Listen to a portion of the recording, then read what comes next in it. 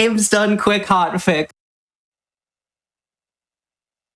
But he has left me, unfortunately. My name is Quacksilver, and what you are going to bear witness to over the next 2 days, we have 7 hours both today and tomorrow of some of the incredible Frame Fatales who are going to be showing off their speedrunning stuff at Summer Games Done Quick 2025. We have a wide variety across this showcase of runners in the event, of runners on backup for the event, of runners showing off the exact category they will be running at the event, and of runners showing off some other things of their favorite speed games. It's going to be an absolute treat. I am so thrilled that we were able to put together so many wonderful Fatales. If you're unaware of what Frame Fatales is GDQ's all-women and femmes speedrunning community, which is in the middle of preparing for its next event right now as well, Flame Fatales. But more on that a little bit later, because SGDQ is right around the corner. Summer Games Done Quick 2025 is going to be live from Minneapolis, Minnesota, July 6th through the 13th. If you're interested in attending, make sure to register for the event. You can use !SGDQ in Twitch chat or visit gamesdonequick.com for more info.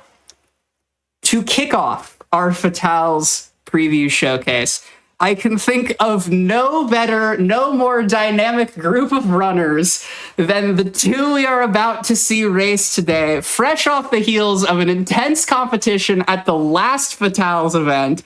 It is an honor and a pleasure to welcome to the stage Greta Icevixen and Corvame, running Pokémon Sword and Shield, flex on Sonia in front of a statue of a dog. We'll talk about it. Greta and May? Quack, I have a question for you. I have an answer. If you're given the choice between having barbecue with GDQ or eating sesame balls with the Frame Fatales, what would you rather do for the next 2 days? Oh, absolutely sesame balls with the Frame Fatales. I do pronounce it Frame Fatales. Your first sesame ball is Pokemon Sword and Shield, my favorite of all sesame balls. Hello, I am Corva May, and Greta, introduce yourself, even though I've already kind of done it halfway.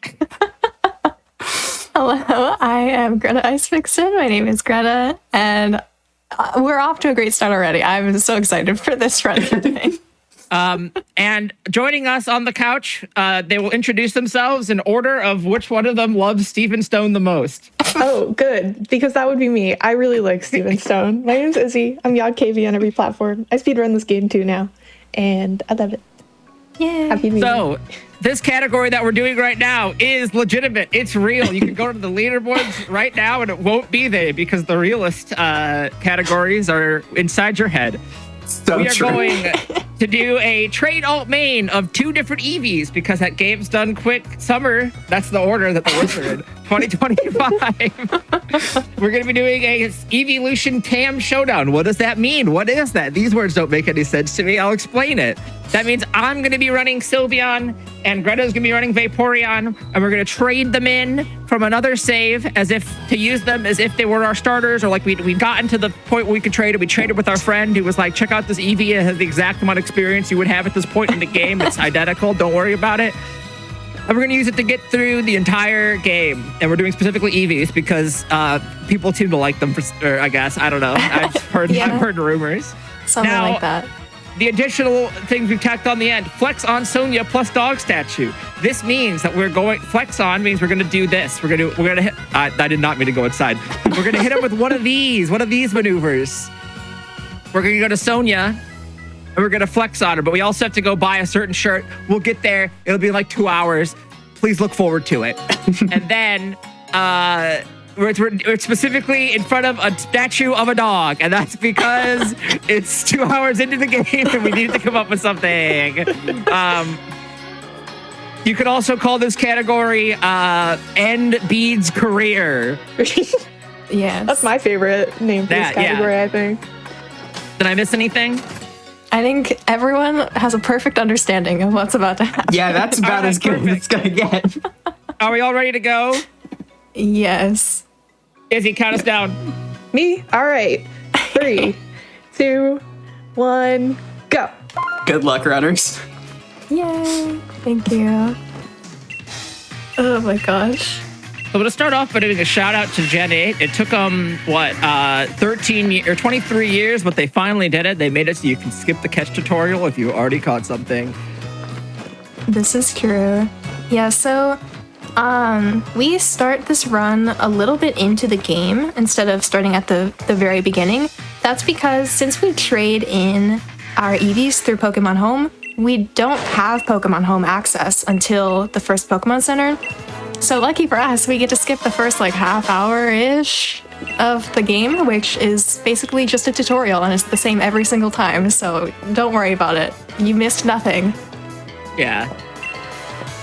It shaves off a nice 20 minutes of the game, so that's nice. And you can like set up your save and reuse it. We have a lot of in Switch PSR. There's a lot of categories where you get to set up your save and reuse them, which is really nice because the tutorials for these games are like both long and not fun to run. I'm gonna be honest. Yeah. This one's better than the Scarlet Violet one, I guess. The Scarlet Violet one lasts so long. Yeah.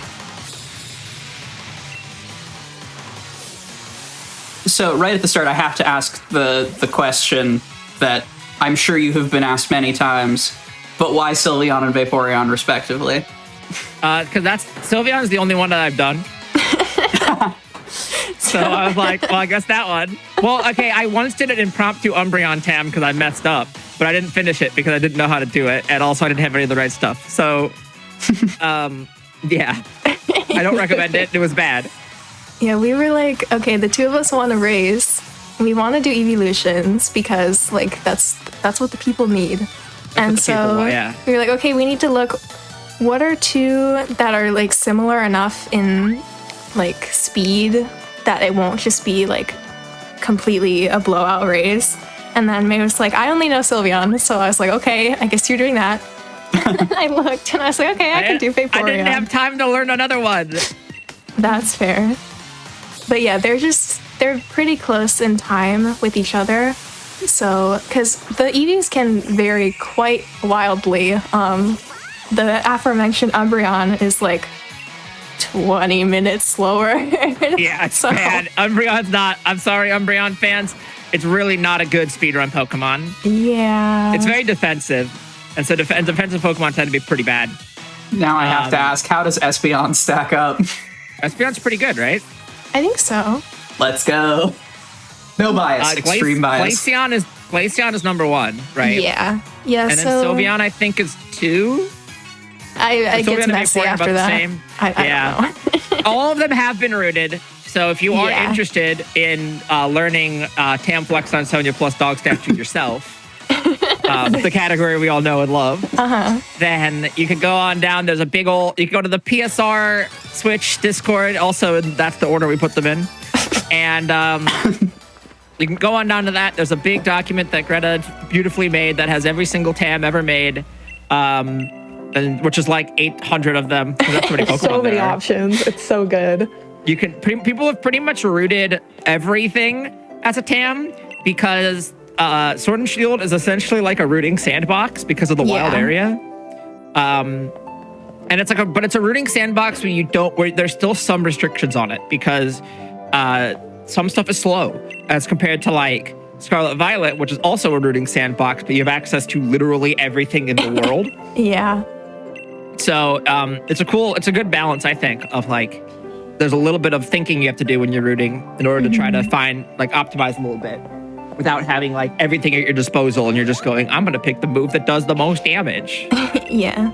And something else that I think is great about trade alt mains is like when we're making these routes and making leaderboards and rules for them, we're like, okay, how do we make it so that you have fun and want to do this run? So there are several like evolution items in this game that are hours into the game, and so we were like, you can just have those at the start because that'd be more fun. So yeah, that's why Glaceon is really good, because you can start with the Ice Stone because it's like 2.5 hours into the game otherwise.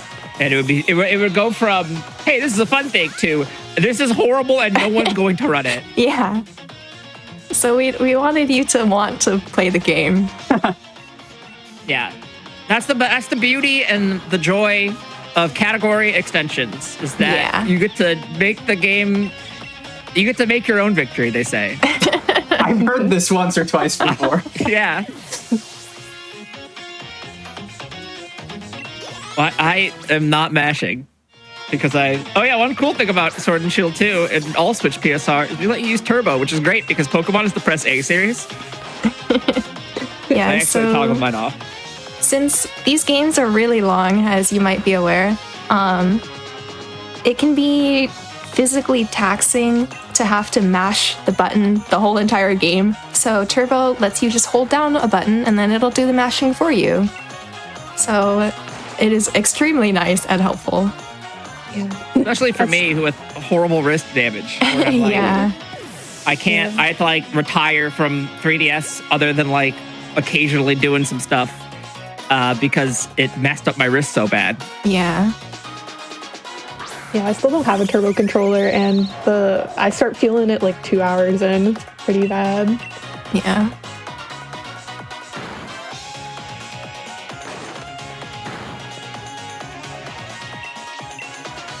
Everyone at home, remember to stretch your hands. It's true. It's 2025. It's the year we take care of our hands, gamers. It's a bit late for me, unfortunately. Could somebody have gone back to 2020 and told me this? That would be awesome.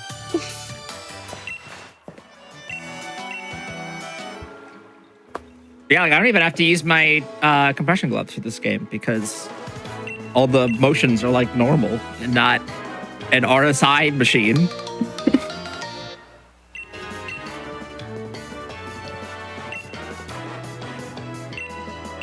Yeah, a lot of Switch PSR, what's the term? Like advancement in the past couple years has been, what if they were fun to play? Not because the games aren't fun, but because it's like, what if the runs were just more fun and so more people wanted to do them? Because your community is only as big as the people who want to do the thing that you're doing. Especially for CADXs. We're pretty lenient with CADXs. Mm-hmm. Yeah, I would say, like, probably out of the last, like, I don't even know, like, over a decade or something of Pokemon games, I would say this one probably has, like, stood the test of time the best in terms of speedrunning. Like, because there's just so much that you can do. And so people are still playing this. Like, a lot of other games, you know, there are a couple really dedicated runners, and then they'll be there at the beginning and they'll kind of move on. But with this game, since you can do anything you want, basically, it's really held up well. And still a lot of fun. Yeah, it's like, let's go because it's 3 hours, or you could do this game, which is 4.5 hours. It depends on how much time you want to spend. And those are the two that people are really into. Yeah, I only just started, but I still feel like there's so much I want to do with it. Yeah. And the common theme... It's very fun. I like doing routes other people make. Me too. I like rooting in Oras more than this game because I'm a sicko. And also because every single Oras route is like a nightmare because you just don't have that many tools, and so every tab in that game is like really funny. Like, I have one route where you need to hit a full odds thunder. I have a route where you kill. The only route I've ever made where you don't have to get the Master Ball to catch Kyogre is because you're a monkey, and you hit and you slap him 5 times and he dies. Feel like is a broken ability. Fun fact. Mm-hmm. Yeah, this game I usually use other people's routes because they're already made. Yay. If you like Pokemon, someone in your top 5, maybe multiple Pokemon from your top 5 have already been routed. You should check it out. I'm going to pull if people like Pokemon. Hey, chat. Quick question. Do you like Pokemon? But no, I was looking at the TAM boards in prep for this showcase, and like, someone routed Shuckle. Speedrunners will do literally anything. Greta's run, freaking, what's it called? It was an alt main, but there is also a Cosmog trade alt main. But there's also an alt main. they're really something. I love Cosmog, but I don't think it's a good run. Does On that Cosmog one? get non-splash moves? No. It does not. So in the trade alt main, you use struggle. You run out of PP and struggle. And in the alt main, you do a bunch of Dynamax adventures over and over to exchange ore for experience candies so that you can level up to have a Couldn't move. you catch for the trade alt main? Get experience that way? I don't know. Okay. I'm too scared of that one. I'm just The trying to think real of anything answer- that isn't struggle, because I feel like that's Yeah. maybe... I don't want to talk to you, Swidub. I have stuff to do. Hi, Swina. I need to get my safety Pokédolls because I'm afraid. I live in terror. I should really get those. I wiped to a Rabombi the other day. I love your, like, Rabombi fear now. So scary. The face of terror, Rabombi. All right. Did I mess up my save, gamers? Let's find out. I hope not. I think this is correct. Those seem like the ones that I normally click. But let's see. Yeah, so the way this is gonna work for both of us is we both just have our EVs. We're gonna do a little bit in the wild area, and then are you doing your thing, May, where you're doing the wild area after you have fly, or no? I do part of it after fly. Okay, so yeah, I also do a little bit here. But we're gonna come back to the wild area and have many things to do. Lots of watts to collect from these raids so that we can buy some stuff. May has to get some berries. We're gonna go on a real adventure. I have so many errands to do. All right. Yeah. Is this right? Or did I leave the game running and ruin everything? Oh, it doesn't show you in the flyby? Oh, we're fine. We're fine. We're good. Yay. We're good. Okay. See, it's Congrats. like weird because if you don't leave the game running, time doesn't roll over. And so then, I need to do this. Time doesn't roll over, and so you can keep using the same save, but if you forget to exit the game, and then time will roll over, and it'll mess up your save, and it's Yeah, fun. because the raids will change each day. And for Sylveon, you need a very particular raid. For me, it doesn't really matter for me, but it's But on the bright complicated side, setup. We get Big Eevee versus Big Cleffa. I love it so much. It's so cute. And it's 9 million Combi, I guess. But yeah, for me, the water stone, which I'll use to evolve, is in the wild area. I'm gonna come back after I'm able to fly because the wild area is very large and I don't want to run around forever because it takes forever. I do this now because getting the experience now is good, and also because it's just on the way, kind of, sort of. All right, Big Eevee time. Is. He's so cute. You can fail this raid if your partners decide that they don't want to show up today. So we'll see if that happens.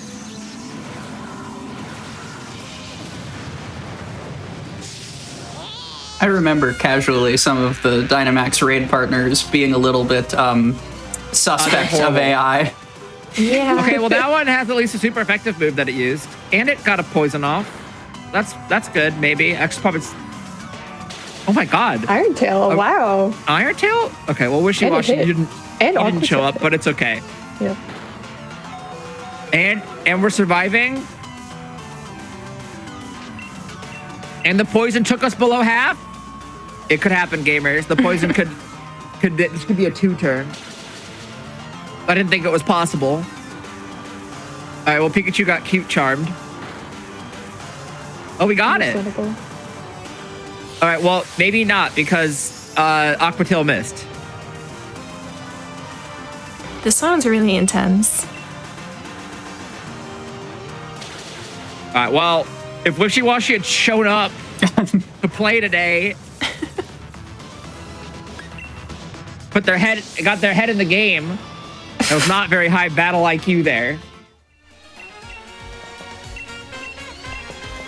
Heads down baseball. What are you saying? I'm saying sports things.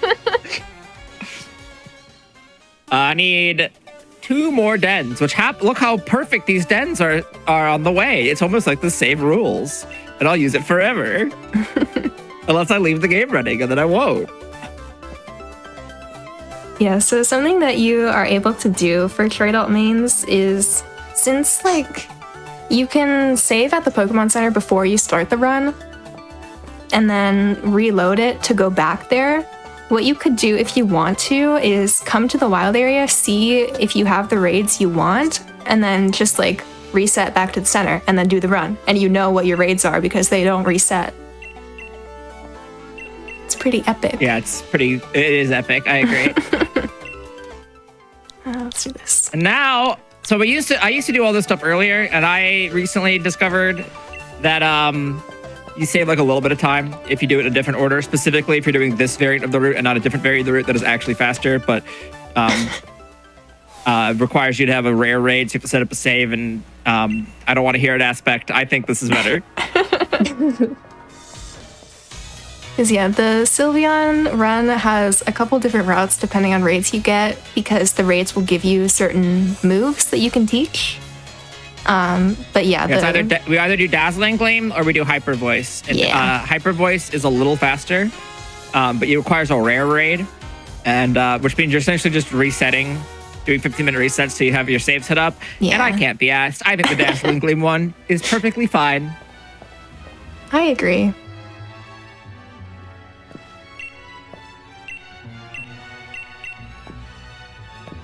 Yeah, so I originally thought that this would be the dog statue, and I don't know why I thought there was a dog here. You thought we were going to do a 12-minute run? I guess. It's a very light preview of Sword and Shield. Hey, in case you missed these Pokemon games. Just a little appetizer. Speaking of preview, I know May you have run at GDQ a couple of times because I had the privilege of hosting for your Cassette Beast run some number of events ago. True. But Greta, correct me if I'm wrong, this is gonna be your first time in a mainline event, is that right? As a runner, yes. You excited? So our run is the longest run in the event, which is crazy.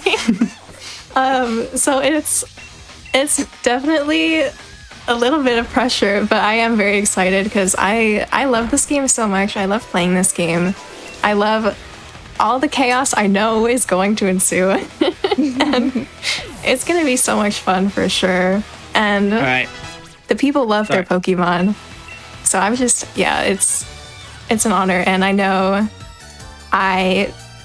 there's no way I could have, this is not me being like humble, it's just the truth. There's no way I could have gotten this particular run in without May also being here with me, so. What do you mean? You're better at this game than me by like magnitudes. I got destroyed last time.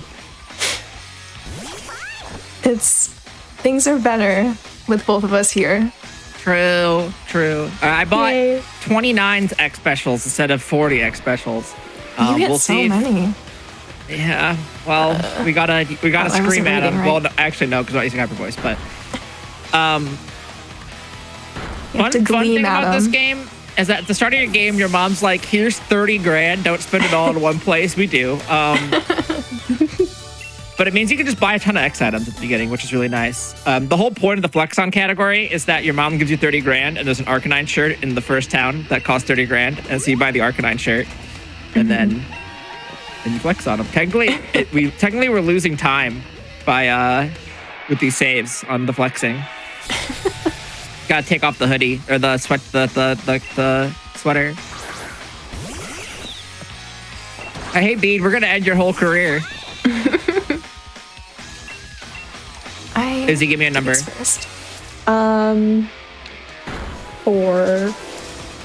D1. 4 D1. Okay. Hope this helps. Yeah, good. Thanks.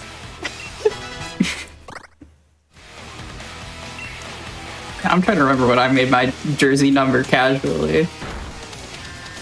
Unfortunately, I was 19 when I played this for the first time, so I made it the obvious answer.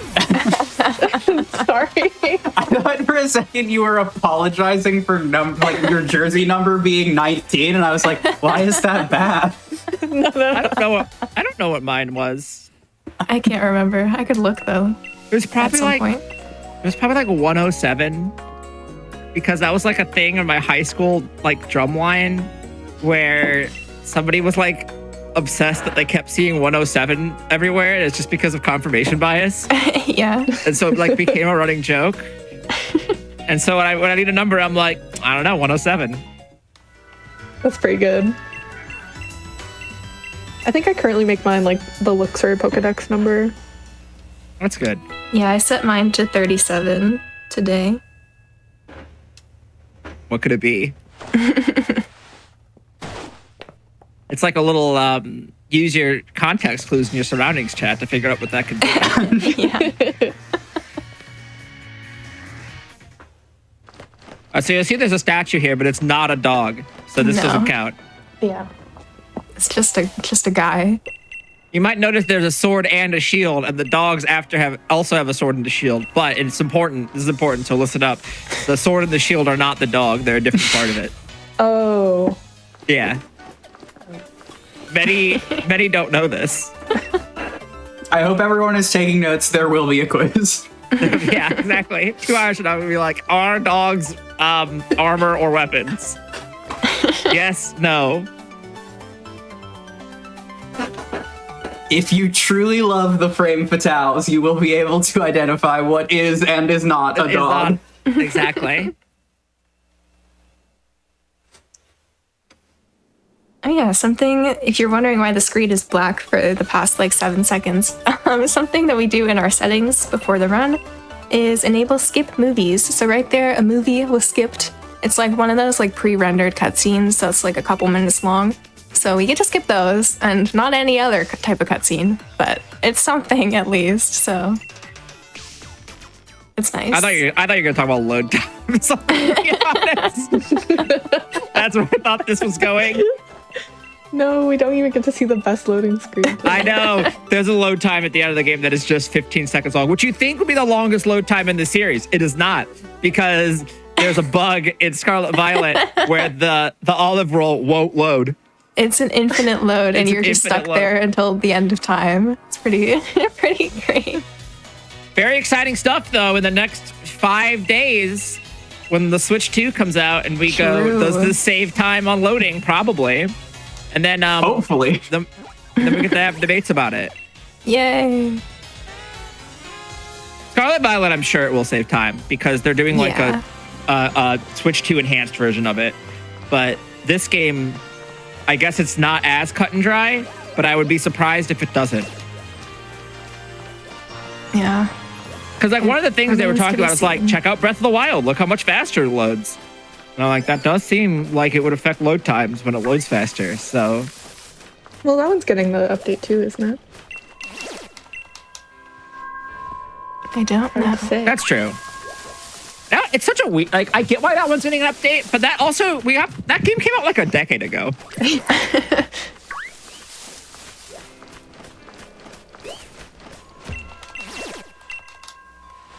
Alright, so I am being chased by a puppy. I need to go You should catch it and then pivot to Candy Floss. Wait, Izzy, I have an idea for you. You're not Okay. going to like it. Okay. Raban betrayed Altman. I'm pretty sure it's As a rotted, redemption. and I'm pretty sure I have a cutie fly for it. Oh my goodness. I could do it as a redemption to make my peace with Exactly. it, you know? Rabambi had like in like Scarlet Violet, like had like OU viability. Really? It was like the best sticky web center for a while. I think it fell off a little bit, but yeah, like Rabambi is kind of having its moment right now. It's competitively viable. It's ruining Izzy's career. It's just showing up left, right, and center. The 3 places you could show up. Yeah. Also, like, the bug with a scarf. I just think Rabambi's cool. Like, I'd run Rabambi, trade all mid, maybe. I love Eventually. Rabambi. There's too many video games. I like when a cute little thing just destroys the whole game. That's fun.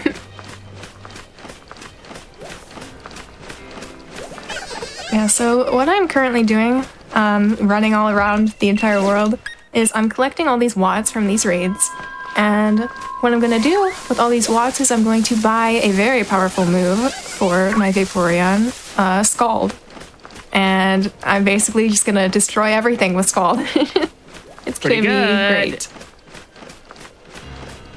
Yeah, Greta's wild area is long because of having to click on 19,000 raids. Yeah. And my wild area is long because I got to shake a bunch of trees. Though, Aspect told me about the greatest tree of all time. I told you about that. Okay, Greta told me that about Aspect found the greatest tree of all time. And it's so good. It's like actually made this so much less, shaking the tree so much less stressful. Because it used to be like 3 trees, you only had a % chance of getting all the berries you need. Don't flip the, never mind, I'm not going to say it. Yeah, and now there's like 1 tree that could get you all the berries you need, and you have 3 backup trees if things don't go as good. Kind of a game changer.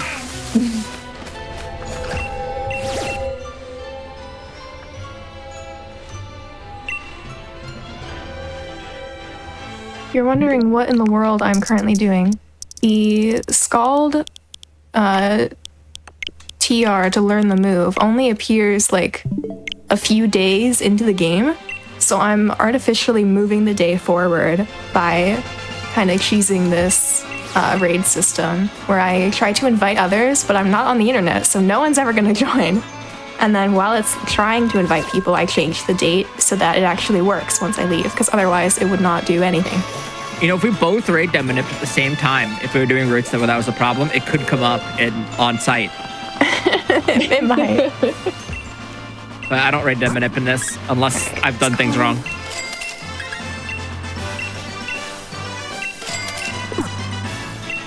All right, it's berry time. Woo! We're gonna go on a grand adventure.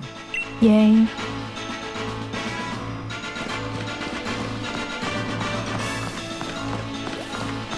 Yeah, so I got all those started logs. talking about Hotel Mario, which I approve. Chad also did ask the important question, which I was maybe going to save for a little later into this run, but Eevee, dog, yes or no? It depends on which Eevee. There's new Eevee's ones. like a dog, cat, fox thing, and then depending on which Eevee you get, you evolve it to, determines which one it becomes. Because like, Espeon, that's not a dog. No. Jolteon, that's a dog. I recall seeing a chart of relative dogness of evolutions. Yeah, because Espeon's just a whole cat. Yeah. Yeah. I think that Sylveon has a little bit of bunny in it. That's true. Wait, is the tree up here or is it one more over? That's right, it's over here. I like went the worst way ever. I think chat should get a poll of what their favorite of the 7 Koopa hotels is.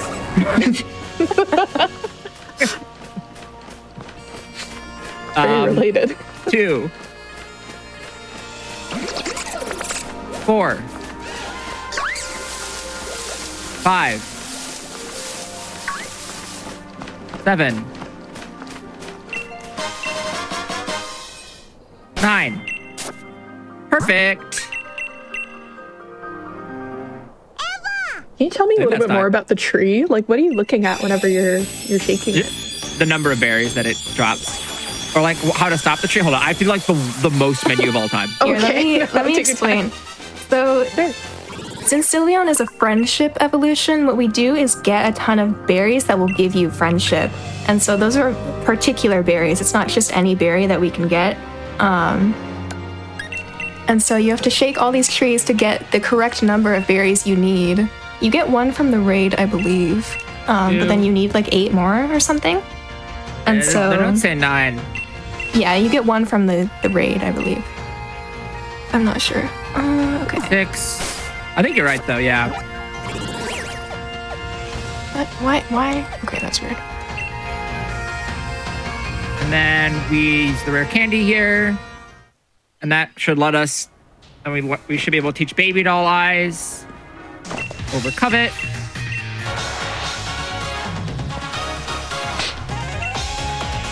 Then we should have a Sylveon, and if we don't, then I have to forfeit my run.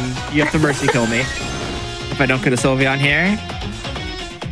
All right, we're fine. I'm allowed to play the video game. Everyone, Congratulations. Yippee. Yeah, that works out really well with like your change to doing that part once you have fly, because I just got Vaporeon, so we're like at the same spot now. Actually, it's like 2 minutes faster to do it this way when you're doing this route. Yeah.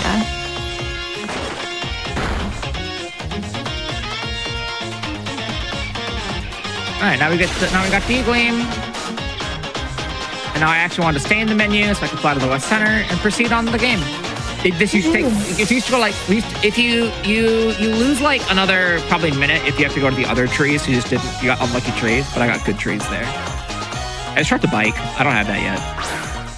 Yeah. Did the trees get explained successfully? I was like locked in. I think so. Yes. Okay, good.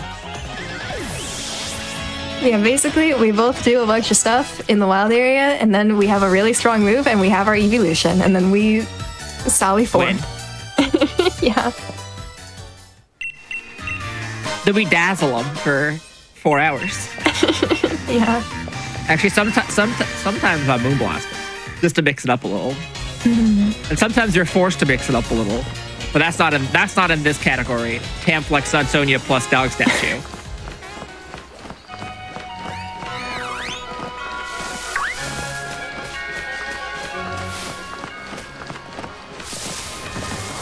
Oh, hello, puppy. Growlithe, definitely a dog. Again, I hope chat is taking notes. Yeah.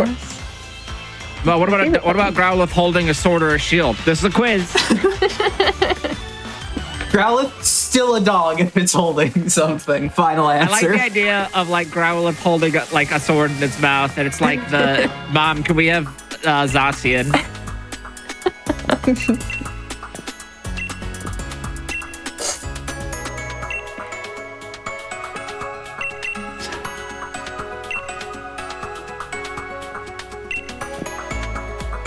Alright, since I got that encounter, I need to be careful right here. Because I don't know exactly where this trainer is going to be standing. I know when I did this at Frost, I like had a clutch moment, and it was... I did the weird movement. Is it going to be fine? That's fine. We did not both get hit by the trainer this time. Yeah. Hi, Sonia. This is not where we flex on Sonia. Look at your surroundings. Do you see a dog? Exactly. Exactly. Yeah, don't get too excited. That's a factory, not a dog. Write that down. I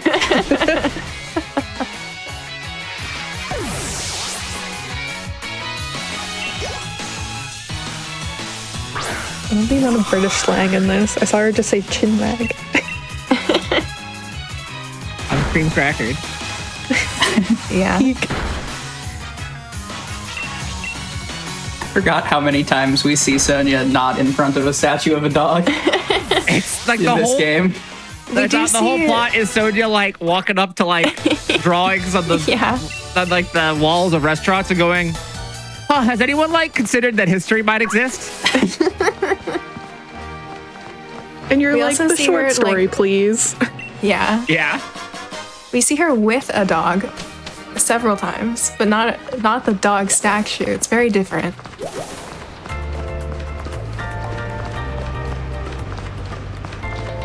If a dog, then this is part of the quiz. So make sure make sure you have your journals out.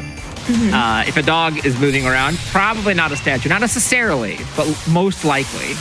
Yeah. Are there animated statues in the Pokemon games? I mean, Reggie Gigas might as well be. That feels like a semantic sort of question. But I don't know. I don't think there's like a weeping angel situation going on in this game. If that's what you're. I just don't think Pokemon's that kind of game. I was thinking like the Zelda statues that you like actively animate, but yeah, that makes more also sense. probably not Weeping Angels.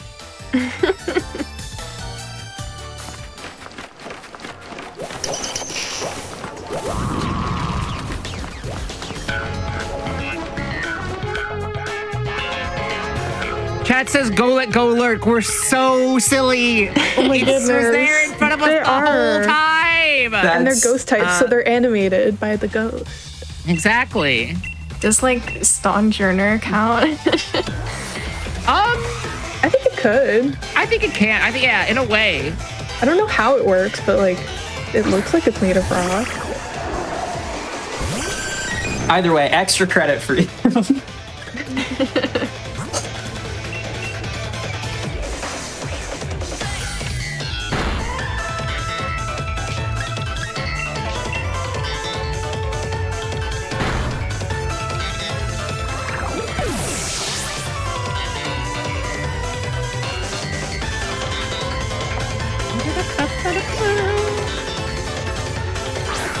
All right, so this is not where we end Bede's whole career. This is Bede 1. Yeah. Bede 1? I hope he doesn't.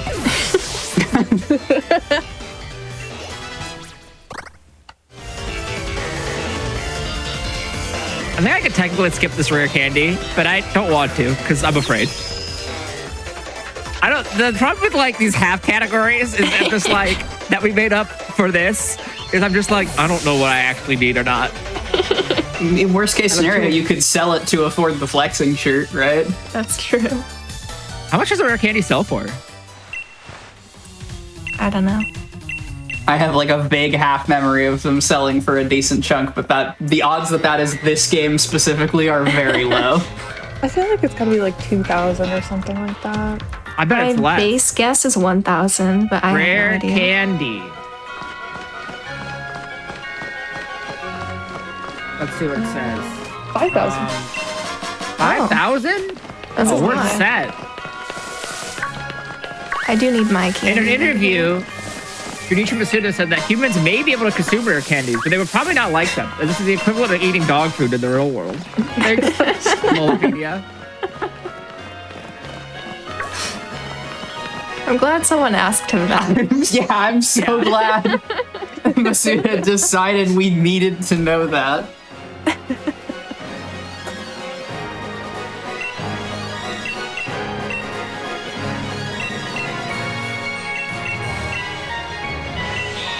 I think we're gonna have plenty of money then for flexing. Our flexing budget is like off the charts. Yeah, for me, I have to use my rare candies because if you know from maybe your good friend Hop has taught you about type matchups, this is a grass gym and I'm a water type. So Is that bad? yeah, just a little. Well, there's like a bunch of Pikachus out front, so you can just catch one of those. I guess that's true, except for the fact that in a trade alt main, you were only allowed to deal damage with your trade alt main Pokemon. So I would invalidate my run. My very darn. serious run.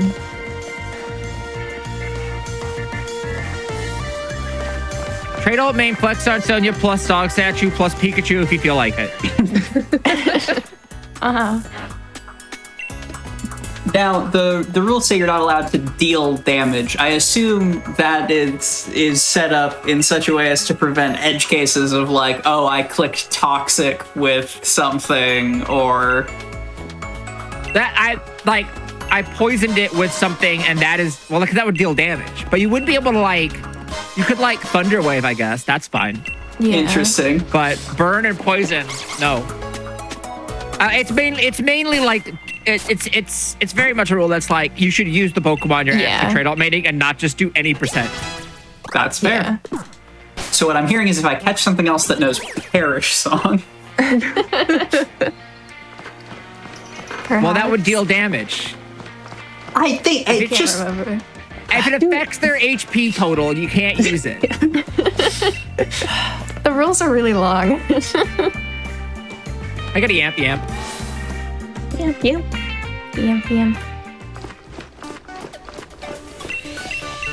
so just like a spite and grudge bot instead. If they Yeah, you struggle, can do that. Quick thing to note: the art of chalk on the side of the field, not a statue, even though Sonia is here and a dog is here. So we're 2 out of 3, but that's not enough. You gotta hit all 3. And right here, there's a statue in the gym, but Sonia's not here, so and it's not a dog. It's like, I don't know what it is. If you are in the same area that you're flying to, you fly very quickly. So there are some times we just fly back to the center of the town we're in because it's actually just faster than walking. Yeah. I love that tech. It's so funny. And your cursor's already on it too, so you just mash A. I love not having a fly animation. That too. Yeah. It's great. Shout out to the Let's Go fly animation that is shorter if you're under the lip of a gym's door. Yeah. What? Yeah, because like your character like floats off the top of the screen, but if you get caught on something, it just skips the rest of the animation. Yeah. So you Let's try go to go ahead. under Let's go like ahead. an awning. Let's Go has the maybe the funniest tech of any Pokemon game since the DS era.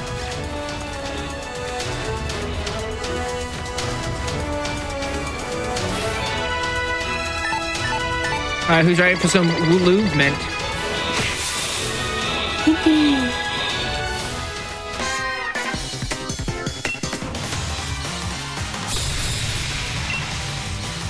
If I had like a heart rate tracker for playing Swish, I think this gym is probably the point where it would pick up like maybe like the second highest.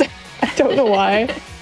Also, the referee, I didn't know this till yesterday because I just mastered everything until Izzy mentioned it. A named character. Yeah. Yeah, his name is Dan, right? Yeah. He's like, my name's Dan. And then he never like, he's never important or relevant ever again. I don't think it's the same Dan in Melanie's gym either. Like, I think it's just a different like guy. a Nurse Joy situation where they're all just referee Yeah, maybe. Dans? Maybe.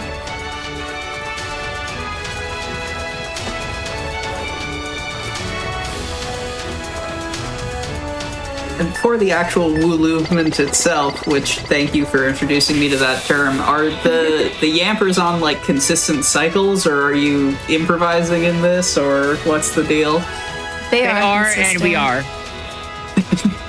But see, the thing is, the Wooloos are not consistent because sometimes Yeah. they decide to ruin your life, and then you're like, oh, and then you have to figure it out. Yeah, I should really be doing the safer thing that Greta does. I personally tend to end up going down the middle of that route and just Oh, messing yeah. everything up. They just explode everywhere. Wait, I'm scared of the second one, lady, you go and down then- you go down the middle? Not like the middle right. You know, like the quote unquote fast cycle. I always try and gun for it because I'm pretty I'm sure. greedy. I'm pretty sure the fast cycle. If you're talking about the last puzzle, Yeah. I'm pretty sure the fast cycle is to do what I did, except don't wait for Yamper. Just go immediately. Oh, that's not what's in the GIF in the notes. All right, Maybe that was I decent don't remember. movement. Maybe don't the notes know. are wrong. Nothing exploded. I'll take it. Honestly, I think the first one's the hardest one because they're all like in different. They're not all clumped up yet. Yeah, that is true. Or it's like not the hardest, but it's the most stressful one for me. Yeah, they 'Cause, can like, get one of the- separated. One of them's gonna squeak out, and then it's gonna be Yeah. a disaster, and then you're gonna be at plus 8 minutes.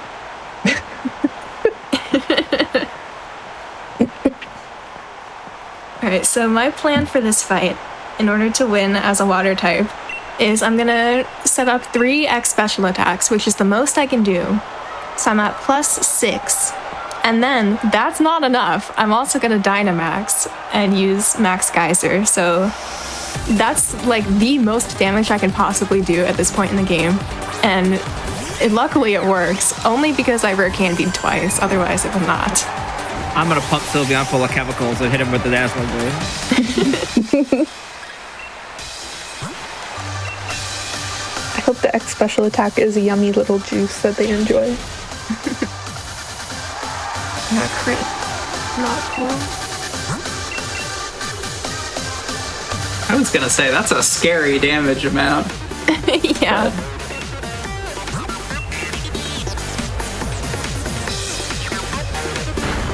Alright, it's everyone's favorite time. Time to become big.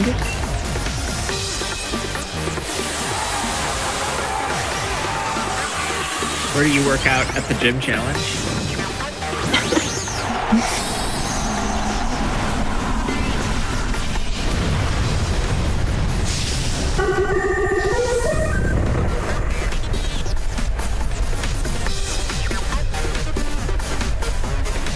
And mine's easy. Now I'm done. Now I just hit the button 3 times.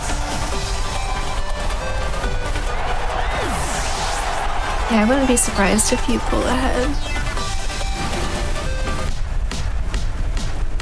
Yeah, we Because started fight Dynamaxing Kabu in takes a this. while. I started fight Kabu in this, and you will. I could. That's like one where I could lose a lot of time because I don't want to save and screw up my save file. And that fight's bad because the Dynamax moves that like that gosh, do he the, like the synced up. damage over time are like ridiculous. It's like a quarter. It's like being cursed. Oh yeah, we are be an basically 8. synced up. You guys are almost perfectly synced right now. Wow. I'm gonna So fall silly. behind because I'm Dynamaxed and I have to wait for mine to do the animation. We love a close race.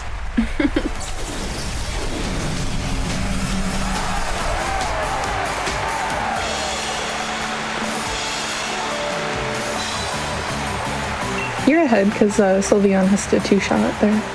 Oh, yeah, that does Yeah. help. Hyper voice, you get the 1 shot, but you also have another setup turn if you do it. So it's like Oh yeah. it balances out.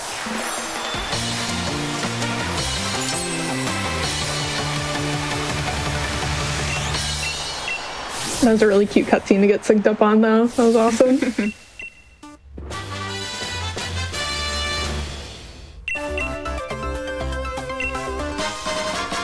Actually, I don't know if my Nessa's better than yours. Potentially. I don't know.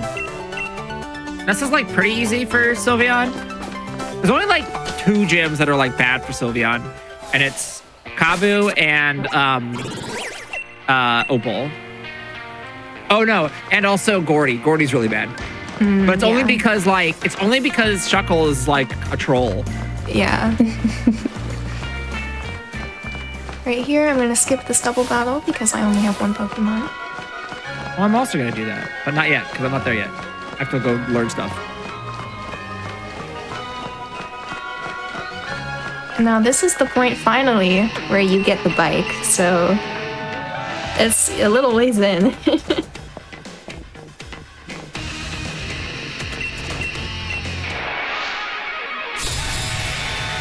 I'm always sad when I get to this point because bike movement's really hard for me, and I really like walking.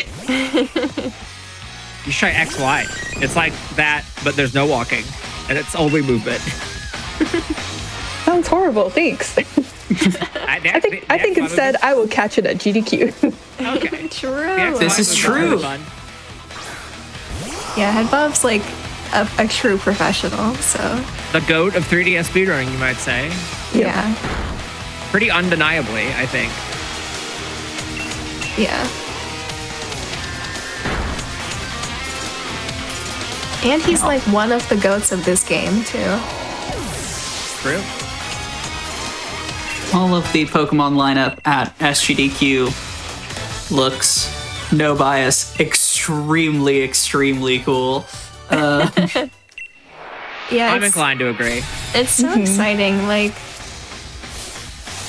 for a long time, a lot of people who you see doing Pokemon at GDQ are like faces you know and love so much and have seen for years upon years, and we still love them and you're still going to continue to see them. But also this event, we really have like new faces that have joined in the past like 5 or so years, and so it's just really exciting and kind of like a new era we're moving into, which I think is going to be really good. My heart is so full. I love Pokemon speedrunning. A great many people love Pokemon speedrunning. That much is abundantly clear every time it shows up at an event, and I'm going to take this opportunity to call out to a specific subset of those lovely people to remind you that prize submissions are still open for SGDQ 2025, and you can visit gamesdonequick.com for more info about that. Every event there is at least one Pokemon prize that makes me absolutely so upset that I cannot have several copies of it. Let it be you. Let that be your prize. Hey, fun fact, if you're the one presenting them, it's like 4 times as much I want it. Oh yeah, this is true. You probably get An overload of that, huh? Everyone here is currently working on a prize to submit, so you should be like us. And Yeah. also do that. Yeah. I'm so excited. Well, now I feel bad. Because I'm not crafty at all. Chad, I need you to help me out here. No, you were doing your part by trying to get people to submit prizes. Fair. Yeah. By being a prize evangelist. Hey, that you can count on me for. Right there, I just got the very infamous Hop crit, so I crit Hop, and he had something to say about the fact that I crit him. Hop You always get it. Yeah. Always you.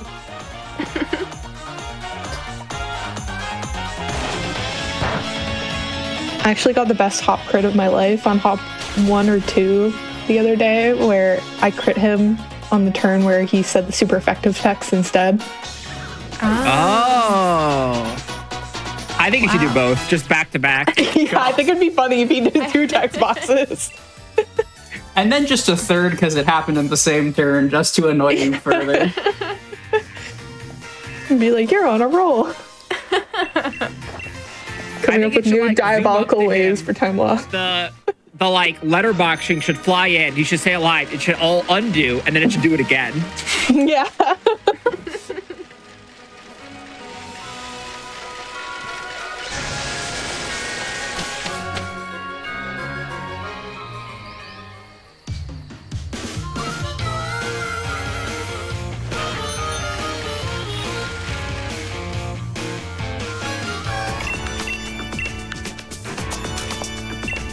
All right, Bede is here, but we're not ending his career yet. I don't think we even say a word to him in this cutscene. No. He's just like standing there, and we're just like standing there. And Rose is like, who are you?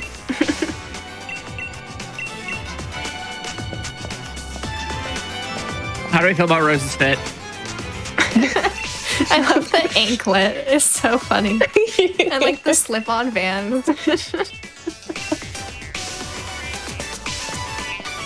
Yeah. The anklet around his ankle there. That's actually foreshadowing for Rose's ultimate destiny. Jail. I was gonna say, what are you going for? The ... was felt.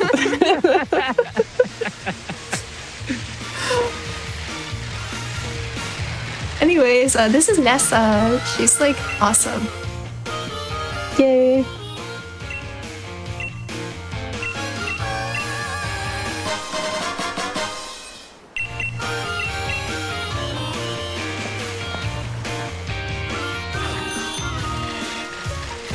Oops. I don't know if I need to use X speeds yet, but I'm not gonna risk it.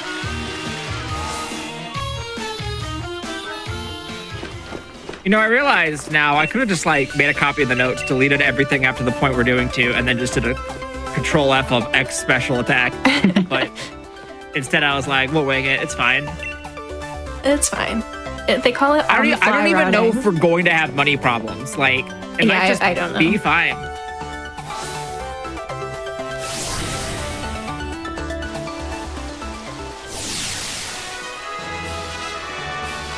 All right, who's ready for everyone's favorite gym, the audio mixing gym? Well, as Greta sets foot in the audio mixing gym and you are pulling up to it, would now be an okay time to take our mid break. Oh yeah, that's right. So if once you're out of this text box, Greta, if we hold up here and we could go ahead and pause the timer. Gamers, I was not speaking abstractly when I said that 2025 is the year we take care of our hands. We are going to take a quick break, let our runners and myself stretch. I invite you to do the same. Stretch, grab a drink of water, pet a small animal near you if that is an option available to you. And when we come back, we are going to see the extremely equally serious second half of Pokemon Sword and Shield trade alt main flex on Sonia plus dog statue. We'll be right back.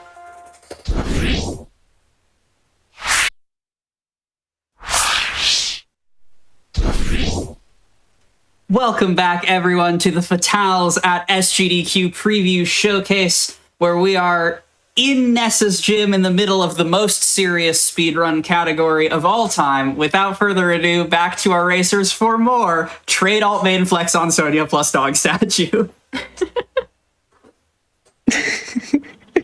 Hi, Sylveon. Hi, Oh my Sylveon. gosh. Incredible. She wants to know if we have games on her phone. Okay, tell me when to start again, May. I'm far away. Hold on. Oh, my Switch is going to sleep. Okay, 3, 2, 1, go. Incredible. Oh yeah, I accidentally hit A 3 times during the break because I accidentally set Sylvia down on top of the button, so I'm gonna wait for a little bit and screw up my cycle, and now I'll go. Because we care about our race ethics profoundly for this extremely serious category. Yeah. I mean, it's not on the leaderboards yet, but soon it'll overtake any percent by next week, I assume. Yeah. I mean, we were remarking in the green room that, Greta, you have a documented history of flex excellence, or flexcellence, if you will, Flexcellence, on yeah. this channel. This will be what, the third or fourth even time you have flexed on someone on twitch.tv/GamesDoneQuick? I can't even remember. I mean, if you're saying on this channel at all, then we did it. We flexed on some evolutions at Frost. So there's that. I did my run on your show and on Conception's show. And then there's this. True And flexcellence. I flexed on the Calyrex during Think Fast. I don't know anymore. Hey, y'all, remember how we were like, we're gonna take a break for wrist health, and then I held up an Eevee in a really awkward angle for like 30 seconds, and then now my wrist hurts? Don't be like me. That's what I'm trying to get at here. Was it worth it? All right, I don't know. That's up to chat. I think yes. But I hinted at it before the break. For some reason, the water effects of this are so loud. Yeah. Is my cycle messed up? What do we think? But now on your phones. Collide directly into a trainer. Might be fine. I think it's a little messed up. I'm gonna risk it. Okay, That was so messed close. up, but it was fine. Nice.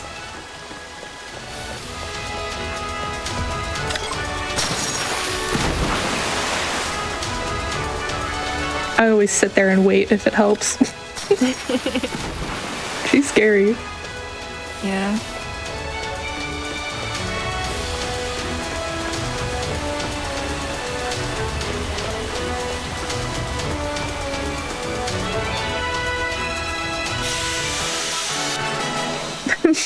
Get out of chat. It's fine. I was walking. Can't chat True. while having a little walk.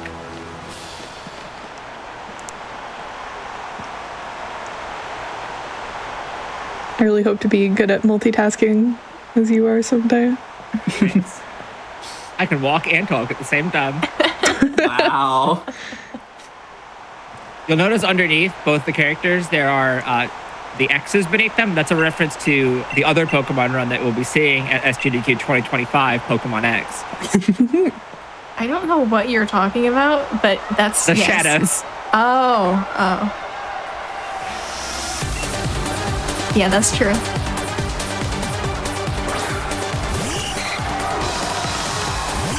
And the X and X special attack, that's what it stands for. It's true. And there's no Y special attack. Curious. Yeah. So I did do those X speeds immediately. Cool. I'm glad I picked them up. It is very common that you X speed on this fight. Because Barracuda, I believe. Barracuda's slower than Dreadnought. That's kind of funny. At least according to the notes. Unless the numbers in parentheses aren't speeds, and I've been reading them wrong for my entire life.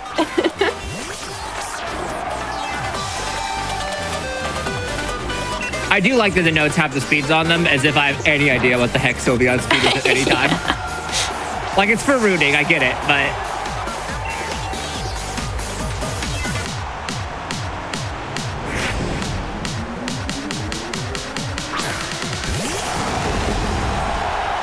Big turtle.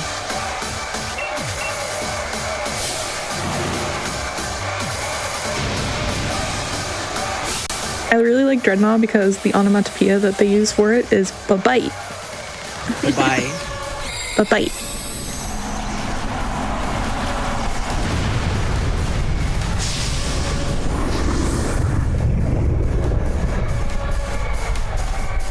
All this, like, pomp and circumstance and animation all to get one shot by Magically. We could have just skipped it and saved you some time, but okay. Yeah, for me, Dreadnought was actually not guaranteed to get one shot there, but luckily it did. It was 14 out of 16. So it was quite likely that I would get it, but you never could be so sure.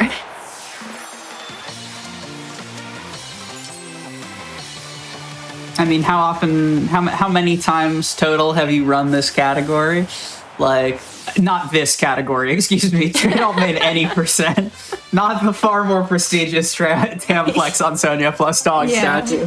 But like, how often do you lose or I guess setback runs to that sort of role? That one in particular, I don't know if it's happened to me before. I've had other ones. Like, the next fight I'm doing has a couple ranges in it as well that I don't always get.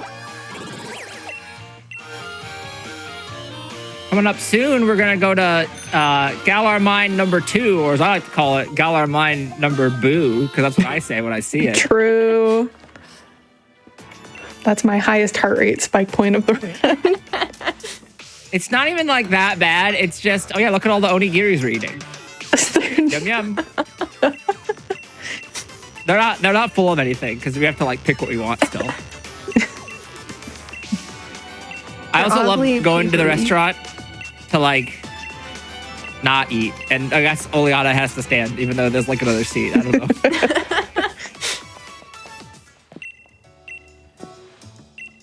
I think there is an eating movie, maybe? I don't remember.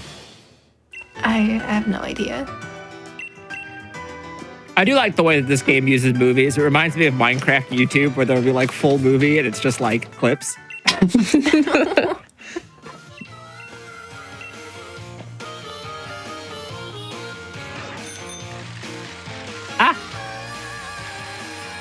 We gotta grab this. We gotta get candy floss quickly. Yes. Now, just for the lay audience, Candy Floss is the historic any percent route, right? Of this game. Kinda, sorta. No, it's like an alt route that you could do. So I think she's historic. She's historic to me. basically, for this game, technically the fastest routes are you just use your Sobble starter on Sword, and on Shield you use an Arcanine and an Excadrill. But what you can do on both games, if you wish, is trade for Candy Floss, which is a Cottony that you evolve with Sunstone into Whimsicott that you get in this town. And so you use Candy Floss, and then alongside it, either Ninetales or Arcanine, their version exclusives. And you do that instead. And the thing about Candy Floss is since it always has the same IVs, you can route it and it'll always be the same every single time you do the run. Very consistent, so, yeah. That makes it way nicer to run. And it's really genuinely good. And I would say, like, probably most 90% runs that have been done were probably with Candy Floss. And it does stand up Listen to them. quite well against the other two routes. It's really not bad at all. At least like in the last couple of years when it wasn't like brand new. Yeah. Like the game. Yeah. Fun fact about candy floss, if you're not aware, candy floss is like the British word for cotton candy. Did you know in France they call cotton candy daddy's beard? Ba-ba-ba-ba-ba. Writing this down. I guess this is on the test now too. But yeah, adding a little bit of consistency to like a very long RPG run is like amazing. It adds just Pretty enough great. that like there's still some randomness, like you still get all the stuff you get from an RPG speedrun, but so much of it is just reliable. It's lovely. I'm Yeah. really enjoying playing it recently. It's really easy to pick up too. Yeah, Nice that's thing about something. TAMs. Yeah, TAMs share the exact same thing. Since we breed these EVs ourselves, we can breed them to have. We know exactly what IVs they have, and so most of the time that's going to be all perfect across the board, and we Not choose their mine. nature as well. Mine's also not perfect. This one has 30 HP and it often screws me over on. Oh yeah, on Kabu. Kabu. Yeah. I was like, I don't want to use one of my good EVs for practice, and then I just never set up another save. So this is where we live now. Confirm my health is good. Yeah, I'm fine.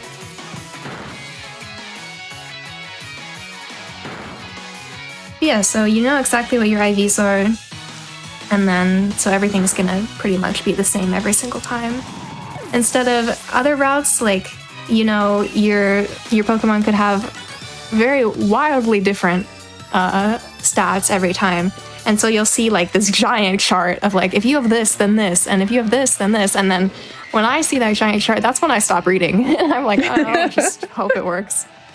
Yeah, you get a little dose of it with the Arcanine or the Ninetales, but it's like Yeah. it's just enough, and it's pretty early on, and then it stops mattering. It's Candy great. Plus is on Ranger, right? Yes. That helps. Yeah. Well, only the Shield one is. I would love for someone to upload Sword, maybe. I have no Right, idea how to do you've it. heard it.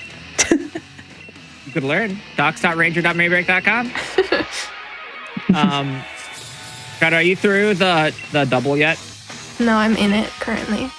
All right. Well, afterwards, watch out for the trader. He's like right there. This is true.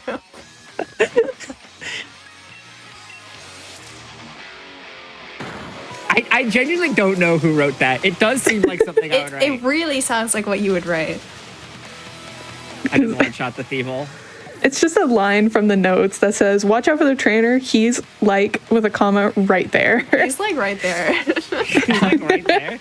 He's right behind me, isn't he? Hitting the optional going, well, that just happened. That's so me. That's so me when I got tormented 5 times by Liepard. That was unbelievable. Like and share if you cried. I cried. I crowed. We crowed together.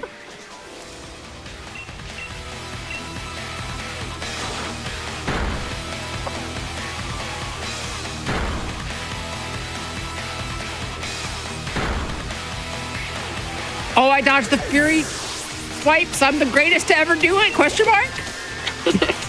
Time Huge. If I crit, so it doesn't matter.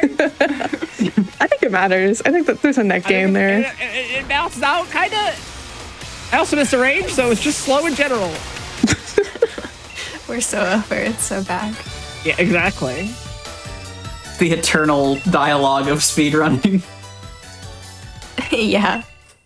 It's that one speed racer, like, I'm a genius. Oh no. That's how I constantly feel in this. All right, he's like right there. Yeah. I hop. For a second there, I was like, why does Hop have a Scraggy with him? Does Hop ever use one? It's just a wild. Yeah, there's a Wimpod in front of Hop for me.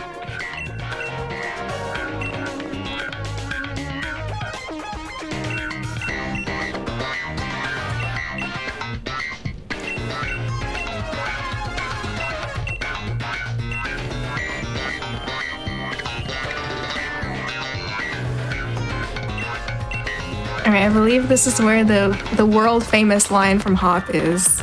I'm cream crackered. I thought it was later. I'm pretty Is sure it it's right here. Oh, you're right. It is here. You're right. Now I'm cream crackered. Woo! World famous.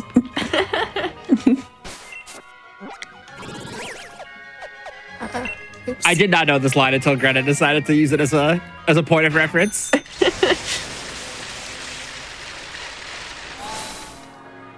It's just one of those things, like every now and then you're running this game and you decide to read something that's on the screen and you're like, oh, I didn't know it said that. Pop quiz right behind Marnie. Is that a dog? Well, it is holding a shield. No. Okay. The more Pico. I'm gonna go with no. Correct. Good job. It is a statue, though. It is. That's true. That That's is correct. true. But also Sonia isn't here, so it wouldn't matter anyways. So Yeah. we didn't even have to go down this whole exercise.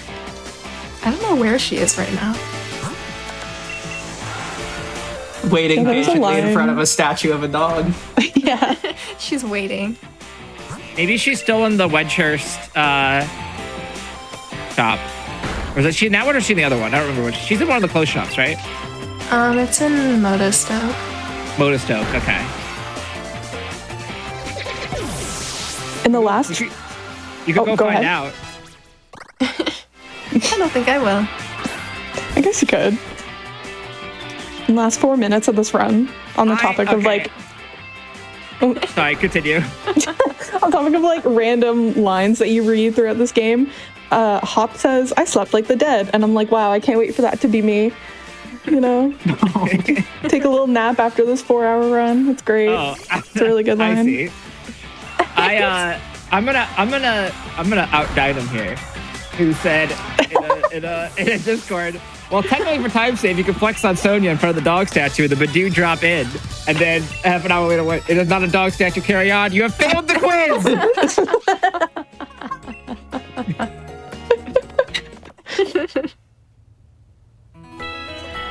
Them and I both. You know, it's the noble attempt that we appreciate. The speedrun impulse to attempt to shave time off of a speedrun by finding a different dog statue. We do salute you, but also, wow, Dyna's catching strays. I salute nothing. Do you really think that Greta and I wouldn't do our due diligence and go halfway through the run and find another dog statue earlier and be like, oh crap, we would never, that would never happen. China with all caps. May.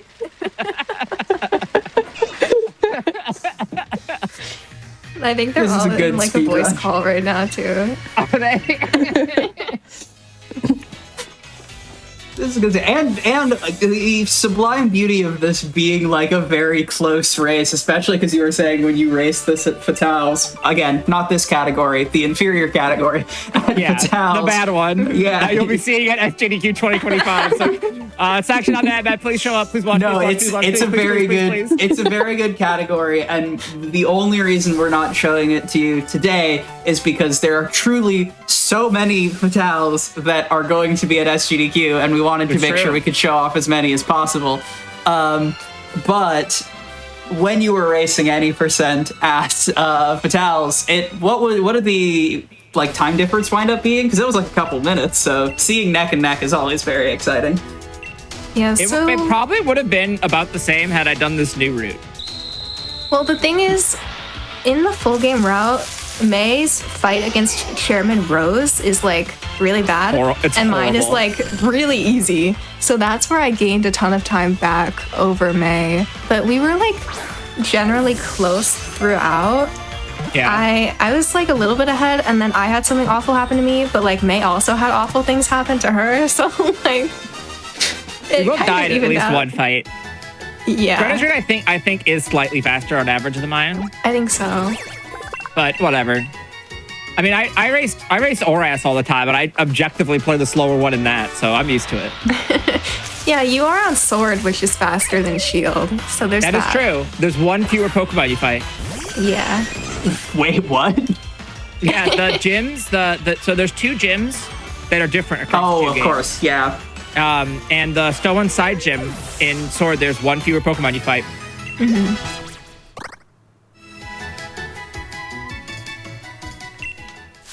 Also, the reason why this is Greta's favorite game to run is because you get to catch not one, but two Vulpixes. Vulpixes? I don't know. It's like vertice. Vertices, yeah. Aren't all Pokemon just pluralized in with I the think same, so. like, plural of Vulpix is Vulpix? I think That's so. correct. This will also be on the test.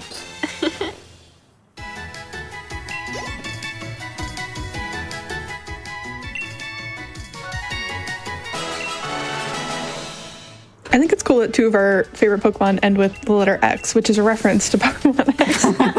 That's true. So true. Mine is Shinx. Nice. Then Drifloon is a reference to Pokemon D. Yeah. Yeah. Pokemon Like Diantha. XD, Gale of Darkness. Like, Oh my god. X and D, put them together, and you get the AGDQ 2026 finale. Watch this space.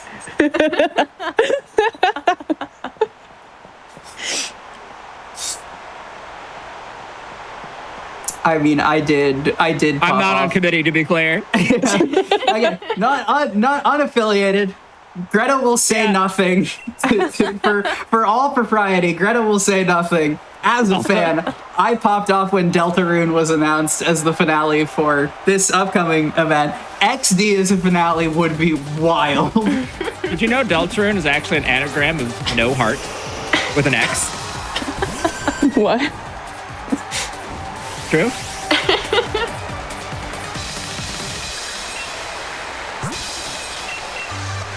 So this fight sucks. I can die here. I've been dying on this a lot recently. You notice I didn't save, so I don't want to mess up the save file, so I can keep practicing. This is called marathon safety. Don't look it up. So on my end, this fight is good because I click Scald. Yeah, And they're you're fire water type. type. It's not fair. It's not fair. I'm gonna get Embered. Wait, that's good, actually. That's really good. Wait, no, it doesn't really matter. Unless if it ever fire spins, then I'm sad. But if it never fire spins, how dare you? Why did I speak it into existence? Very, very rude, if I'm going to be honest. And now I gotta make Eevee swallow that bitter pill. Then, I mean, gnaw on some roots, I guess. What root vegetable do you think the bitter root tastes like? Think it's like a beet. I have no idea. I've never eaten a raw beet, so I don't know. I don't know if I know. It's gotta just be like raw potatoes, you know? We probably have enough health. I said that so good. I said that so good. We probably have enough health, you know? That's the saying we all say all the time. That's I the said it order yesterday. of those words. It's true. That's how I'm always saying it. So we'll have 75 health here, and then I'll take anywhere between 69 to 78 health, and I'll die from Senti Scorch. Well, that's not even including this is bad. This is bad. It's fine. We got Sonya revives. We got Litwicks. I was gonna say, health. just like, is there a part of the strategy that like is savable because you have forced captures here? It's not. It's bad. If you die, it's bad. It loses time. Dying is bad. This is true. It's bad for your Turns health. out. Avoid it when possible. We do get some health here from the level up, so we're at 77. That's a range. Except for we're fire spin, so it burned, so it's. I think we might die. The problem is this thing. The problem is we have to two-shot it. If we have to one-shot it, it'd be easy, but we don't. We have to two-shot it, as I mentioned. Greta's probably like done with the game by now. Greta's on like final top, and I'm still hitting a bug.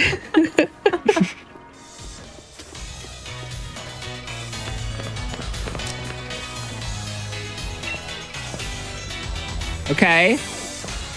Am I going to die to G-Max Sentiferno?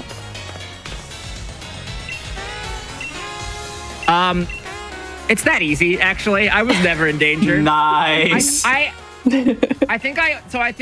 believe that it only does, it says 20 damage from secondary, and I always read the notes wrong as interpreting that as 20 damage from the secondary damage of GMAX Centiferno, not including it doesn't matter.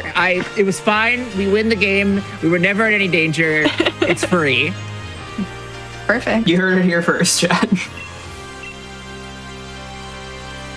All right, We only have one gym left.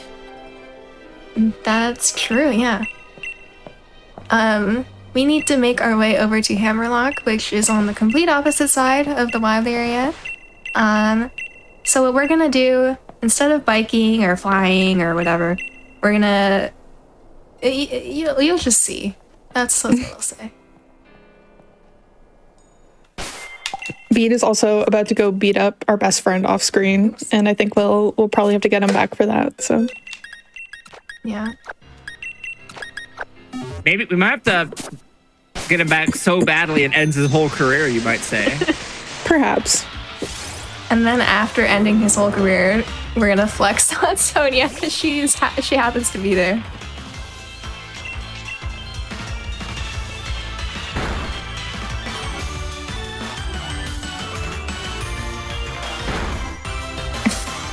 Why does this? I like do that. I this? like this cutscene where like you walk outside and Hop just nods twice and you run off. But still, please.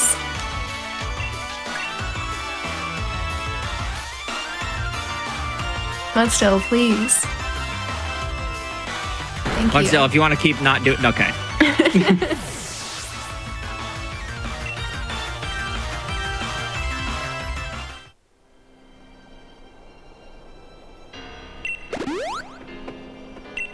Oh my god, everybody showed up to see us off. The Elemental Gym Leader Trio, which is how they did it for this one.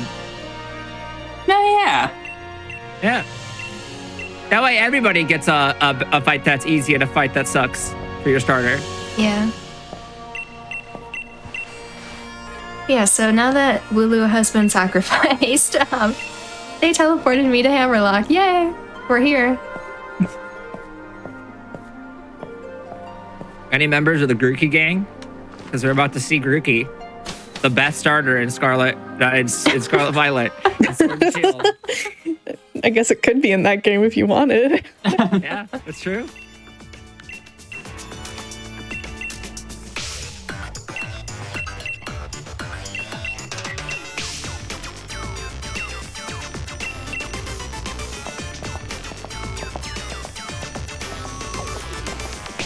Rose is We have Garmin still order today? in the What? same outfit. Wow. This guy's here. What is this guy doing here?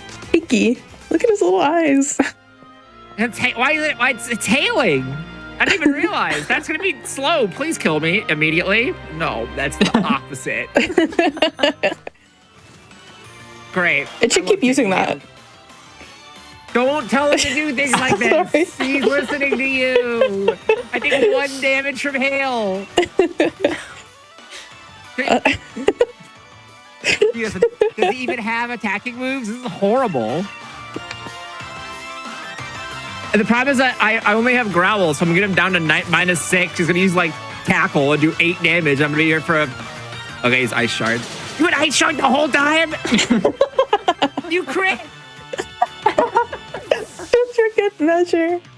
Oh, I love it. And now imagine if after that exact sequence of events, a Hop dialogue box randomly popped up. That would be pretty funny. Hammer Stoke, please. Hammerlock. Hammerstoke. Hammer Stoke. I'm stoked to be here. Yep.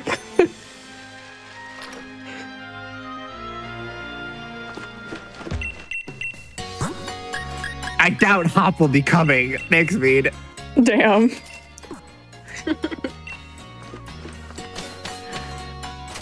Yeah, walk away. Your career ends 30 minutes from now.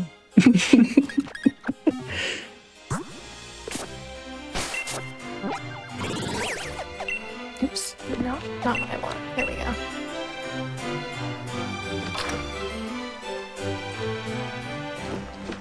Oh yeah, I probably won't have money. Kind of forgot it. Well, no, actually, I do have money. We're good. Rain dance isn't that expensive.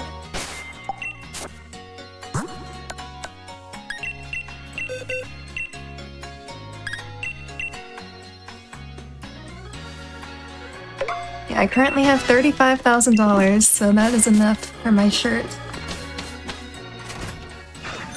Heck yeah. You buying it right now?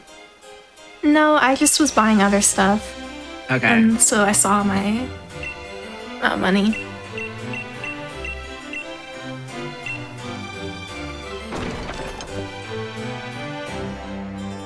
I love Ball Guy just being back there.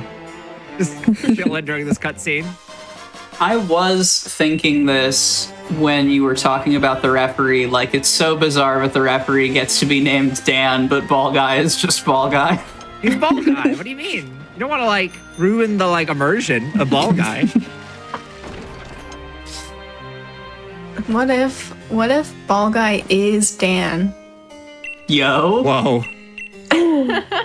I mean, have you ever seen him at the same place? Okay, this guy is like an infinite invisible wall. That's fine. Cool.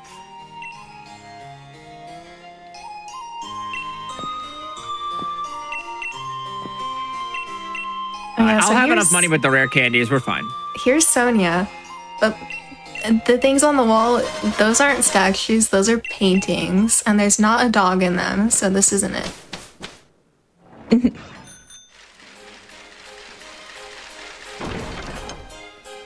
I'm surprised there isn't a dog in those tapestries. Well, I think isn't like the whole thing that like the history only records the knights, but the whole time there was the dogs with them or something. Yeah, because that's why Bede gets like Pokemon League excommunicated. Because there were dogs in history. Because there were dogs in history, exactly. Yeah. Because of the existence of dogs prior to current year, you cannot compete in the Pokemon League. He uncovers what no one wanted to know. Yeah. He like does some property damage to prove it, and that's why. But it's funnier to admit that.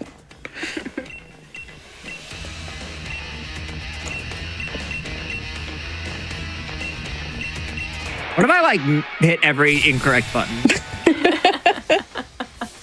Just like for fun. I did watch that. Me too. So on this route, there is harsh sunlight, which as a water type is really bad for me because it like halves the damage that I do. So that is why I bought Rain Dance, and I'm gonna use it to make it not be so sunny anymore.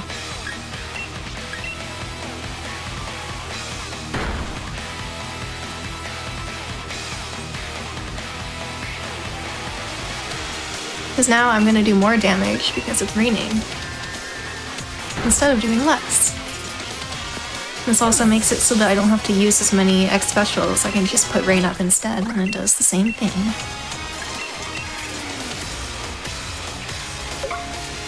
It's so fun that that's built in. Yeah, that's cool.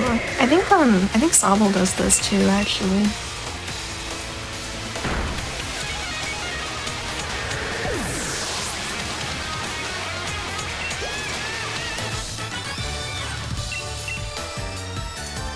It doesn't persist, does it? No, it looks like. Nope.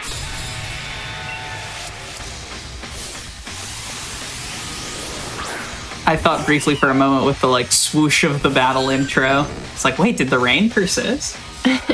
That'd be amazing.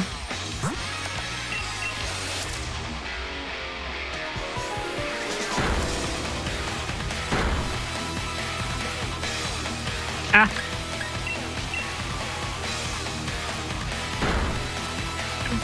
I need to heal after this. Thanks for the useless crit. 2.5 seconds, by the way. So slow. But who's counting? Us.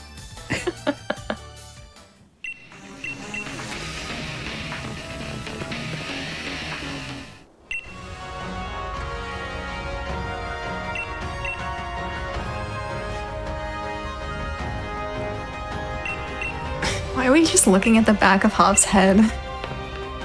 Because he's having like a moment.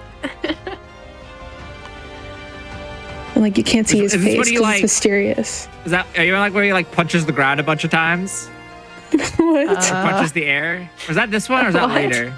That's There are times later. where Hop's just like, oh darn it. He does it when you beat him in Hop 8. That's true. He like stomps Man, the there's a lot. ground once. There's so many Hops. Yeah. I was thinking about how you said it would be a fun category to just go to Hop 8. And I think we could call it like Hop Slayer or something because, you know, he ate. But anyway. Why was Beat afraid of Hop? Because Hop ate.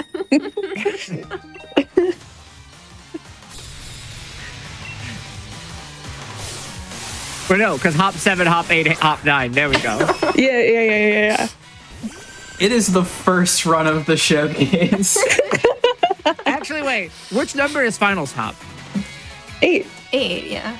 Okay, so it's because Hop 7, Finals Hop, Hop 9. Oh wait, really? Yeah. Why do they call it Finals Hop when you of 7 the Hop 8, Finals the Hop 9? That's what I'm saying. Exactly.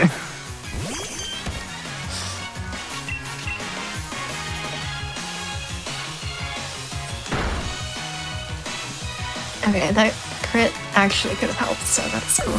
Yeah, that was a Metronome fight. I got Blaze kicked, which did literally nothing except it burned me, so that's like really annoying. Oh, yeah, okay. It's this cutscene where it does just slowly zoom in on Yeah. the back of his head, not the one where he punches the ground. He's just sad. And then there's a little silly Cobra. It takes a really long time to Opal's gonna leave. show up and not be important in this category. I always think that this cutscene is over and then Opal shows up. Yeah. I'm always ready, and then I'm not. My perhaps hot take is that I love metronome battles. I love when they randomly get dropped on you. It's so funny. good. It's the move of all time. It's Yeah. so good. But I'm I not love gonna need to getting- skip. I didn't. I love getting like the one-hit KO moves. Usually you out-level, so it'll never happen. But it Yeah. could happen if she hits lock-on first and then an Oko move, because I think it'll work even with the Yeah, level yeah. difference. Wait, it does? I don't think. I think it yeah, does with that's lock-on. awesome. Yeah. Someone in chat, for extra credit, work out the odds of that happening. I got struggle bug. That's unfortunate. That is unfortunate. Is it? I mean, did your special attack crit. get dropped? Nope. Okay, then you're good. Yeah, it did. I did crit. Did it? Yeah, your special attack dropped by the stage. Oh, So you're that's only +1 right unfortunate. now.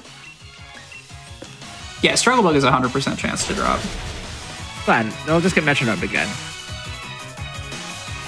High High horsepower. That's a lot of damage.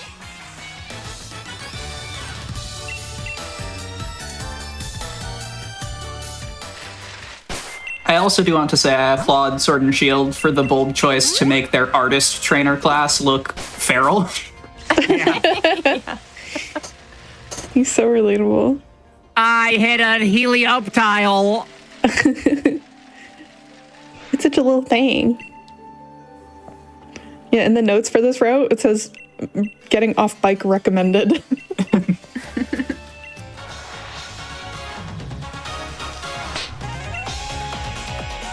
I don't want you mask. Stay away. Even though I could do my YouTuber bit about your mask. What? I'm so afraid. Hey guys, what's up? It's your mask.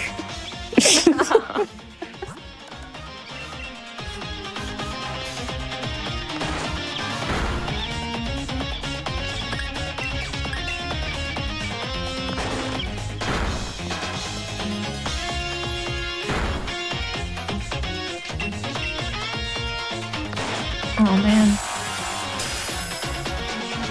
Oh, haze is good. That means I don't take damage, which is my favorite thing to not take. That's the order those words go in.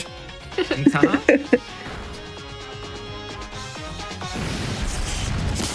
I've been slapped with a Pikachu, and I'm paralyzed. Oh my gosh. All right, I think I'm gonna root in some optimization right here because I need the time back. I think a lot of damage I actually. don't know what this thing does, but I feel I need to not be paralyzed. I don't need to get the extra rare candy okay. because it's not gonna come up. But what I can do right now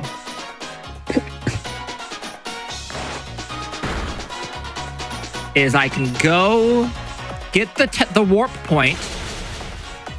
I need to menu here anyways, so I'll heal. I have enough money with and then we'll go on a little detour, and it's going to seem like I'm losing time, but it will save me time in the long run when we fly all the way back to Wedgehurst.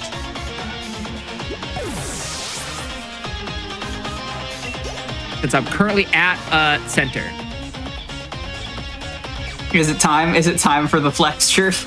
It's time to buy the shirt, it's the Arcanine art. That's the one. You can tell because it's the one that's really expensive, and I didn't put it on because I'm bad at flexing. It's okay. That's what makes this race perfectly balanced, because May, you have the GDQ marathon performance experience, but Greta has the flexcellence. It's true. I would like to update my league card, please. And now we look so cool.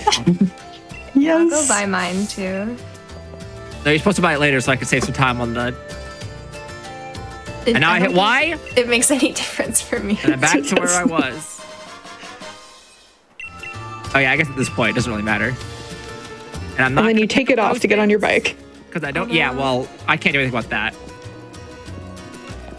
Yeah. But we're gonna look so good for B and Bead in It's Hot like 5. It's a cool shirt. The thing is, the shirt is cool. It is cool. I can't believe they haven't made it in real. There's a lot of apparel in Sword and Shield that they didn't make in real. Yeah, They I only love made the clothes in-game. in this game.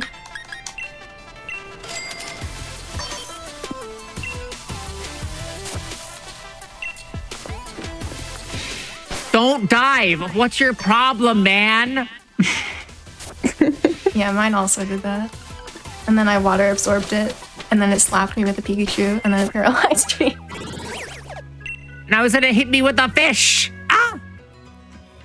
It's such a good animation, So man. funny. It's really good. Dang it. I did Grammar that and the other day. rules. Now, I assume the answer is yes, but has someone routed Cramorant? Tamarant, if you will. Cameron, I've done it. I It's think pretty so, fun. Yeah. Does it ever rely on smacking people with a fish? I don't remember. I haven't done it in years. The problem is you can't fire it on will. Who's Will? Thanks. At will is what I meant.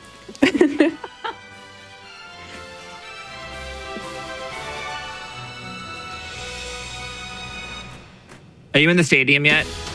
I am, yeah. It's over. Well, wait. I could get I have owned on Alistair.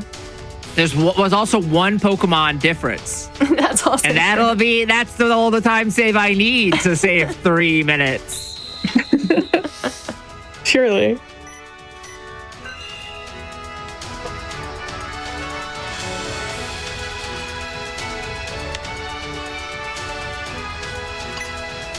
Also, not for nothing, but what is this gym puzzle? Oh, They're the so OSHA clean violation. at it. To be fair, there's a long history of OSHA violation gym puzzles. For example, Skylo's gym. Just everything about it.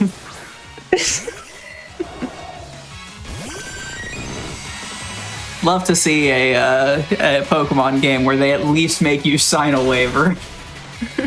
That would be pretty funny.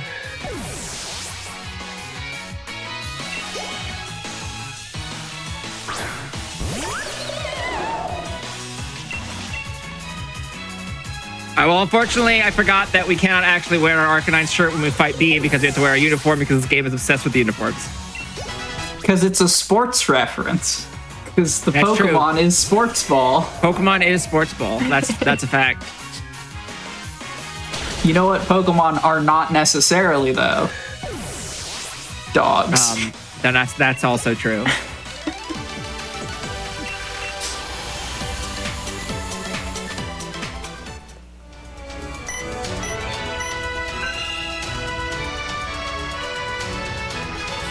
In Pokemon, do they call it Sable Eye metrics?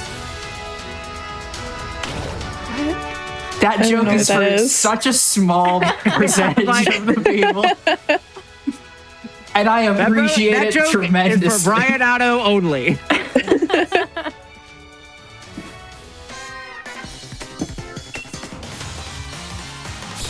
Ah, jeez, this is bad. Ah, jeez, this is bad. I should have just committed.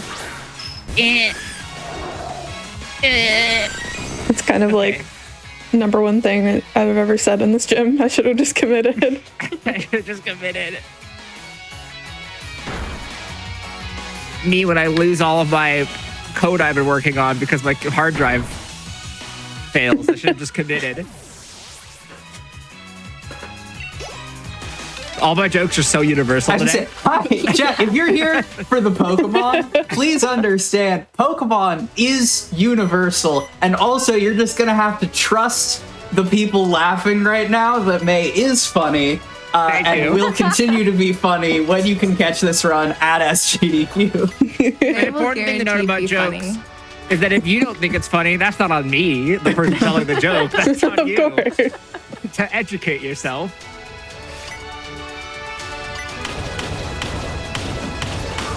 I want to know how to skip that hand so bad.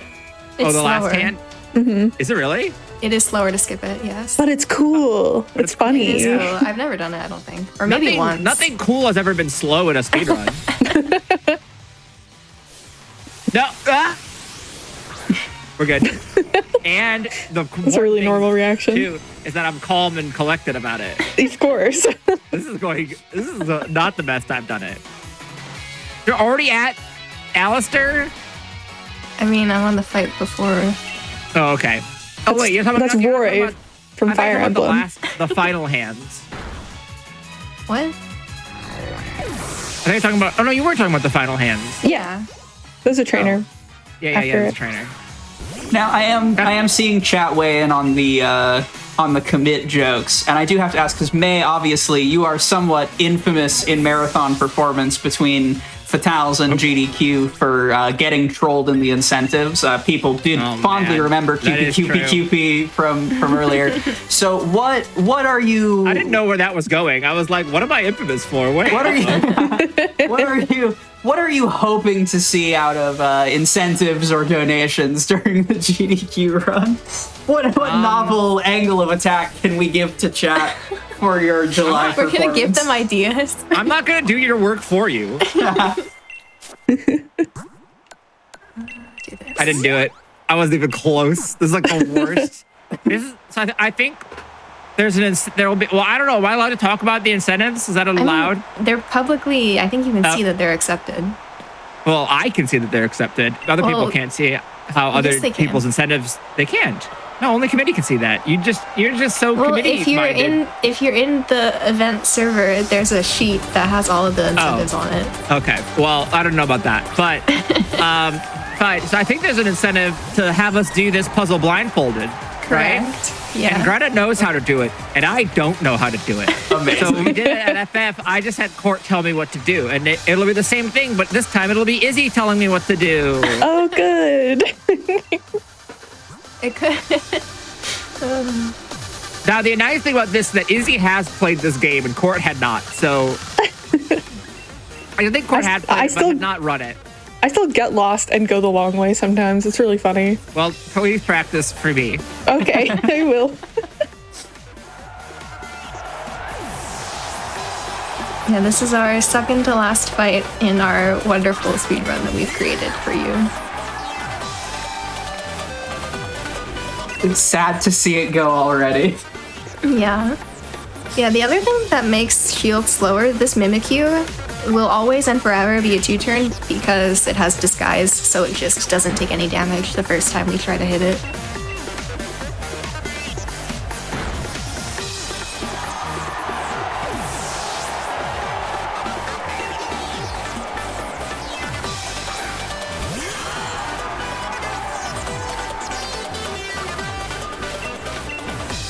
but we wanted to be able to show off both sword and shield because they are, as you can see currently, they do have differences, so. Yeah, but these leaders are really Honestly, cool. more than average. Yeah. There are 2 whole gyms, some rivals in the DLC, other stuff, probably. The color of your dog. Yeah.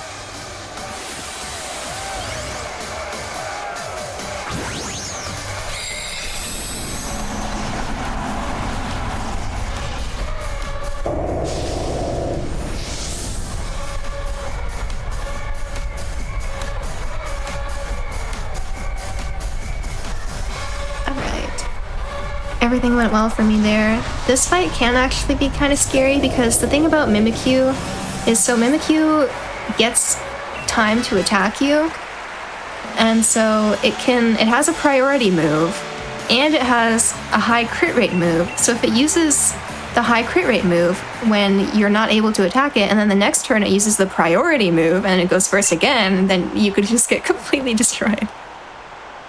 But that didn't happen, so we're good.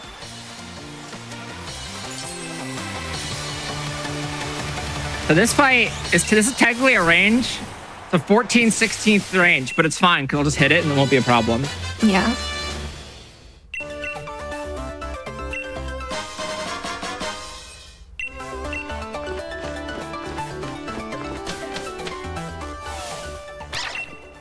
Alright, so this right here, this is a dog.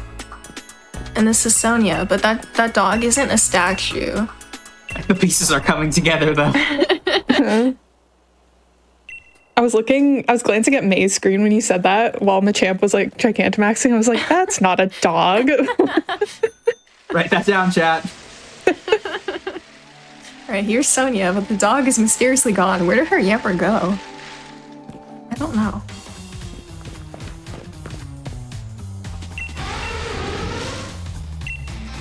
This guy looks like he needs his career ended. I agree. No Let's take time care like of the that, right? present. I'm not even there. I'm getting a badge. Ah, jeez. I have a plan, don't worry. I need you to like play by play for me what's happening. Wait, Greta, did you go back and get the... oh, yeah, no, you are wearing the shirt. Okay. I was Yeah. like, wait, is this going to be like super duper tight if you have to... You want me to do like full technical commentary on Bead 3? I just want to know where you are for a particular reason. Okay. All right, so right now I'm going to be exiting the gym. Now over to the left, we're going to see Sonia on the way up. You're going to notice that Sonia has a dog next to her. Now, that's not a statue of a dog, so if you've been paying attention for the rest of the run, you'll understand that that's not the objective here. But we are getting close, so just keep that in mind. I have to also mash the text instead of just sitting here and not doing that. That's an important part of the run.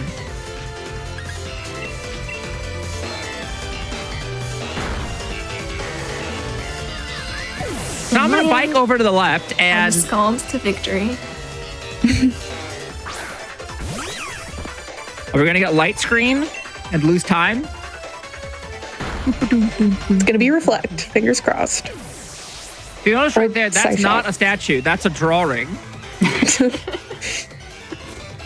I do those famously.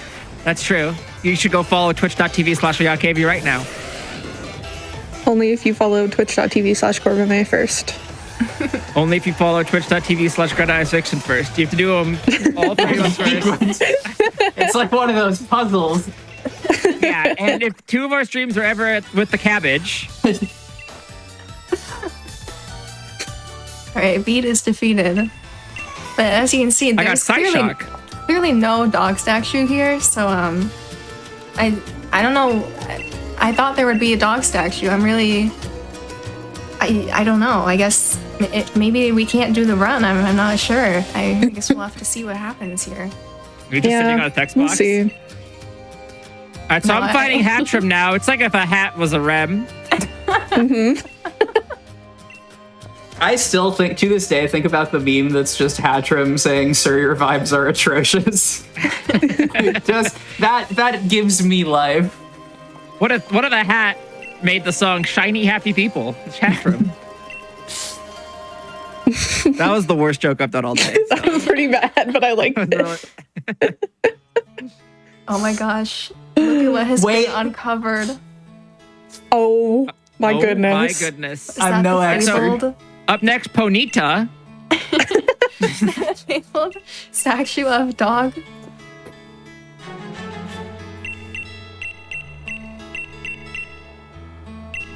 Okay, so the way that flex runs work is, so you do a little spinny spin, and after the spin you do like this pose where you put your hand up in the air, and when you put your hand up in there, that's when time stops, once you complete the pose. So And that's when you wave it around like you just don't care. Also, yeah, so I'm just gonna spin. How I may. Bede hasn't done a crime yet. Well, Bede has started to do a crime, but has not finished doing a crime. I've not seen a single movie, so that gives you some context. This is magical. May please mash for both your and Greta's hands. I am mashing. There's a movie coming up. Full movie, 1,000 hours. This is truly one of the strongest flexes in history. I can't guarantee that I won't mess this up, by the way. Yeah, It's charging up. Chat, give It's Greta charging your up. energy. All right, a movie is playing. It's been skipped. We see a statue, and you'll notice something different about this statue from previous statues. Not the two in the back; those are the same. Dogs. Woo! Sonia, please stop. I like that Greta's been doing Sonia this said for good like- observation. Greta's She been was- doing this for like that was for 30 us. minutes. Time. Nothing even went wrong. Oh, Nothing even went wrong. I think Greta's route is just ahead at this point. Okay. Now I gotta spin. I did it. I timed it wrong. Okay. Well, that's time. GG, both Hold on, of you. I want to try. GG racers. What a magical end to an extremely serious and hardcore speed run. For those of you viewing, you will be able to catch Evolution Trade Alt Main Showdown on Wednesday, July 9th, currently scheduled for a little bit before 12:30 p.m. Eastern. But until then and after that, all of you, please let the people know where you can be found on the internet and what you're up to. Okay, I guess I'm going first. You're going first. I guess I did win. By narrowly, I won. Yeah, so I'm Greta Ice Vixen, and just Greta Ice Vixen on anywhere that people are. If I'm there, that's what my name is. I like to stream on Twitch, and so I'm going to be doing more of this run for sure in prep for SGDQ, and probably some other evolutions. Actually, I want to do some Glaceon and maybe Sylveon too. I don't know, just all of them. It's gonna be fun. So if you're interested in seeing more of this game, more evolutions, more chaos, tune in. It'll be a fun time, and this is so much fun. So thanks for having me. I'm Corvame, twitch.tv/Corvame,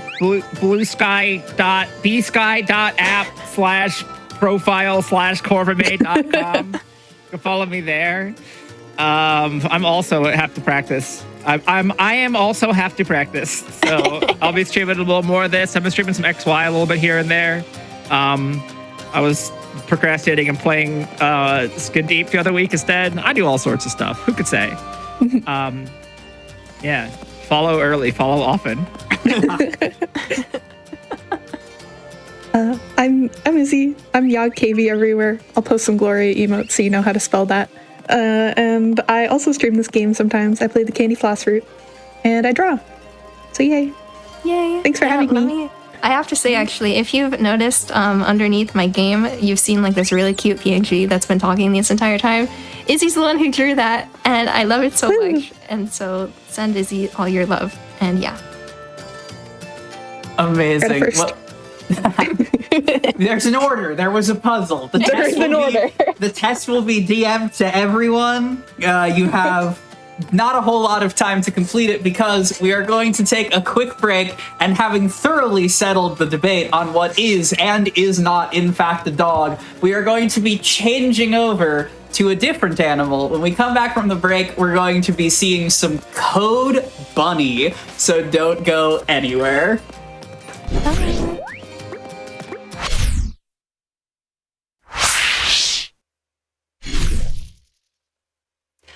Hello, everyone, and welcome back to the Fatales at SGDQ Preview Showcase. We are moving right out of the extreme seriousness of the Pokemon Sword Shield Pamflex on Sonia plus Dog Statue run, continuing through animals as we sort of lightly move into my personal darling, a Metroidvania block. This is not quite that, but what it is a slick movement showcase, and also, and this is important, Banui. Please welcome to the stage Star Anise running Code Bunny Axle %. Hello, Quack, and hello, community. I'm Star Anise. I'm coming to you live with Code Bunny Axle %. Axel is the bunny femboy over here. He is a former ice skater turned brutal mercenary who still uses the ice skating moves to do mercenary work. And I am excited to be here. I'm maybe too excited to be here. I'm zipping. I'm zooming. I have so many electrolytes in my bloodstream. I'm hypernatremic. The ambulance has been called, and I need to finish this run before they get here. So, without further ado, let's count it in. 5, 4, 3, 2, 1, zoom. Good luck. All right, so we're starting things off here.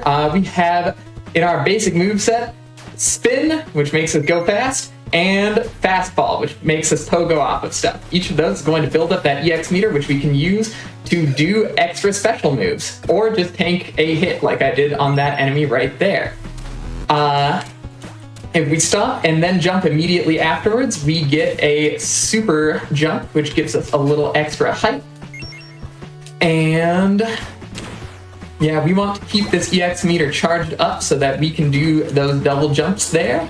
And also for a little extra safety to avoid getting knocked back by enemies. Okay.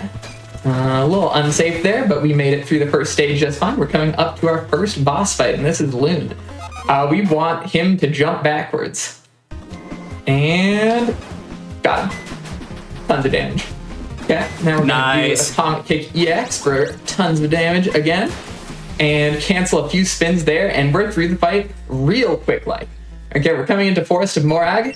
And this is the first part of the run where bottomless pits are going to start being a major problem.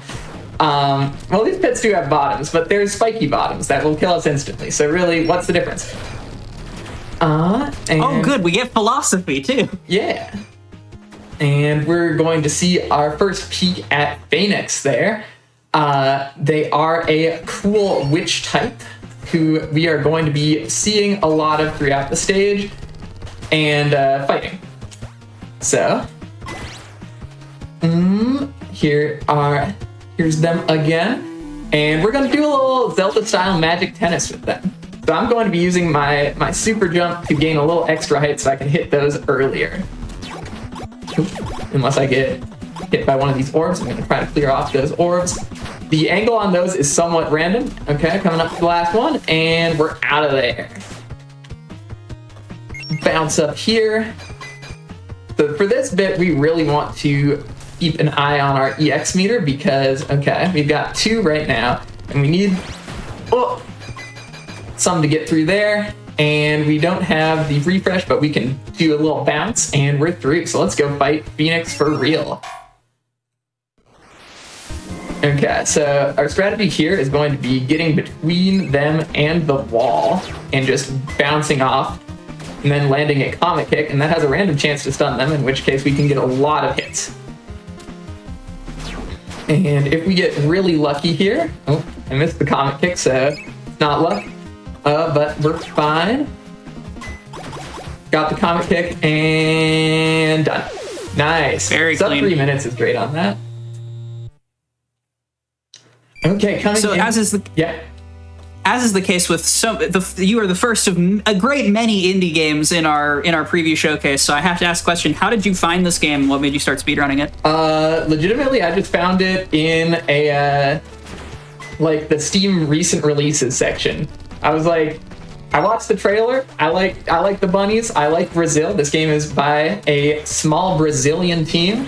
So I was like, let's give this a shot. And then I played through it. I was like, okay, the movement's a little wacky here.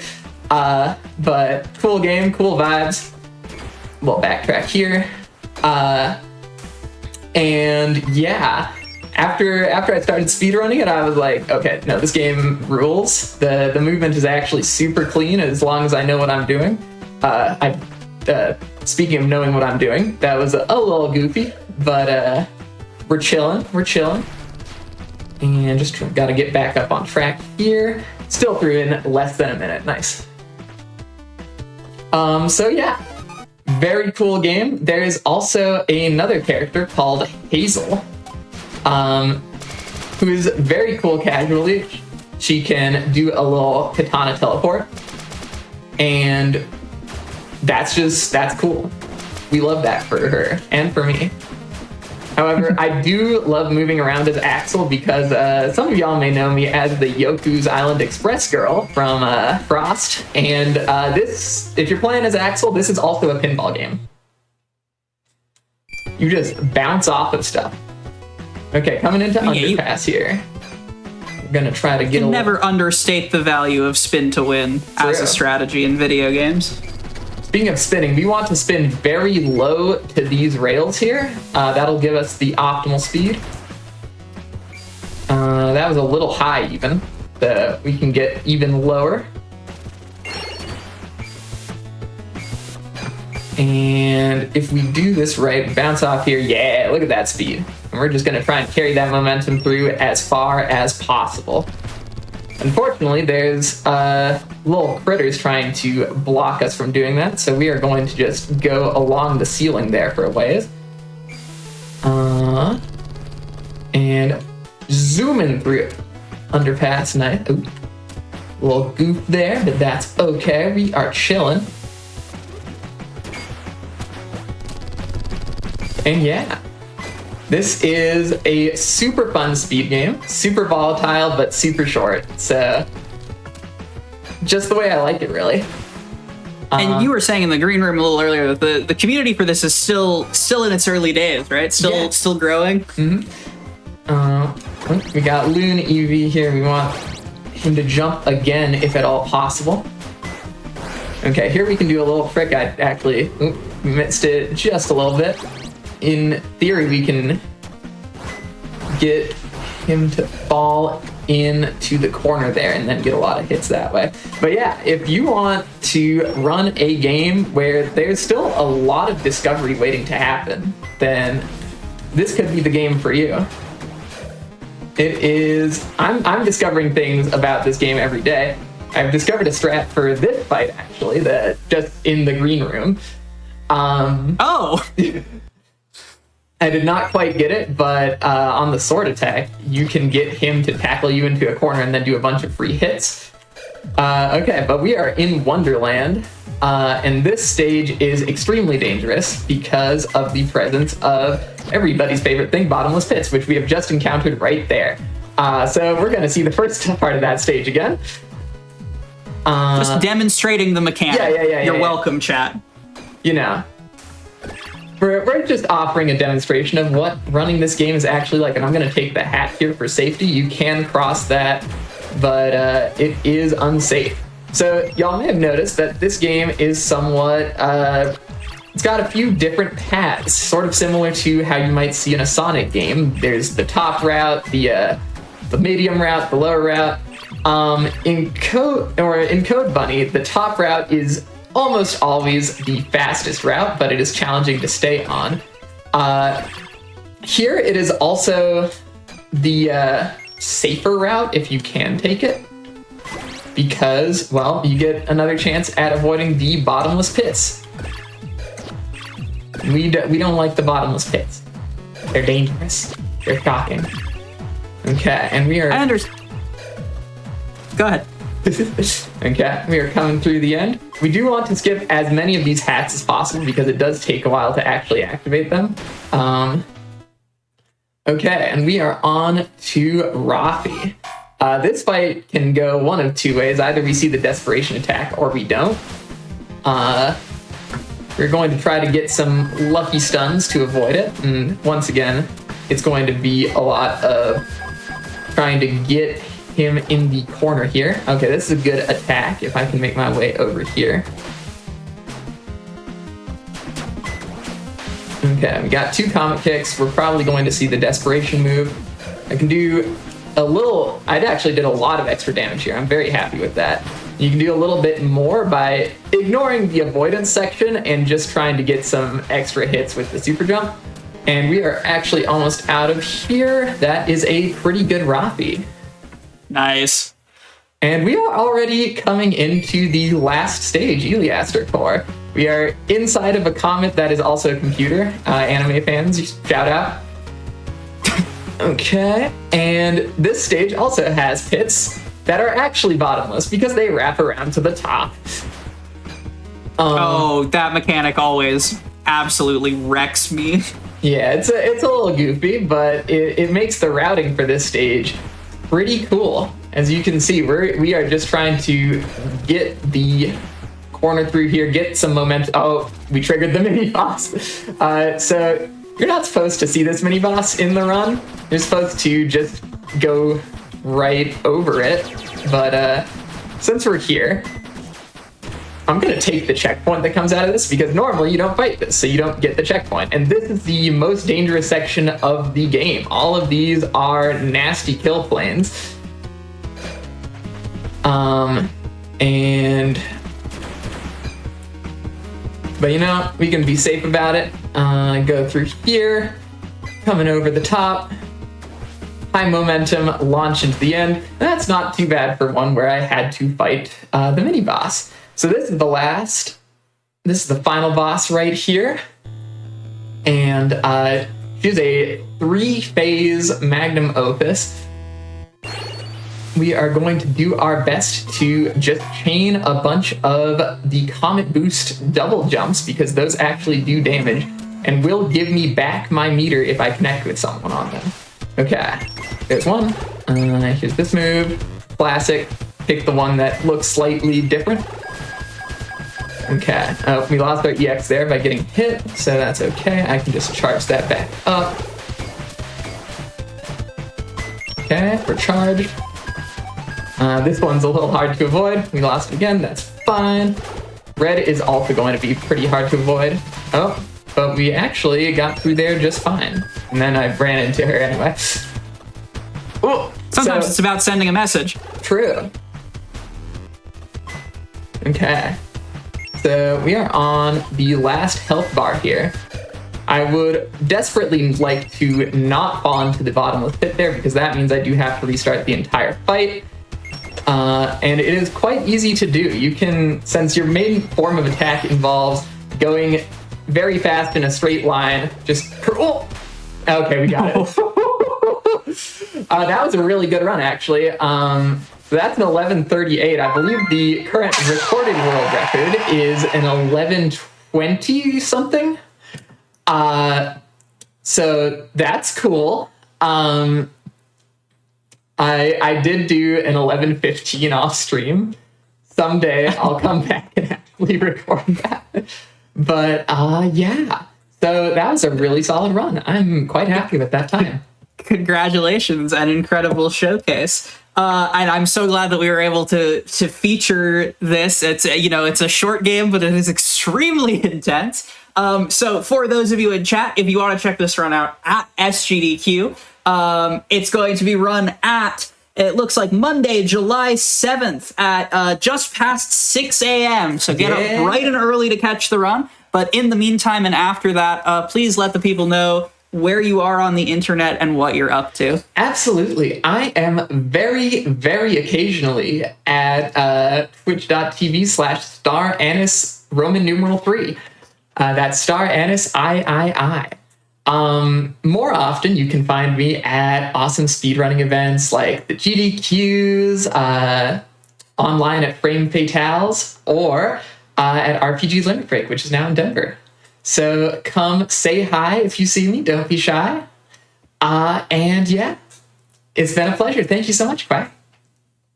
Awesome. Thank you again for that performance. Friends, we are going to take a quick break, and when we return, we will begin our Metroidvania block. When we come back, there's some Timespinner, so don't go anywhere.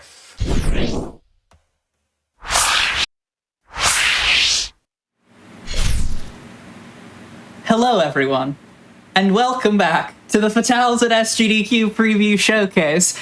My name is Quacksilver, and we've already discussed today that people like Pokemon and anime, but I'm here to propose a third thing. Metroidvanias, an oft-beloved genre of game. We've got two of them back-to-back by some incredible runners, and I am so excited to kick off the Metroidvania block, fresh from an appearance at Frost Fatales in the past, fresh from an appearance at the Hotfix Trans Day of Visibility Showcase. Please give a warm welcome to Waffle Soup, running Timespinner New Game Plus Glitchless. Hiya, I'm Waffle Soup, and this is Timespinner, as mentioned, a little indie Metroidvania made mostly by one person, Lunar Ray Games. And today we're going to be doing the New Game Plus Glitchless, and joining me on the couch is T-Base, or Triumphant Base. Hello. So we're going to start a fresh save on New Game Plus, Nightmare Mode level 255 cap, and we're using a special password the developer implemented so that everything is max level for us, so we don't have to grind, which is very nice of them. And it also means we kill everything in one hit. So this run is more about tight execution than like combat or anything like that. So I will count down. We will start at 3, 2, 1, go. Good luck. Thank you.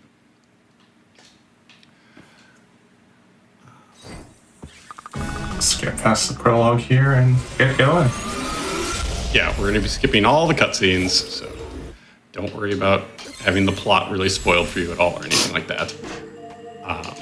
But yeah, New Game Plus means we start with the Talaria attachment, the horizontal dash.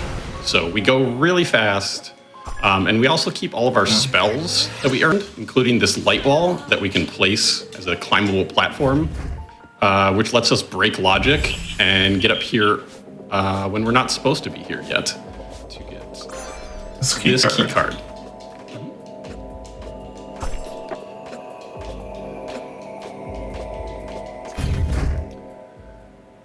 We have 3 main loadouts. The first one using the Plasma Orb and Light Wall to attack most enemies and climb around. The third one using the Eye Orb we just used once, and that Chaos Blades is a large room clearing attack that we use to get rid of large swaths of enemies. And that there was the first key item you'd get. Normally, one of the pieces of the eponymous Timespinner, which lets you stop time, as you can see there. Just nice little toggle. Yep, we use this to climb on top of enemies, get them out of our way, and just a little bit of extra platforming challenges as well. So this is the first boots, or the first boss, called Boots. First boss. Actually the Feline Sentry, but Boots is the name of the actual cat that voiced that character. Wait, that's so cool. Yeah. Always crossing up the voice talent with the boss name. Yup.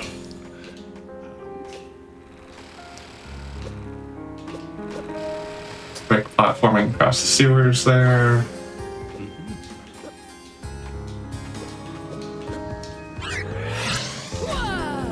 Nope. That was my least favorite part of the run.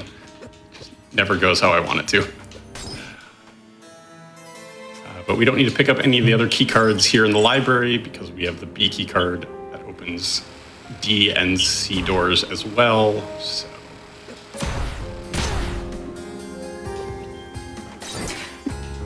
So yes, obviously the sequence break seems large. What's the difference in time between New Game Plus and New Game runs, glitchless runs?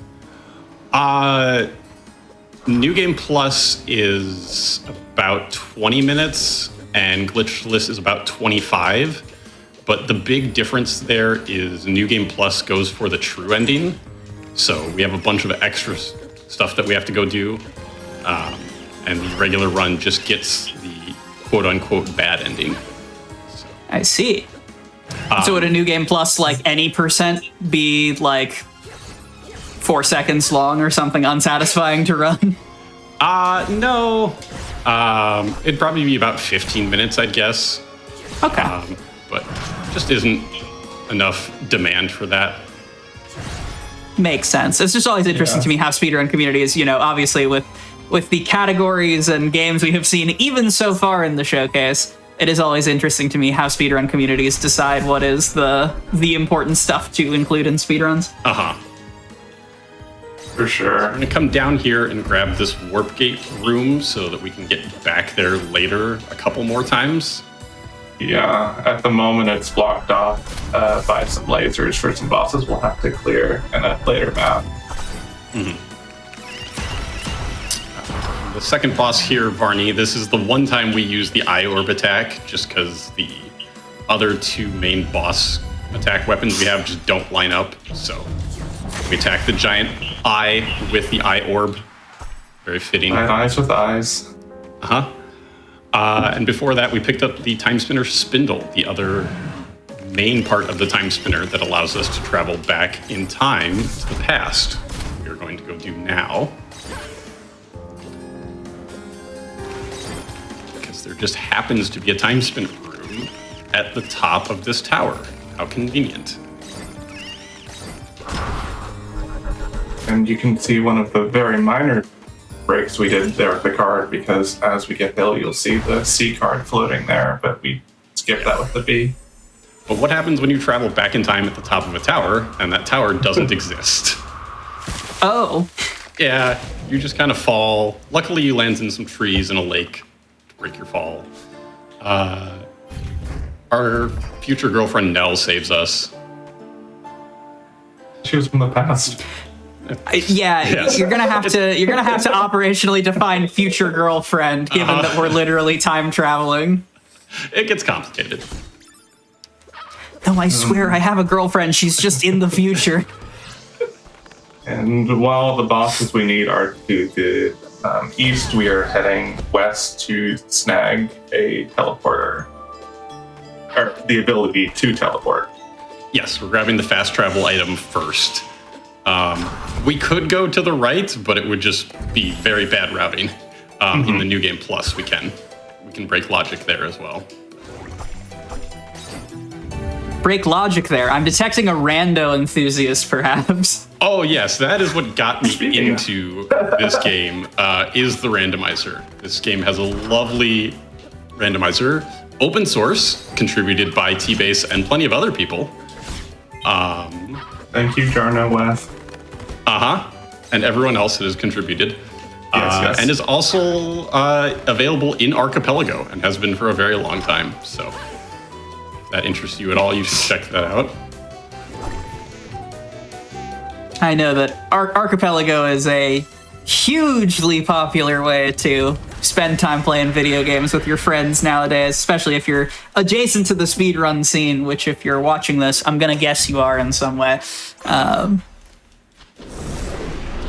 Just a flash there of our next boss. Yep, the Incubus and Succubus were there for just a second taunting us. And we're going to go say hi to them.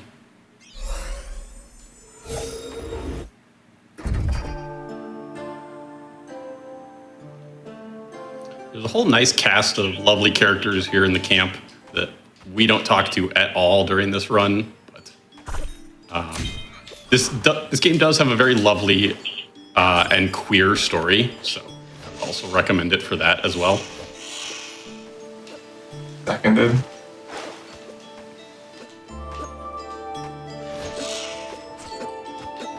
I mean, you had me at future girlfriend, so yeah.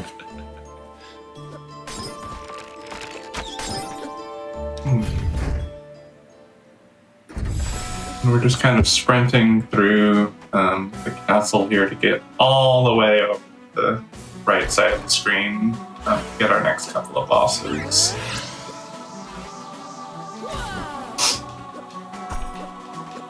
You might notice I'm jumping around a lot. You do technically go slightly slower on slopes, so a lot of the jumping I do is methodical to just save a tiny bit of time.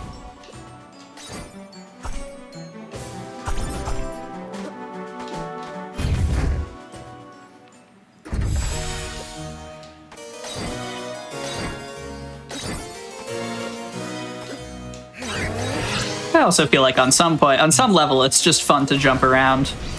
I don't know, maybe this is not a universal speedrunning thing, but I like pressing buttons in video games. I love jumping. And here we are coming up on those bosses we just mentioned.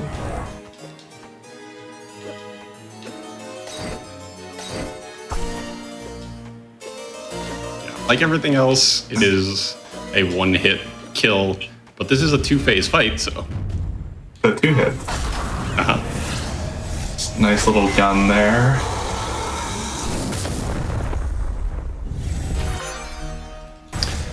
And We got our pick up double. the- Yeah.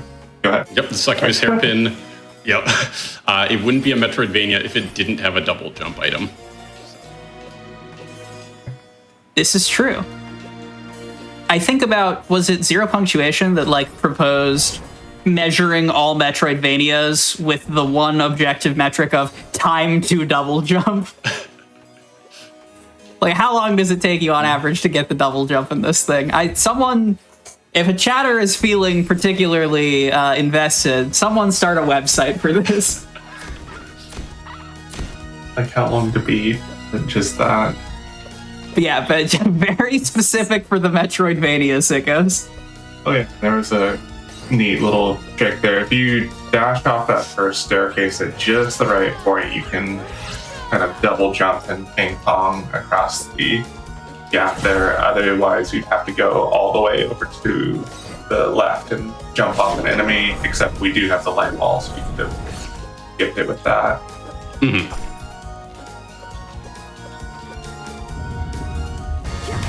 Another boss, another gun. Yep. That was Princess Elana. That's two of the bosses we need to defeat in the pass down. But the third one is underwater, and so we need to go get another item so we can move underwater first. I get swim lessons.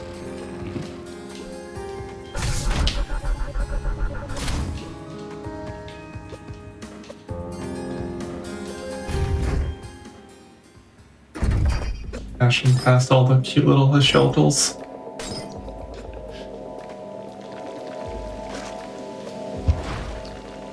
Bounce over these slimes. Sorry, I said that earlier. See, like, that's a fun room. There Yes. we go. Uh-huh. Yeah.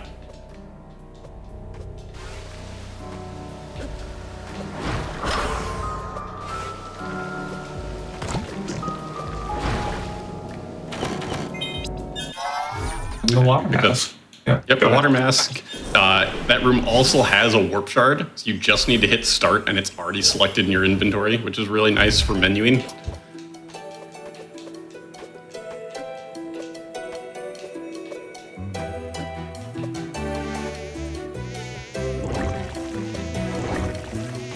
Wow, and we were talking about it a little bit in the green room, but wow, the soundtrack does slap. Oh yes. Like every little tune we're getting access to in the run, I am struck by. Yes, Jeff Ball did an absolutely amazing job on the soundtrack. Shoutouts to Jeff Ball here. Okay. And if you're not aware, there is a sequel to Timespinner being developed, with Jeff Ball also working on soundtrack and audio for that as well. So Okay. Yeah, and that go wishlist Timespinner 2 on Steam. True, that was first teased a year or two ago now. Yep, just a little bit over a year. It's always good to know things about indie games. This is not strictly speedrunning adjacent, but just generally. Yes. Uh-huh. Well, new game means new speedrun, right? Exactly. Yep.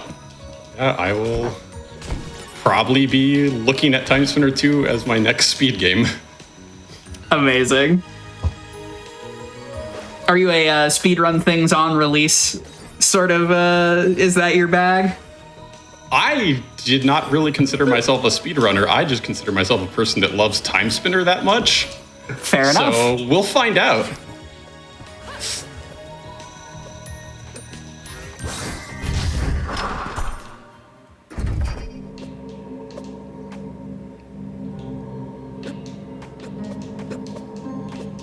But yeah, we're approaching the third boss.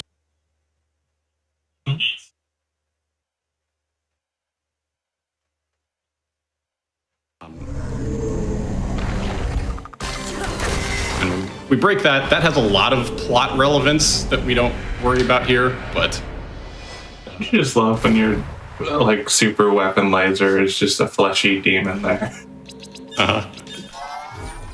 If I had a nickel. But yeah, now instead of the 3 laser gates that was here, it's just a crash shipped because we messed with time a whole bunch. We got funding. You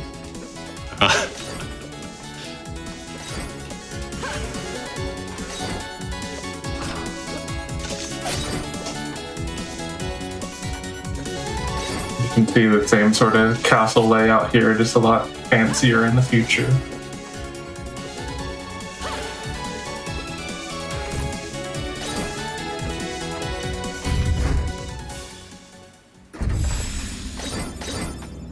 Into the lab.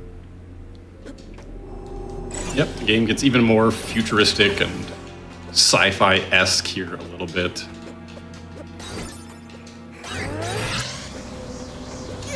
There's these light walls. Another nice time save. The moving platforms. Otherwise, you'd have to kind of time stop and jump across all that trash in that room. So that's a nice little skip. Yeah, the multi-jumps with the light walls are very sick.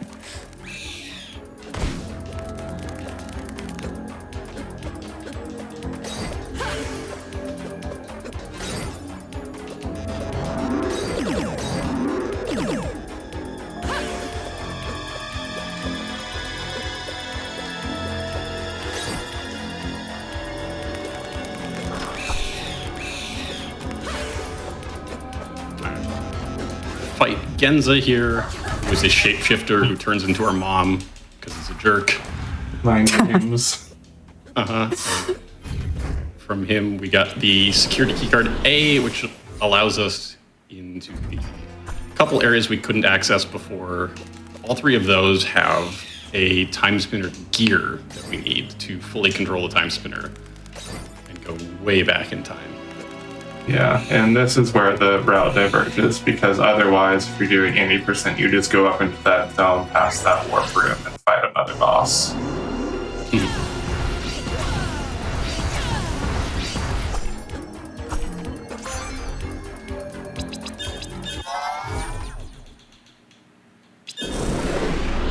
And so obviously for New Game Plus, like the pickups are still around the map. You still needed to get the water mask. You still need the time spinner gears. Obviously your damage is not where it would be at a New Game state. Are there any other differences between New Game and New Game Plus as it relates to the run?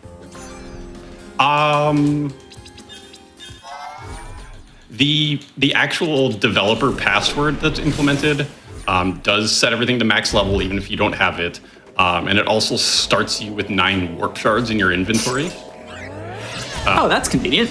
Yes, to help with getting those, and you don't have to go buy them from the shop or anything like that.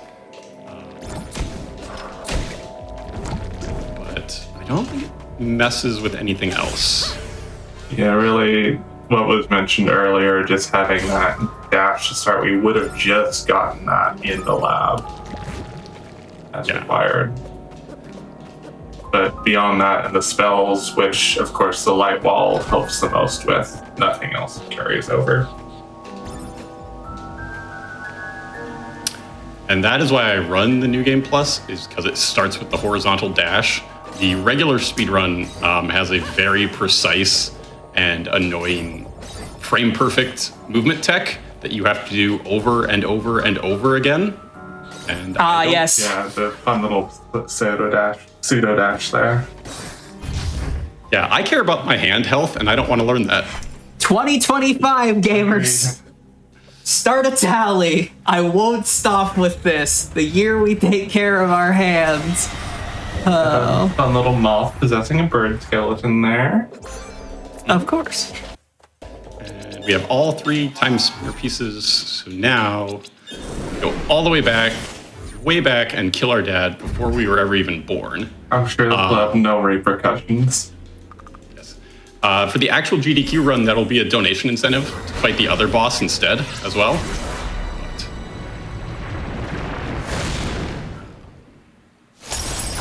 But we've just kind of broken time. We're just gonna put ourselves in Lightwall jail and think about what we've done. Got time to. Yeah, all of time decaying takes its sweet time.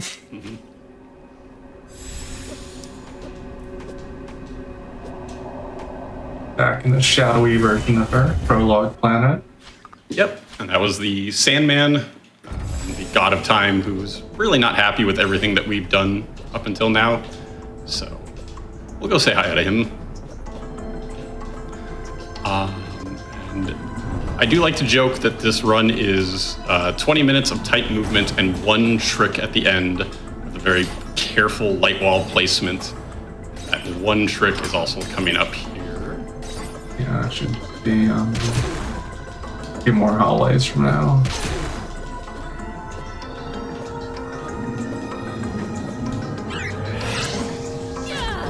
So we place that, jump on it. Nice. Don't have to fall down that giant pit and pick up the infinite vertical item that we get down there. You lose about a minute if you miss that. So There's quite a bit of hallway there. You go back up to it.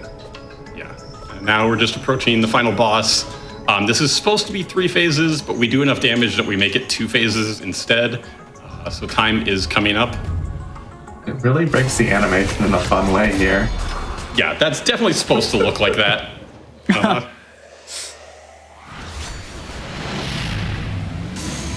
And time. Wow. Exclamation point. Yep, exclamation points in chat, because after Linnaeus breaks time and becomes a god, that's the first thing that she says. That's just one big bonk. Yep. Exclamation point. That's such a funny ending to the run. And I mean, hey, while you're hitting exclamation point in the chat, you can hit exclamation point GDQ, exclamation point SGDQ to check out more about the event that this is going to be run at. Yes. But GG. For everyone in the chat, speaking of that event, you can catch this run on Monday, July 7th at, it looks like, about 4:30 in the morning Eastern. So if you're getting up for Code Bunny, stay up for Timespinner instead. It's just that easy. Yeah. But in the meantime, Waffle Soup, please tell the people where you are on the internet and what you're up to. All right. Also, I just want to shout out about the run. This was a nice little preview. Triumphant Base will be joining me for commentary then. And we will also have developer commentary. So Lunar Ray Games will be providing commentary as well. So I really think you should check that out. But yeah, I'm Waffle Soup. I play mostly Timespinner, the randomizer, and speedrun this. You can check me out on Twitch. I stream about 3 times a week. And how about you, T-Base? Triumphant Base, most places, Twitch, Blue Sky. Yeah, I also stream more of a variety, but I'm around. Amazing. Well, congrats again, and thank you both so much for coming on. And we're not even kind of done with the Metroidvania block. We're going to take a quick break. And when we come back, we're going to have some Voidwrought, another recent Metroidvania that I am very excited to see absolutely destroyed. That's in just a couple minutes, so we'll see you after the break. Joining us.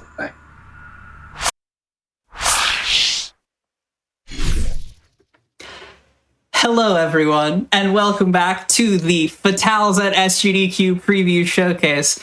My name is Quacksilver. I'm once again joined by our representative Rattly, obviously, and we are in the middle of our Metroidvania block here at the Preview Showcase. But if you want to check out so many amazing runs, not just today, not just tomorrow when this showcase continues, but for the entire rest of time, you can check out this week's schedule and also explore our full season lineup to get a sense of what shows are on the GDQ Hotfix at gdq.gg/hotfix.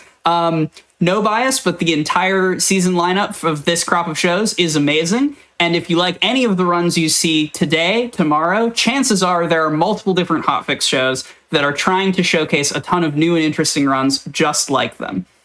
But without further ado, it's time to continue our Metroidvania block with a runner who I am quoting directly has said to me, "It blows my mind that I'm just a GDQ regular these days," running a wide variety of indie games, and here to show us Voidwrought any percent, please welcome Allison 8-Bit. Hi everybody, my name's Allison, and yeah, I'm a GDQ regular these days, I suppose. Always blows my mind. But yeah, I'm a huge fan of Metroidvanias and indie games in general, but Metroidvanias have a sweet spot in my heart. I started with Hollow Knight back in the day, but this one's Voidwrought. This is a sweet Metroidvania that came out back in October of last year, and I recently ran it in Frost Fatales. I was the world record holder up until about a week ago when somebody else came back to the game and saw my route changes and picked them up themselves. But today I am joined by one of my two commentators, Professor Birch. Hi, that's me, Professor Birch. You can also just call me Birch. More of a casual Metroidvania enjoyer, but I have also tried my hand at this game. Yeah. And I have another commentator who's going to be with us at SGDQ, but they're not really doing commentary today. Actually, I've been here the whole time. What? Hi, chat. We're all taking notes together on this run. Yep, Quack will be joining us on the couch. But let's just go ahead and jump to this run, shall we? Time's going to start when I start a new journey here. So I'll count us down. We're going to start in 3, 2, 1, go. Good luck, Allie. Thank you. So this is Voidwrought. This is a Metroidvania set in the distant future. It'll look like the distant past for a while, though, but you'll see some stuff. It's a cool alt history future with some, like, what's the word for it? Something about the star. Yeah, the stars have scorched the surface of the planet we're on, and all surviving life has gone underground. It's one of those Metroidvanias. And we're gonna quit the game immediately, as one does in quite a few Metroidvanias these days. And we're gonna just skip a cutscene that way. We just talked to that character though to get an awakened salt receptacle. These are healing fragments that we're gonna use, kind of like a flask. We have one that we start with. Normally you'd get that in the cutscene, but you just talk to them afterwards and you still have the empty one and they'll fill it up for you. And we have one more we're gonna pick up for marathon safety, which we don't pick up in the other run. But yeah, this is just a cool little Metroidvania. We're doing lots of jumping, as you'll notice.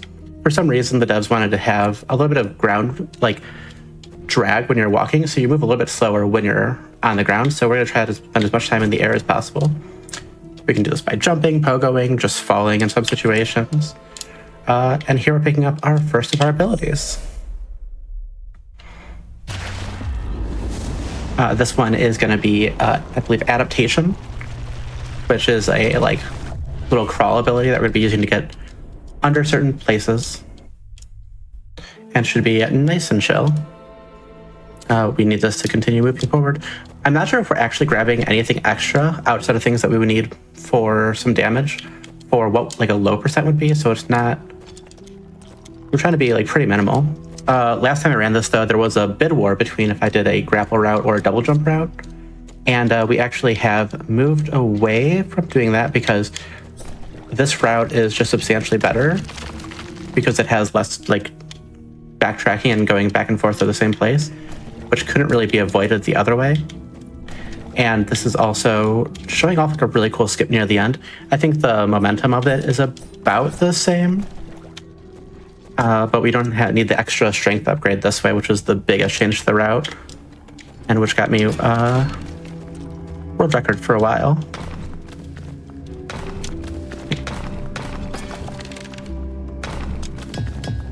All right, and over here we picked up a relic. We need to pick up a handful of these. They're just like spells. They let us do some stuff. Relics. I guess that really is the platonic ideal of a spell, huh? You can now do some stuff. It sure is. Yeah. They're usually used for more damage in different places. That's the one we're picking up at least. And if you look in the top left of the screen, there is a nice little purple sphere that shows up. It'll cost one of those to cast a spell with our relic, and it takes 6 hits of just normal damage to refill that. So we're going to be, most of our damage combo is 3 hits, which we'll be talking about in a second. And yeah, we had to destroy those things to get through, but pretty chill. Some little spooky ghosty guys, but easy. A nice little save there. Had full health though, so didn't really need to, but that's okay. Better safe than sorry. But I'm You gonna... would never comms curse yourself. Never. Surely. You would never. But we're gonna let Birch take over for this boss fight up here. Right. First up is the Council. The Council is a multi-phase boss fight with this statue-looking thing that, if you were watching the earlier Pokemon run, we're going to flex on a statue again. Nice. But, so like Ali said, every 6 hits of our attacks gives us 1 use for a relic. 3 is going to be kind of the magic number, if you can count with me, chat, throughout this entire run, because it's not only the 3-hit combo, multiples of 3 gets us our 6 hits for that, but there's also this thing called devotees that we need to get 6 of later on to unlock the final boss, as well as there's a sort of boss rush of 3 later. So 3 is going to be a very important number, just keep that in mind. Allison is making quick work of this with a few pogos. Should wrap up this fight soon, weaving in some of these talent attacks, the relic we picked up earlier, just to get some extra damage in. And boss defeated. That's a fast cast time on that. Yeah, They're just throwing daggers, basically. Yeah. There is a decent cooldown between them, but it weaves into about the time frame of getting a full refill of your mana source. And we're picking up the second ability of the run. This is going to be a ledge grab ability. The actual name is escaping my mind for a second. Improved ligaments. Right. That would make sense. Now you can grab onto things better. And so yeah, we're coming up here. As mentioned, we have these beacons that we're lighting to get the devotees. And we're going to get the first 2 here. Most ones will give us 1, but the first one gives us 2. It'll be used for the shrine, which is going to be an important location we're going to go to in just a moment. But first, we're doing a little detour down here. One cool thing with the ledge grab ability is that we're going to be able to use that to try to stop ourselves from taking those hard falls in places, as well as our relic is going to be able to actually shoot forward and sometimes be really useful in a few spots. Like destroying 2 of those, destroying doors. So we're going to use that for a little bit of range to save some time in a few spots. And this game does have a really nice save and quit system. You'll either save and quit back to the previous save point you've been at or the previous ability you've picked up. So we're going to try to like weave in and out and make sure we're doing everything pretty well. And there's also these yellow rooms. These are for fast travel later, but we can't use them quite yet. But we're going to pick this one up so it'll be on the map for when we need to do them. This is one that we used to visit multiple times, and the route has changed since we're getting less strength upgrades to only go there once, which is a lot of time save. Because before you'd have to go spend roughly like 2 minutes just resource gathering for the second strength upgrade. And then I'm just like, what if we just struggled on bosses a bit more? And it was better. I feel like that's often the way these sorts of anything with a level up system goes, is like the first couple months of runs are let's be comfy throughout throughout most of the video game, and then something shifts in the community, and you can see it shift, and it's like, oh, well, if we cut all of our upgrades... So we're not going to skip all of them. There is one we're going to get because it's very free, and I'll show that when we get to it. But for the old route, we did need the extra one because there were these flying enemies that you would kill. A wasp, you know. Every Metroidvania these days has a bee nest as a boss, so... Yeah, that checks out. Yeah. So here I'm going to be doing the first of the arenas.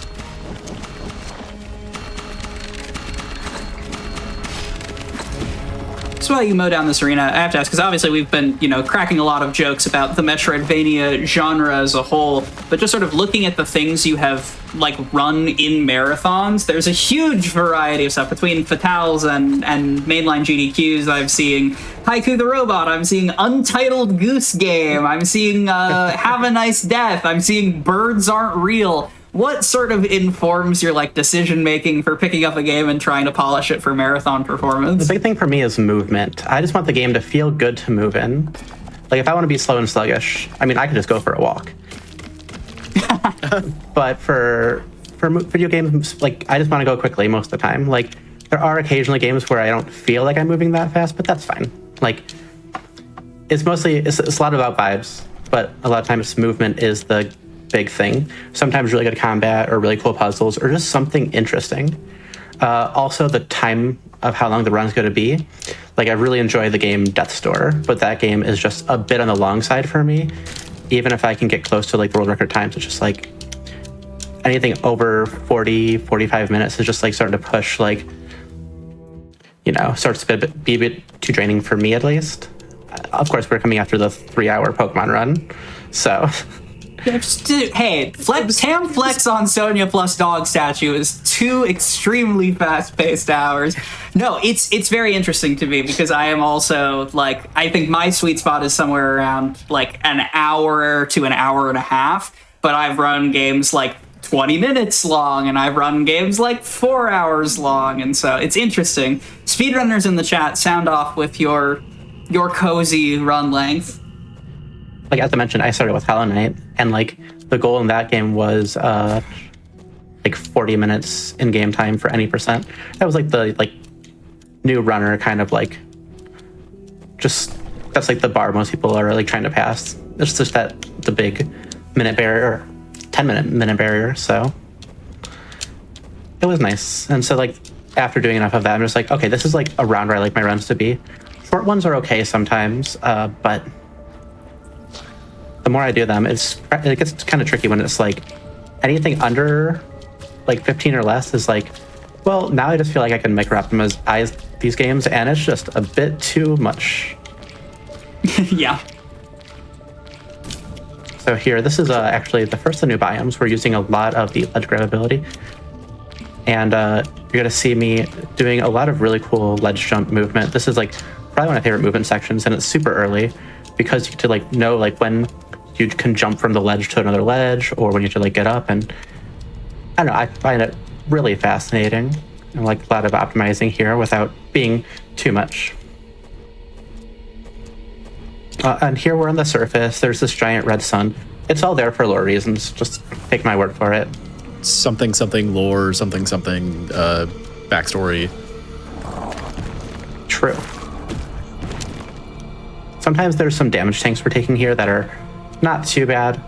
You can squeeze through versus some of these enemies, but a lot of spots you're just you'll just take the damage, not be a big deal. And yeah, so here we're gonna have another good example of using those open a door. It's just so satisfying. I'm gonna take a little safety save here. You could theoretically get through a lot of this without any saves, without any heals or anything. You go fast, you can barely make it through that one, but did not get it this time. And yeah, we're gonna do some damage tanks in this upcoming area. Here's one. That's not too bad. I do have an extra heal now. That should be the last one. Some people go down and go under, but just the same amount of time. But yeah, so we're making our way up to the second boss. This is kind of a weird area because like it's like a lot of like modern-ish architecture. But this is kind of the thing, is this was the Lost Expedition from the past. Like, it's been abandoned for years. Like, so we're actually in the future. And so it's like, is this supposed to be Earth? Is this supposed to be some other planet? Is Voidwrought the future girlfriend from Timespinner? Vote now on your phones. All right, but we're making our way over to the second boss, and this one is actually a lot of fun. Text yes to this number. Anyway, we're coming up on the internal engine, the second boss of this. And yes, as we're kind of now getting to this steampunk biome of the abandoned expedition, more or less, you're going to see these doors open up in the background. These are going to be the actual sort of hit points that Allison's going for to do damage and end this boss. But this worm coil-esque robot that she is fighting currently, when that's not happening, ideally she's baiting it into the corner like that, just to get the 3-hit combo a lot easier. And once again, how many doors are in the background, chat?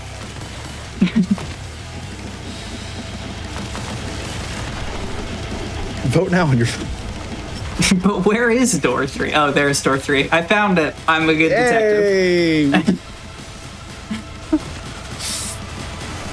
And just like that, the zombie horde the living engine was sort of bringing up is also defeated just along with it. And that is another Herald vanquished. Yeah, there's a bunch of currency there that used to be really important, and now it doesn't matter at all. So we don't need to worry about that. But we are picking up another ability that's very important for us. This is barely required, but it is for one spot exactly. This is the augmented cortex. This lets us interface with like old technology, which is weird and Lovecraftian because there's like a fleshy thing mixed. It's weird. Don't look at it too much. It's biotech. It's magic biotech. Yeah.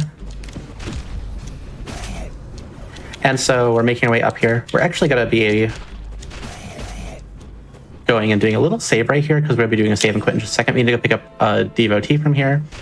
There's a beacon in a little spot. This is a comically long wait for some reason. I don't know why, but like it takes so long for that prompt to come up. I don't know why. I just find it very funny. I'm just like, the other one picks up immediately. It probably has something to do with like the size of the room or something, but yeah, so we're just grabbing a little thing and then we're doing a nice little save and quit out of here. You know, like again, there's like lots of optimization with the movement. There's still a lot of stuff that we could probably like work on over time that we haven't found the exact specifics, like what's the best thing to do. But like just doing ledge jump to ledge jump is just really interesting. You can do the pogos. I mean, Metroidvania routing over long periods of time. You ran Hollow Knight, you know how it goes. There's truly the sky is the limit, and with a game that's only been out for a few months, I have full faith you and the Voidwrought community will push the time down ever more. Yeah, I mean, there's already so much in the way of power-ups and sort of relics that we're not getting in this run already, so the route is already kind of, I think, culling most of that out, but there's still development to be done. Yeah, like there is a really powerful relic that we can get on the way to like the second to last boss, and is like, is that could actually be good enough to save time? We don't know. No one's really done the chance to test it because it's like, it is out of the way. Like, how much time do you need to save? And then it's like, okay, well then can you get it earlier? And there's just so much testing to figure out like all these little route optimizations. It's a lot of fun and it's really interesting from a spectator's perspective, but and so we're over in legally distinct green path. I mean, Lost Garden. Wow. Every Metroidvania needs one. We had a few Hollow Knight inspired comments in the chat earlier, I saw. So, you know, fair is fair. So we're steering into the skid, I see. Oh, of course. Yeah.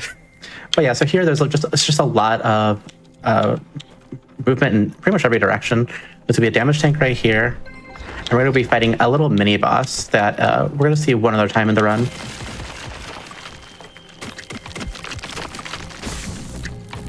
This is going to be the astronomer. Or not the astronomer, the alchemist. Spoilers. Same profession. I don't think it's the same profession. Basically. Space, potions, same thing. What is space if not potions, It's called persevering? Full Metal And you can quote me Alchemist, on that. not Full Metal Astronomer. I mean, what if it Oh, was, okay, though? this is a fair point. This is a fair point. We've established earlier today that chat likes anime, so maybe I shouldn't speak so flippantly. Chad, what's your favorite anime? Oh, the crowd work. Oh, no. I'm just getting ready for July. There we go. What's the deal with Full Metal Alchemist?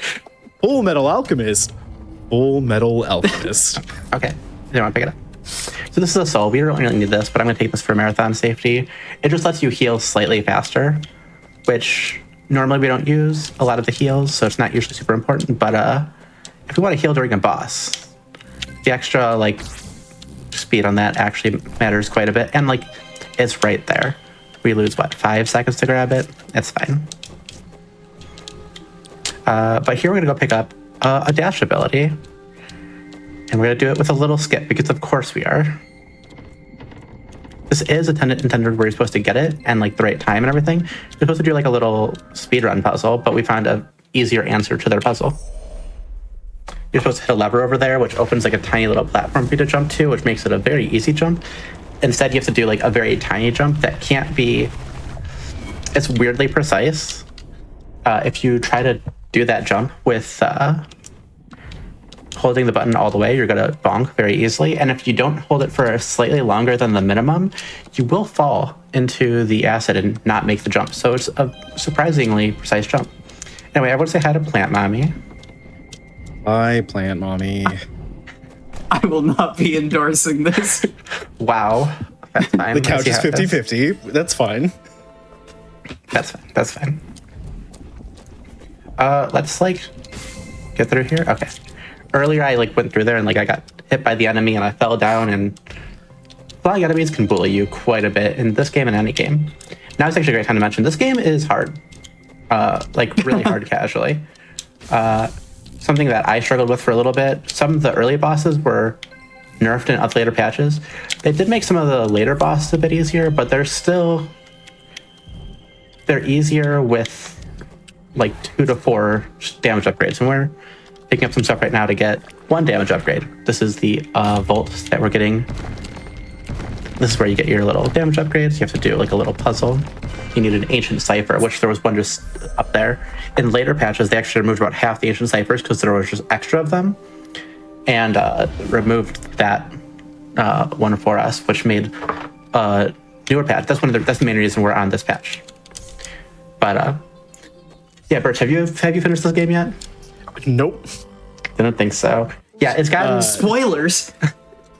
No, if you all remember the council from earlier, yes, in my casual playthrough when I started, I got hard stuck on it. And now, because Quack didn't say hi to Plant Mommy is sending us to jail. Yeah, that's the reason why. No, she asked us to help her for a quest, which is it's actually a quest that's will give you some useful thing.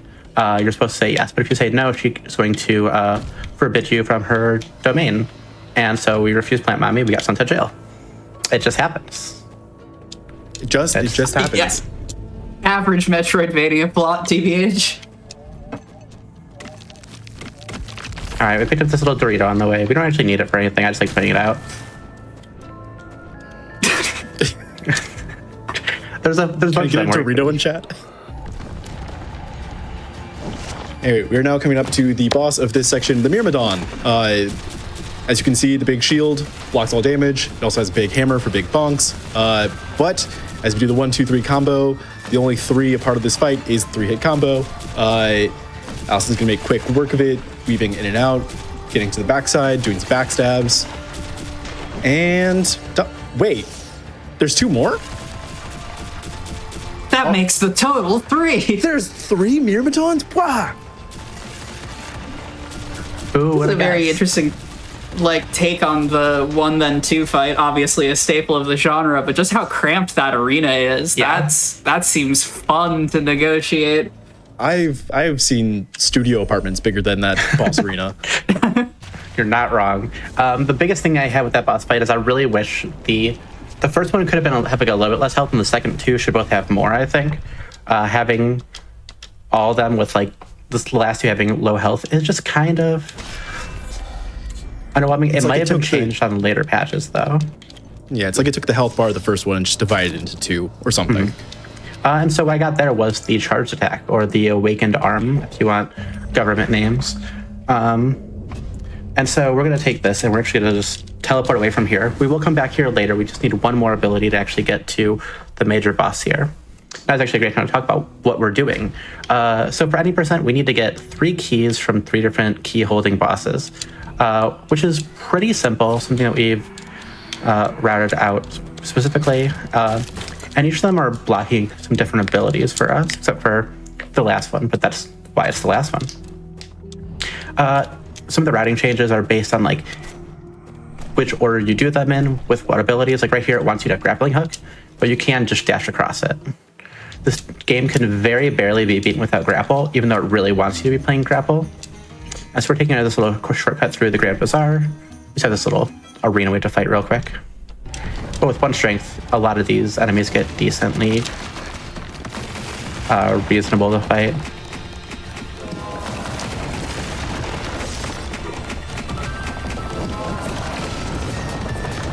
What game does... I've been trying to place what game the knife throwing spell reminds me of. And I think it's Otto, which is also you've actually run, so I don't sound just unhinged saying that. I mean, don't worry, you sound unhinged most of the time. Perfect. What is a hinge? I think that's a dating app. We have fun here. I'm cutting the bit off there. So there we go. We finished that arena pretty easily. So many different ways to do it. It all really depends on where the enemies fly. Again, there's flying enemies, which obviously complicates things, and that's just something we have to put up with. But luckily, it's not too bad. Here's just a really big walking section to get back to the Lost Gardens. Spoiler. So for now, would be a great time for... Wait, that's not marathon yet. Quack, got any announcements for us? Anything to say? Yeah, absolutely. Okay, now would be a great time for it. No. However, I can say that you can catch up on past Hotfix shows, special events like the one you're watching now, and of course, all of our GDQ marathons over on youtube.com/gamesdonequick.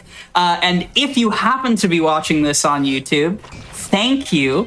And might I also add, consider liking the video, subscribing, turning on notifications so that there can be even more of this. The special events that happen on this channel are some of my favorite things. Every Hotfix show is a banger. Don't take it from me. Check out the schedule at gdq.gg/hotfix. There's so much speedrunning and truly an almost unconscionable number of video games.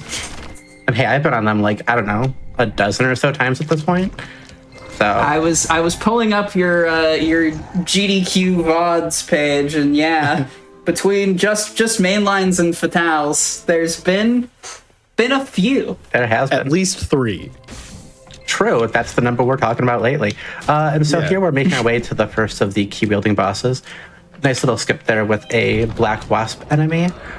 We believe that they were actually put there intentionally for us speedrunners, as there's really no reason to put a random single flying enemy that you can pogo so easily.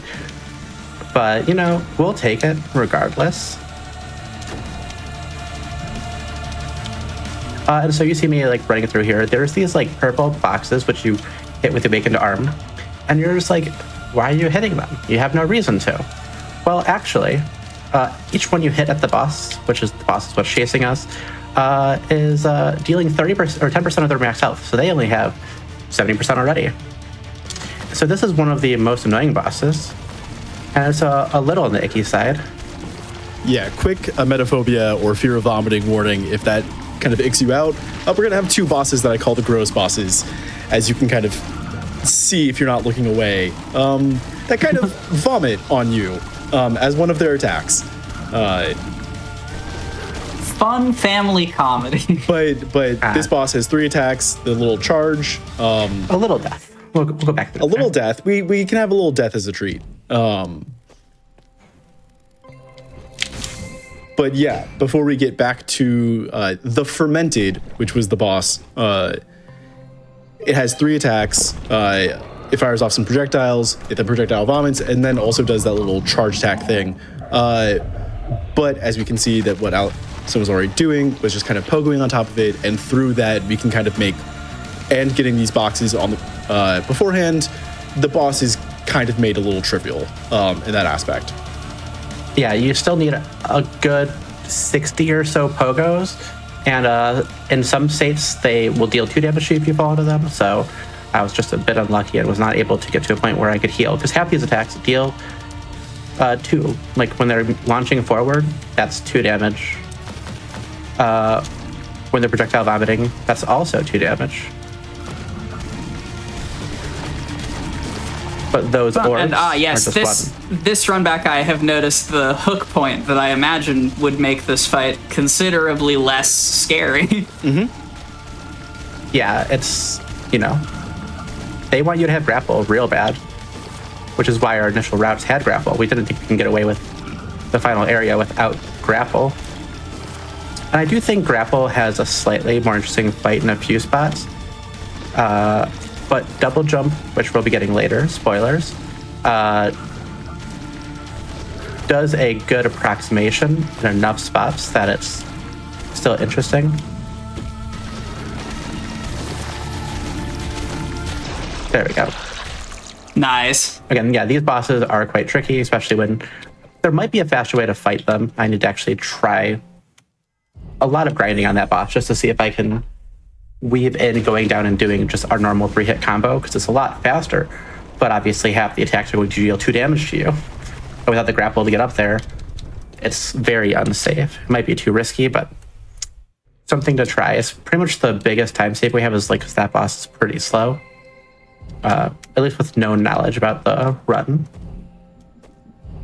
But yes, we got the first of our keys. So that was the key of flesh? Blood. I believe. Blood, okay. Spoilers, we're getting key of flesh as well. And you could probably guess that the other gross boss is the key of flesh. Fair, yeah. And they're not too bad. They just do 1 or 2 of those gross attacks. And it's not too bad. I think the second one is definitely a bit worse. The first one wasn't too bad. But yes, we're making our way back over to the court, which is where we got sent after disobeying Plant Mommy. And now we're going to go up to the second key building bosses. That's pretty much all we're doing. We're going to go there, we're going to get our double jump, and then we're going to go to the final area. So we're going to go ahead and do a little heal right here, because there's not a save point between here and some difficult platforming, and you don't want to die on it.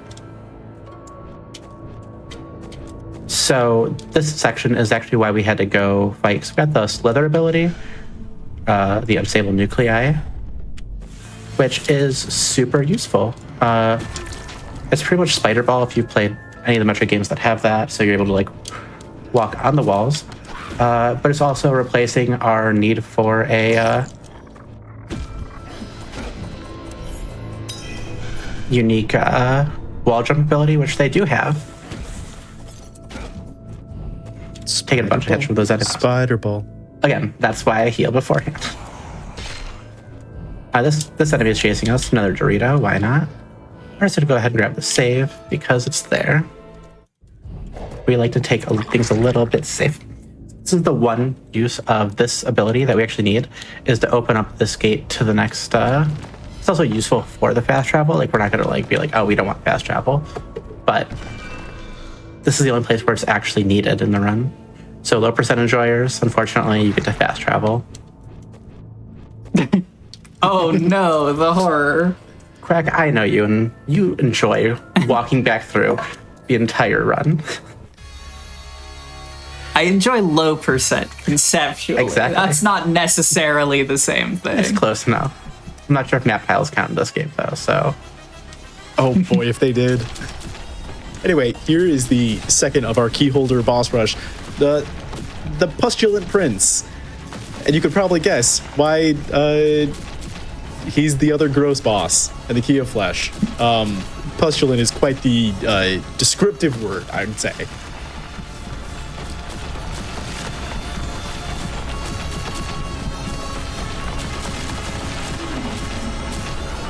Hey, look, the attack. And there it is.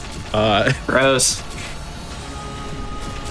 I honestly had no idea what to say building up to the vomit. I was waiting for it to happen, honestly. But yeah, we're just falling down this elevator, and I think... Or a heal real quick. Yeah, I don't think I saw that attack when you ran at Fatales, where he kind of like pulls you in. Yeah, it's not always that bad. Doesn't always get you. The music cue is showing that should be done. Yeah, okay. Yeah. You start Nicely to learn done. how long the fight's going to take approximately with the same DPS. When the music gets too far, you're just like, okay, I stopped to heal. It should be done now. And there's our key of flesh. Yep. Also gave us 666 currency because, of course, it did. It Of course it did. it wouldn't be an Eldritch-esque Metroidvania without at least one reference to that. Yep. And so that is our last devotee, a nice little hidden beacon. I don't need to hit any of these lights, so I just like to do them. Because why not? Doesn't really cost any Chat time. once again being funnier than I ever could be. He could be the king if he had a couple more pustules. Just a tad, just a few more. All right, so now we need to go get our double jump ability, which is going to be at the end of this little section. We just have one arena in our way. Again, this game has a good amount of arena combat. There's actually quite a few that we do skip because they are technically optional.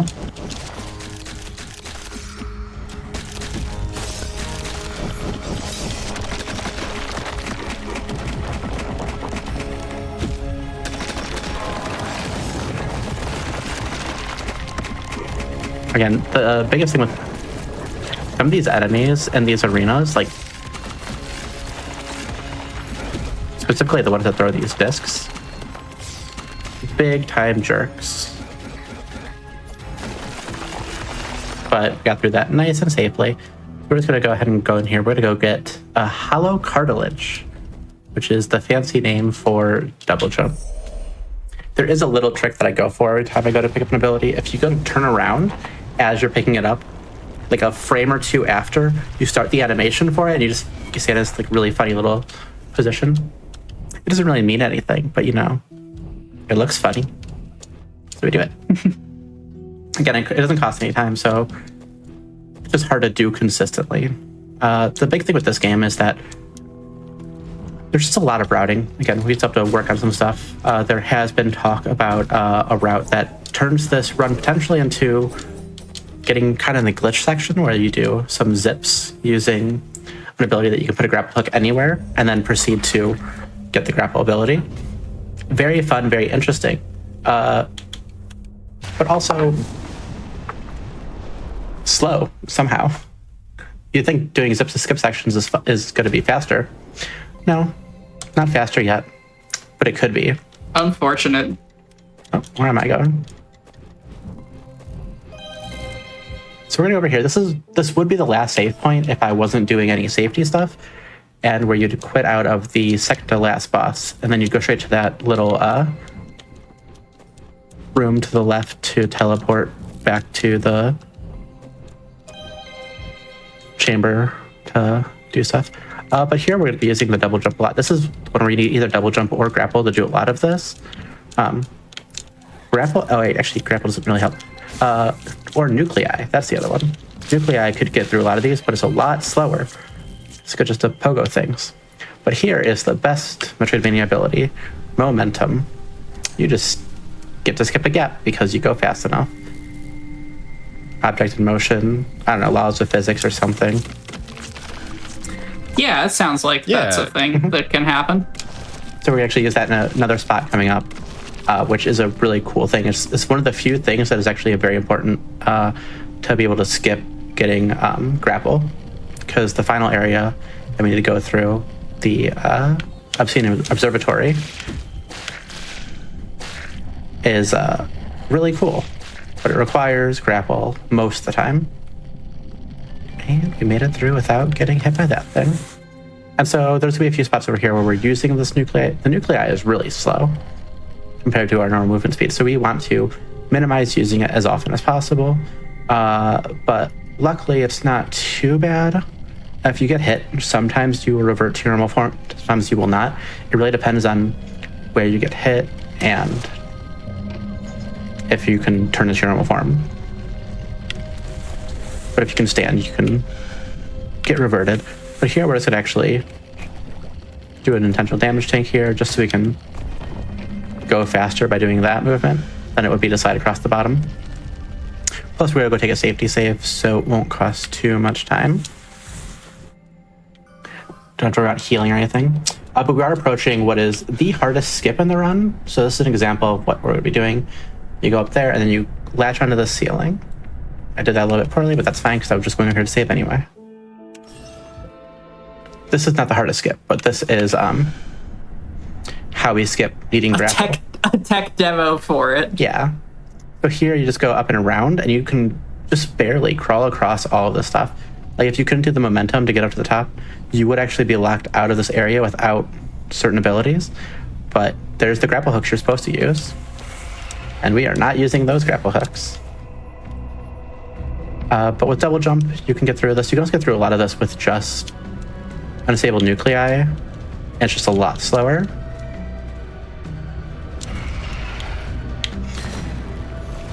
And so here, this next room is where the hard skip's going to be at.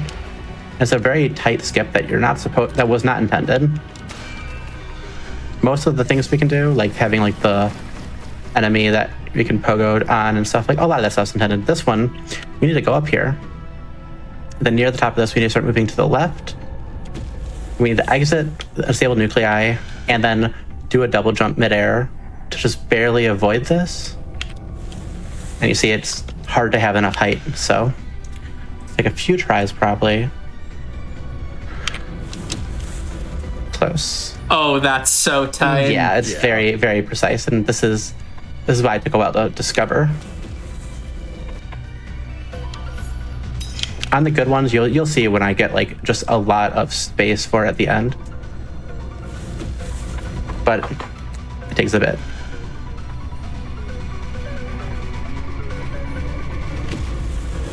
After too close there, yeah. See, don't like this skip, but it's a major time save. But I was gonna say something about skipping an entire ability that makes all of the Metroidvania runners, their eyes widen. Sequins break go burr.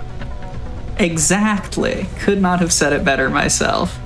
No, it reminds me of there's some both similar in aesthetic and similar in precision and technicality skips in another Metroidvania called Grime that I have played, and this gives me nice. There we go. Nice. Yeah, those like vertical skips are always a pain. Yeah, and so now we're moving some of these around. So Awakened Arm is a required ability. That's the thing, is like this is kind of like the gauntlet of like, do you have enough abilities to do all the things? And I think you can get away with like grapple is like the big one that we would really like for a few spots here.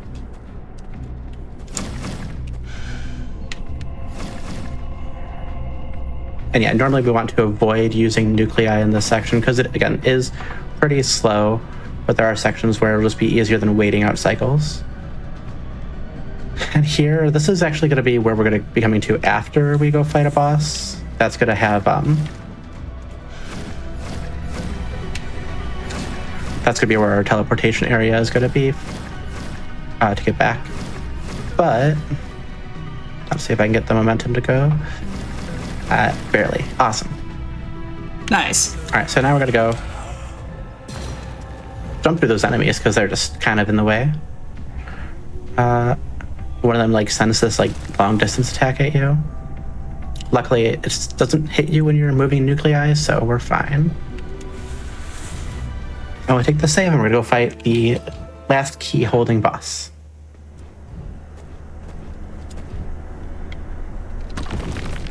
This is the astronomer. here we have. Oh, it was a different person. Yeah, the Full Metal Astronomer. Yeah. Yeah, we all watch anime here. Yeah, so this is the out of the 3 of the keyholder bosses, the non-gross one because it's just space.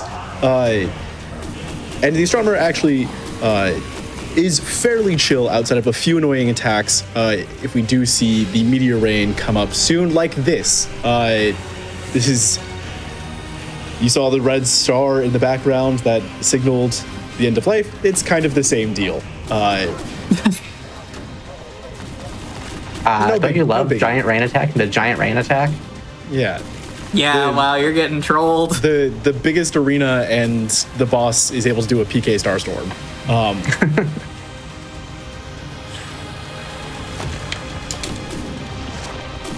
Surely not 3, okay. Yeah.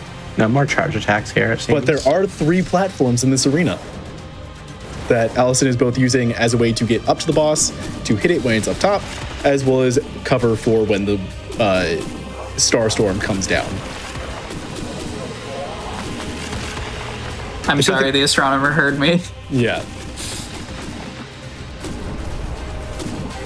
The good thing about the Starstorm is that it is extremely telegraphed like that. So we do know that it is going, and while it's sort of charging it up, it will not try to do anything else.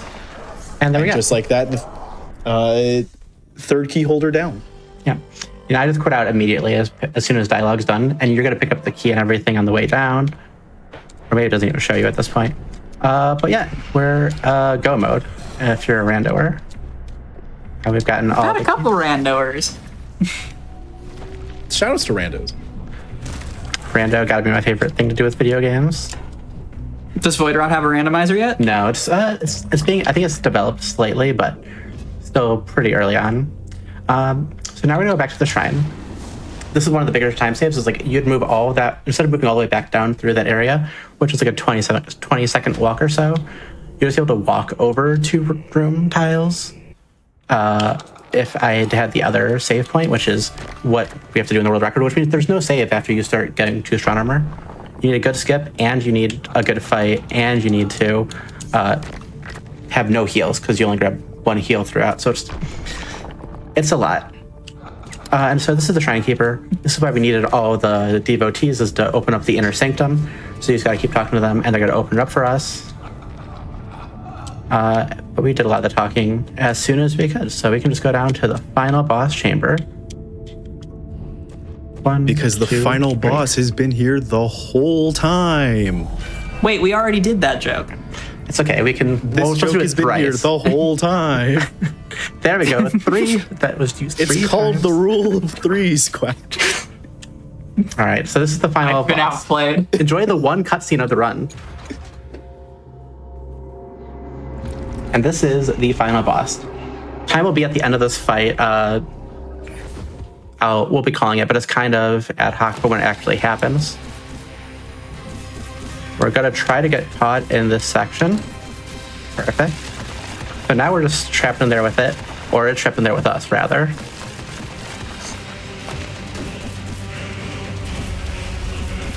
I'm not trapped in here with you. You're trapped in here with me. Yeah. Unfortunately, it can just change phases at certain damage thresholds. And since we're doing more damage than it expects us to,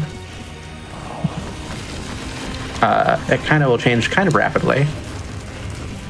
Even with just the 1 strength upgrade, so it's just like your damage rotation is so fast that the boss is like, or the health pool is not prepared for it. Yeah, this is the any percent boss, not the harder boss at the end. So there's like also that part of the equation to consider. Gotcha. All right, and time. Nice. GG. Yeah, so that boss has some really cool movement. There's other ways to fight them really cool. If you have like the grapple, you like go to a hook, then you dash over, hit them 3 times, and you grapple again, and you just like repeat that pattern. So pretty fun overall. And it's really cool because as soon as you finish this, you get a little stat screen.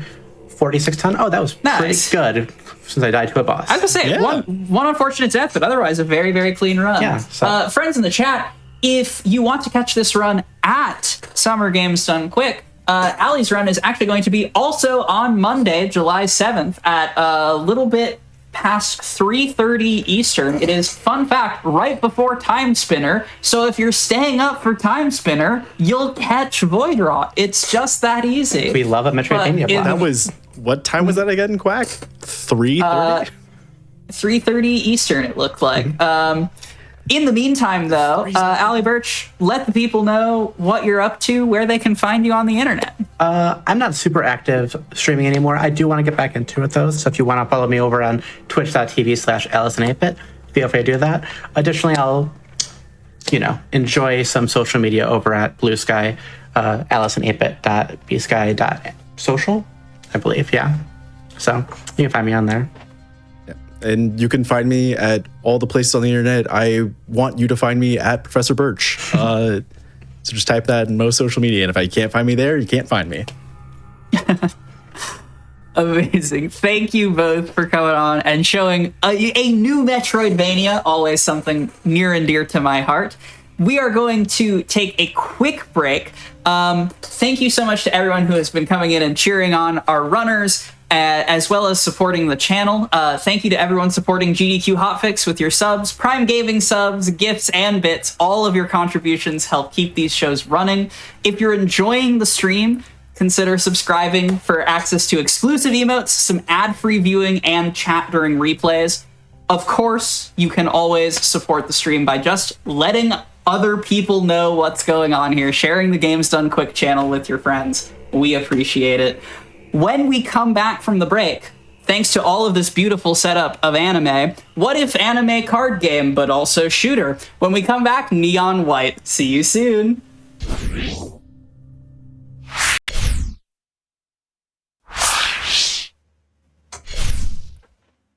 Hello, everyone, and welcome back to the Fatales SGDQ Preview Showcase. I'm very excited for our next run, but before we do, I have to bid a fond farewell to Radley for now. She has important business to conduct, which I'm sure will make sense to you all in just a moment, because I am overjoyed to welcome to the stage, running Neon White, White's Heaven Rush, Bree 12 a.m. Hello. Hi, I'm Bree. I'm excited to showcase White's Heaven Rush. We're going to be doing a race at SGDQ, and I'll happily show you my perspective for this preview. With me on comms, I have Idle. You want to introduce Hi, him? I'm Idle. I commentate this run a bunch. This game's pretty cool. I like this game. It is very fun, very fast, and very hectic. So strap in, everyone. Yeah. All right, so let's get started, and we can start explaining stuff as we go along. So I'm going to click the Start Rush button, and then there'll be a timer. So it'll start in 3, 2, 1. Okay, so this is Neon White. Thank you. So Neon White, it's a first-person shooter, the 3D platformer, kind of. Your goal is to get to the end goal of each level, and you want to kill all of the demons in order to open the goal. That first level doesn't have any, but now you can see we have a couple demons. And we have our first cards. Would you like to explain the cards, Idle? Certainly. So cards in this game are basically uses both movement abilities and as a gun. The first one you found, the purple one, is the Purify. I'll explain that in just a second. The yellow one just now is Elevate. It has the name Jade. So the Elevate card, left click, it's a pistol, it does 1 damage, and you have 9 bullets in it. Right click, you get a double jump, and you're able to get a double jump in the air. This jump is actually slightly higher than the jump you get on the ground. Back to the purple card. The purple card is called a Purify. The Purify, left click, you shoot it, it acts as a machine gun, shoots 35 bullets. Right click, it is a bomb. It's a grenade jump. It basically insta kills pretty much everything, and you're able to use that to jump up and around. Now this stage right here, Bounds had a really funny strat where you just jump on the invisible seam of a wall collision. I don't know why it's there, but it's funny. Yeah. So another thing too that you might be seeing is Bree is shooting enemy bullets and shooting bullets on the ground and throwing projectiles. In this game, you get a speed boost every time you reflect a projectile. You also get a speed boost if you reflect your own projectile, which is unintended. But this also leads to something called phantoms. A phantom is where you shoot a bullet and then very quickly swap to your katana and then hit it with the katana again because the hitbox lasts a little bit longer. So you're able to get 2 speed boosts off of one. It doesn't save much time every single one, but it quickly adds up because each boost saves roughly around 0.1, optimally, sometimes up to 0.2. So it is a very big time save.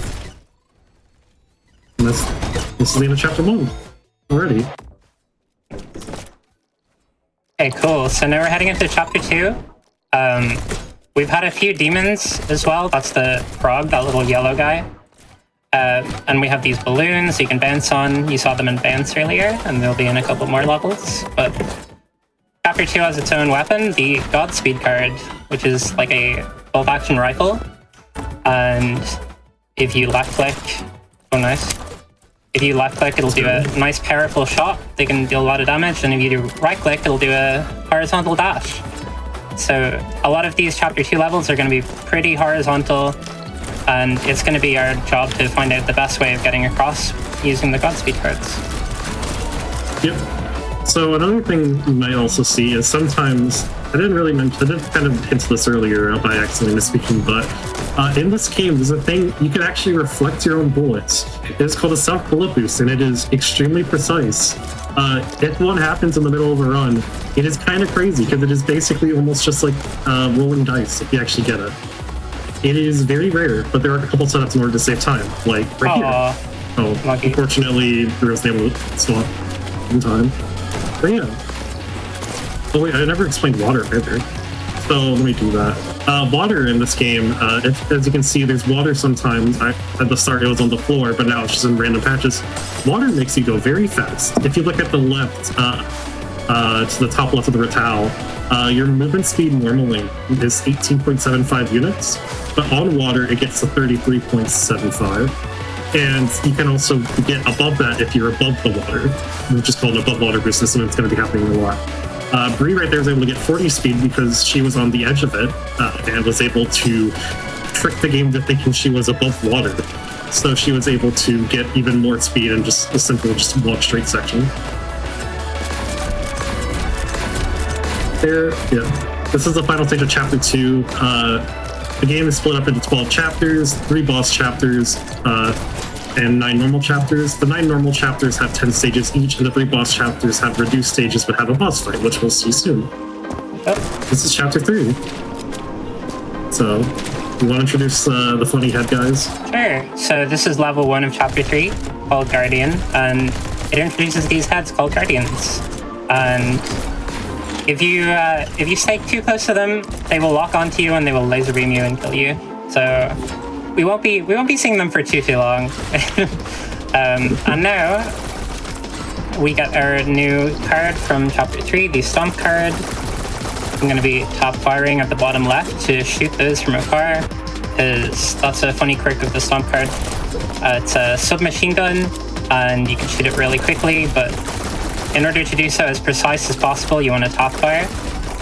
And also, because this game is super floaty, you can fall for a very long time, but with the Stomp discard, you can just instantly stomp down to the floor, like the name implies. Oh, hello. And yeah, so a lot of these levels will be vertical in the way that the last chapters were horizontal. Like this level here, Descent, we're going to be using a lot of bullet boost to move horizontally, and the stomps to go down. Yep. I just want to say you're absolutely killing it, because these are not easy stages at all, and you're just able to casually explain how the intricacies of the gunfire work in this game, and was able to do that just well. So massive round of applause. Yeah. Also, canals. This is one of the first major reset points of the run, because it is very difficult stage, because you're going to have to use your elevate card and snipe stuff from very far away. It's ridiculous to kill demons. This is a common trend in a lot of Neon White stages, where we realize, hey, going the path where we can walk everywhere is slow. Why don't we just cut the corner and hit everything from very, very far away? And that's a very common thing that's going to be happening. And it does get very hard very quickly. This is Mountain, and Mountain is I like this stage a lot because it's exemplifies a pretty nice thing about Neon White IL routing as well, where we just take cards and save them for way later in the game. Like we just take a stomp, so we're able to stomp down that path and save a lot more time. And also, just like with Super Kinetic, we're going to be saving that Godspeed in order to be able to go way quicker and shoot stuff later on.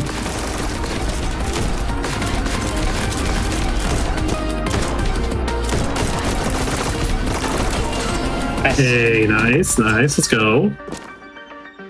Okay, so now we're into chapter 4. This will be our first boss fight chapter, and as a result, there's going to be less levels. So I want to quickly shout out this song, as it's probably my favorite song in the game, but we don't get to hear it for very long, unfortunately. Yep. So this right here is Forgotten City. This is another major reset point. What Bree is doing is she's attempting to jump very far in order to hit that balloon right there. However, the way she goes about it makes it way harder than it looks, because there's actually the hitbox of the building actually extends a pretty big amount out. So you barely have enough room to be able to shoot it and then be able to Godspeed over. And then this is Clock Tower. This is the first boss fight stage, and there's a lot to explain here. So first things first, Neon Green is the boss fight, and he moves between the stage. He drops his shield down whenever he moves, and he drops his shield down for a longer period of time after a while. These are what we call phases in the community. So what Bree is going to be doing is shooting Green as much as possible in between these phases whenever he drops his shield, so she can do something called the quick kill, which is... The quick kill is where you just are able to kill him earlier than intended. So this way you re-kill him on the third phase. And... Oh no, she died. Uh-oh. Dang, that sucks. That's perfectly fine, because you can die and pause the timer and you'll still be fine. Perfect. Easy. Oh, it pauses the timer? That's clever. It pauses the timer, and the reason why Bree was swinging her katana and punching the air was so she could easily do that. Because if you run out of punches, you die. And let's now talk about Chapter 5. This is the Fireball card. Fireball card is just a shotgun. And its right click is similar to the Godspeed dash, where it moves you very fast and you're able to break objects and kill enemies. However, this time you're actually able to control it vertically. As you can see here, she just she aimed it down there. And when at the end of the dash, you are given the on water state. So that means you're able to walk on water, so you're able to move at normal water speed. And you're also given the property where you're able to still kill enemies. So there's going to be quite a few stages where you're going to be discarding, and you're going to discard early, and you're going to be trying to like just squeeze in as quickly as possible how many kills you can get. Like right here, for example, she's going to be fireballing really early and still able to kill that, because you're still able to hit that. This chapter is one of the hardest in the run by a pretty considerable amount. It is up there, and she's just going through this with no major pickups at all. Like, for example, this is Streets, very fun stage. Shout out Derek's in the chat. And Duck got world record recently. Shout out to Duck. Oh yeah, true. Congrats to Duck as well. So another thing introduced are these big, like, kind of ball-shaped demons. These are called ringers, and these ringers shoot out bullets, well, in a ring. With the shotgun, though, you're able to get a bunch of speed if you shoot them right, because you shoot the shotgun, and it's going to be hitting each bullet. It's going to be hitting a new bullet every single frame, and it's going to be massive speed boosts. So for reference, Godspeed gives you around 120 to 130 speed. And assuming you aim right with Fireball, you can get up to 100 speed with a Fireball Ringer boost. You can go really fast. And this right here is Apartment, which is, in my opinion, just an absolutely beautiful stage to watch. Basically, she's just going out, she's just staying inside instead of going outside in order to kill everything, and it's really flashy. Congrats. That was a really good chapter 5. Thank you, that was pretty decent. And now we're into Chapter 6. Chapter 6 immediately introducing us to a new mechanic, these demons, these tripwires. So you can see by a couple of these setups that whenever a tripwire is attached to something, if you kill the tripwire, it will kill what's attached to it. So here at the back of this level called Tangled, we just break all of these at once. Oh, I got them. Okay, cool. Nice. And it Easy. completely skips an area behind there where there's like a bunch of tripwires connected with a bunch of enemies. We'll see. They love implementing that into a lot of these levels. Yep, there's one especially in this stage, in this chapter as well, you'll see later on, but I'm not going to spoil it. Okay, so I guess another random thing I want to say, fun fact, the tripwires were actually created by the Neons. If you want to learn more about that, you got to play the game. You got to play the game and watch the story. Wow, speedrunners knowing the lore of the game they speedrun, you love to see it. I would never know the Neon White lore. Listen, I've watched enough 100% runs where people have to watch cutscenes, and by watch I mean we skip them. So I know the bits of the lore. I've played a decent about 100%. I don't know like any of the lore. I actually was one of the few people to actually like fully read the story of this game when it first came out and during my first playthrough. So I do remember some things. Nice. So chapter 6, the first half of chapter 6, although it still can be difficult, a lot of it it's a lot easier. It's kind of a nice break. However, the second half of this chapter, which is after this stage, is going to be a little crazy. This right here is I think this is the halfway point of the run, basically, in stage count. Yeah, right. And welcome to Shocker. Oh, wait, never mind. I forgot Shocker. Yeah, People don't do the crazy stuff in Shocker. No. There's a very silly strat you can go for in Shocker called Dupla Shocker, where you can take a completely different route. Instead, you can just take the intended route because that's a bit ridiculous. So, no thank you. Yeah. So, let's explain what Shockers are. The Shockers are, there's like a demon with a bunch of leaves on it. They send you flying in the direction where the leaf is. The green leaf is the leaf that's basically recommended for you to go on, but you can land on any of the black leaves and you'll be going at the exact same speed regardless. This right here is Bucket, another absolutely brutal stage because we're going to have to shoot stuff from very far away very quickly. Throw a Purify Bomb there really quickly as well. The greed. Hey, it's important. The greed for every frame. Exactly. True. Yeah, this is kind of...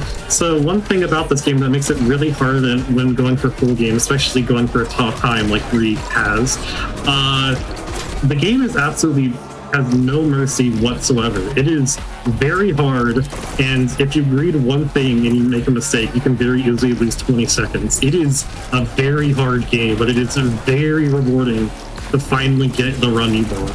It is, yeah. The full game in this game is, I think, something more people should try out, and I think it's something a lot of people would actually enjoy if they did it, because it is a lot of fun. Shockers in this game are also, however, just get back on track, they're a little crazy. They're a little all over the place. There's some funny exploits with them. For example, if you fireball into a shocker, you can get sent absolutely flying because of some really funny stuff. Yeah, I'm not going to explain why because I don't remember.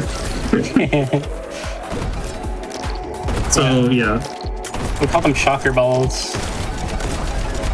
Are they called shocker balls? Yeah. Wait, why did I forget that? No, I remember that being called that. I'm crazy. So, hey, remember when we talked about how there's a lot of how the devs like putting lots of tripwires and demons connected to them? Here's this stage. This is Race. This has the highest demon count in the entire game at 128 demons. You're supposed to hit the tripwire at the start and then go all the way to the end. However, we speedrunners are so fast that we intentionally have to break multiple different tripwires to kill everything quickly enough to make it so we don't have to sit at the end for like 6 seconds. Yeah, I think the sound also kind of cuts out a bit if there's too many demons going off, so that level is like a prime example. Yep. But now we're in chapter 7, and the new thing that we're introduced here are these bubbles, and we'll be seeing them a lot throughout the chapter. They kind of influence a lot of the routing, because you have to go into the bubble and then exit it in order to kill it, because it's a demon. So we're a bit restricted, but we can do some funny stuff. Yeah. Those are pretty silly little guys. Chapter 7, also I want to give a shout out to Chapter 7's song because it is very high up there on my favorites, and I think it is a little underrated. Yeah. And this is also, I believe... This is also, I believe this is a song used in one of the trailers at one point in this game as well. Might be very wrong. I do love me some OST discourse. It does sound like trailer material. I think you're right. Yeah. Oh, it's been a while since the game came out. It's been almost 3 years, man. Oh, wow. That time flies. Dang. So this is Minefield. This is a very hard stage as well. Another very hard run. Because, obviously on the ground there's a tripwires and a minefield. If you touch them, you die.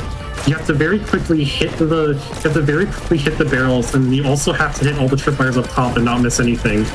Including sometimes potentially having to shoot them like almost through a wall. I'm not sure if it's still ongoing, but there at one point was a bounty on the stage over $500 to get world record. Yeah. So if that's still ongoing, if anyone wants to try that, there's always resources you can try it. I don't think the 500 is still there. I think it's still there for like 250-ish. Yeah. If that's something you guys are interested in, make sure you join the community and find out. Okay, also I realized there's a demon that's here that I forgot to introduce. I was too busy talking about the funny minefield task route. So the blue chests right there are mimics. Mimics are very, very not good. They hurt you instantly if you touch them. However, they also insta-kill every demon beside them as well. So for most stages at this point, you're just going to be able to shoot the mimics and you'll be able to do a lot of damage. Like for example here, what Bree's going to be doing is pretty much just only shooting the mimics right there and just was able to get the demon count down by over 20. And that's going to be like that for the rest of the room.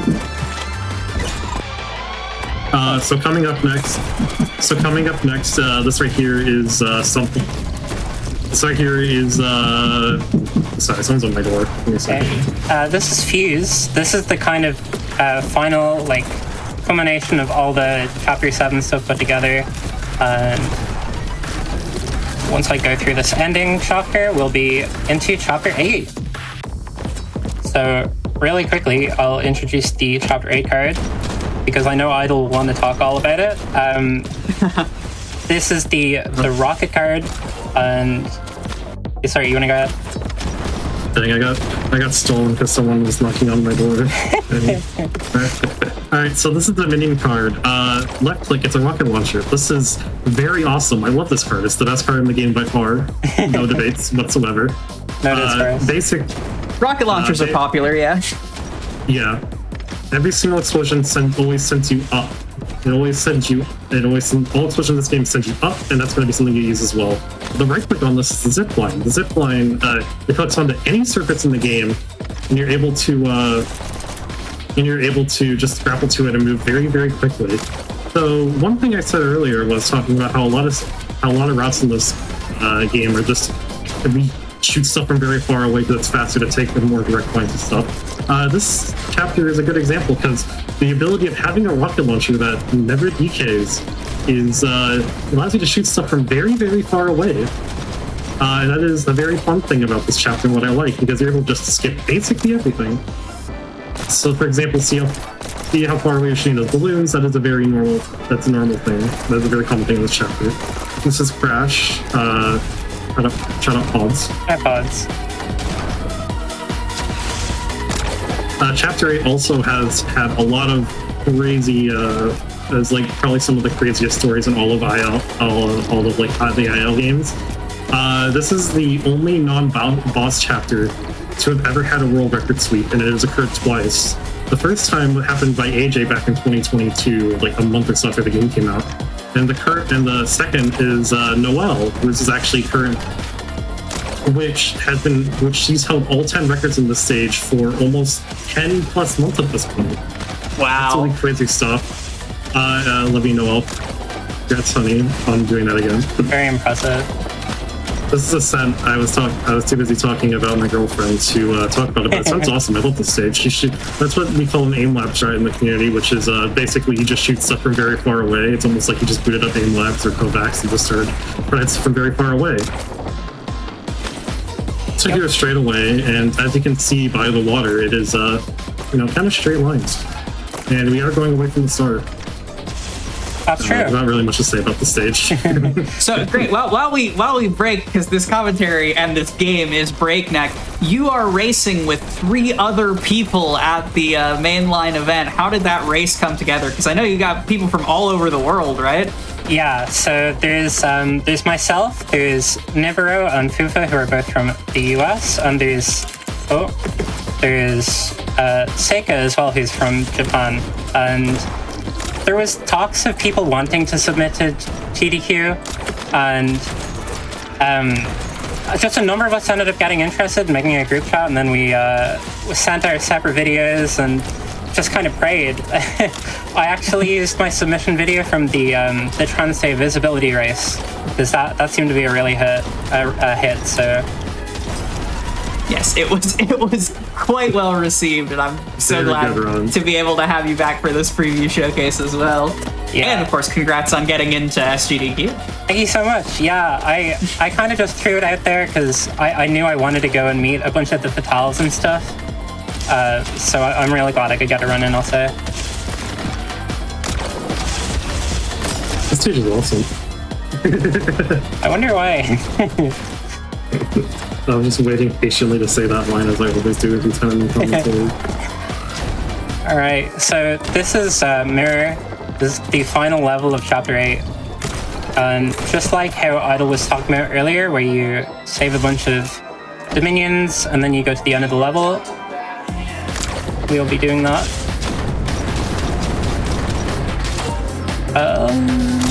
Make it in Please? time. Thank you.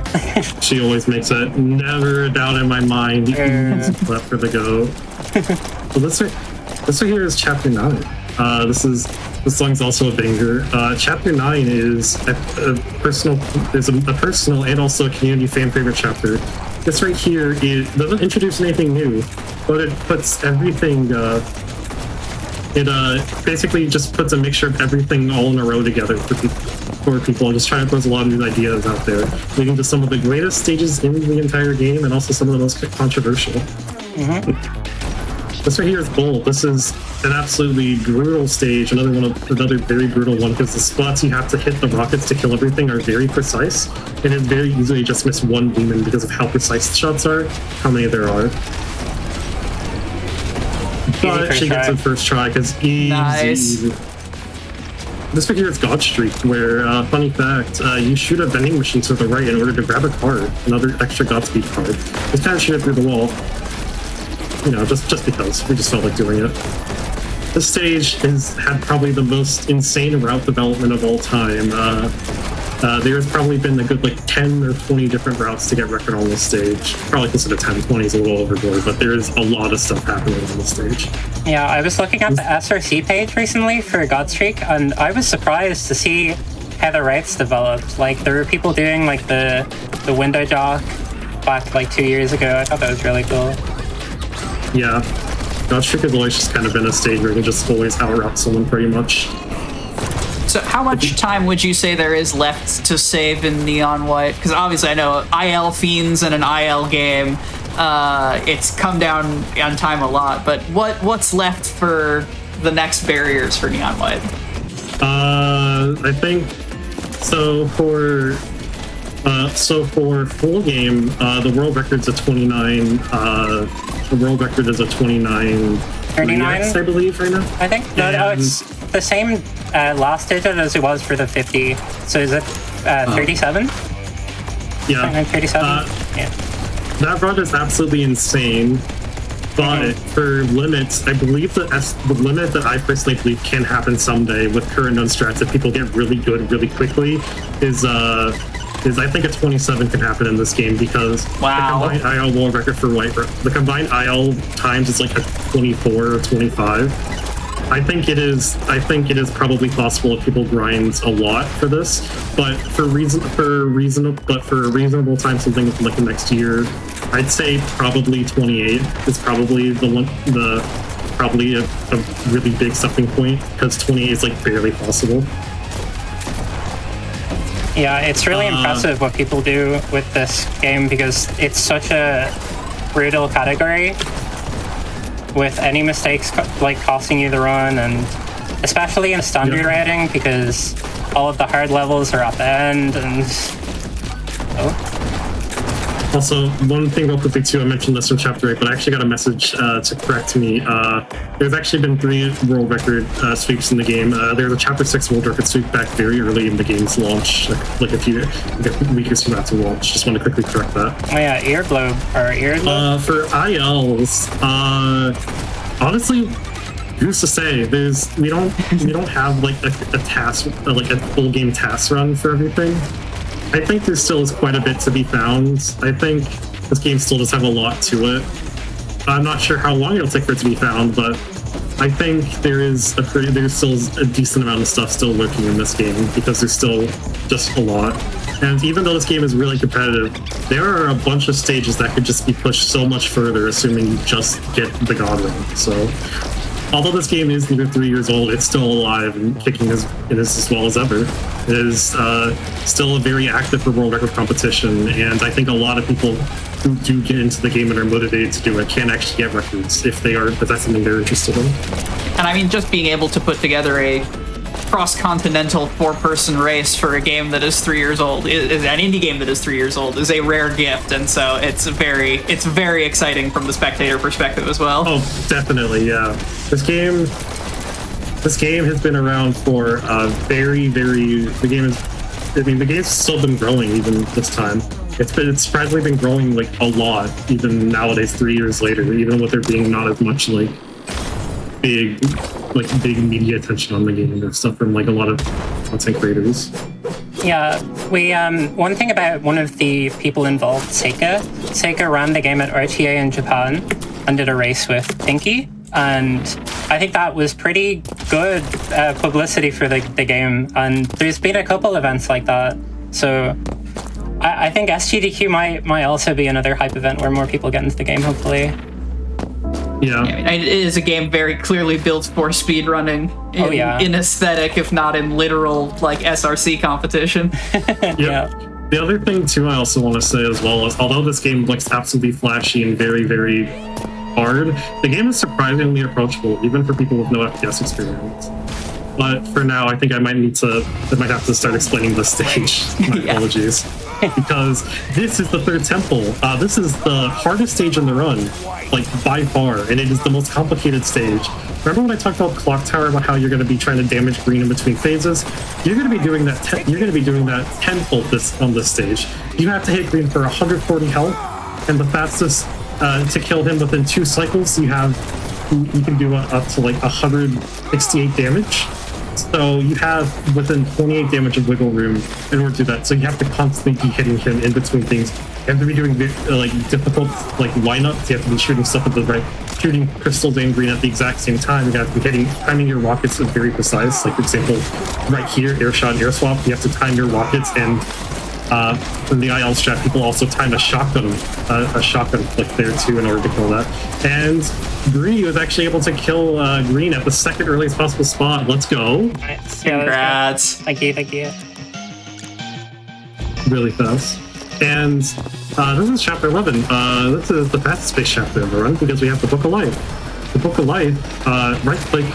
It's just a teleport card. You can instantly teleport to anything within a very far range, and it instantly kills them. And you don't even need to kill all demons on this stage, in these stages. Yeah, thank God there's so many.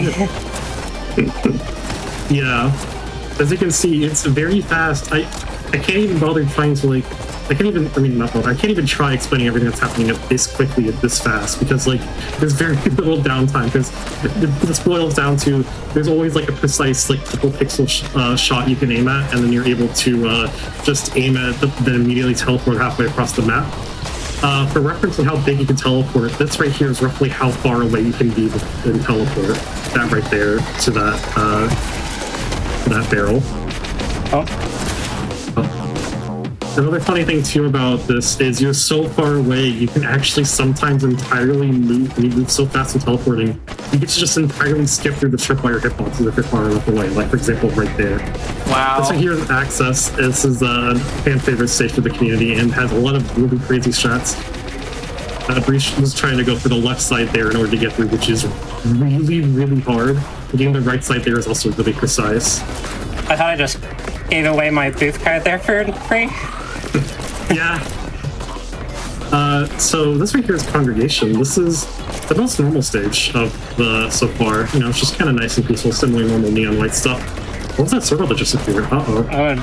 That's nothing, That seems a little concerning. Oh.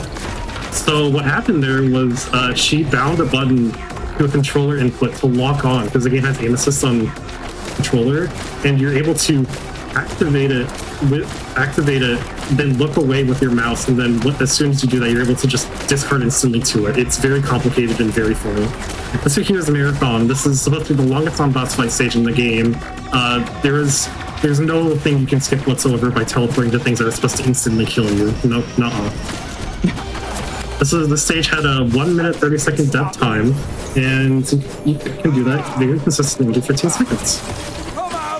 And right here, the final stage of the run, Absolution, which is the final green boss fight.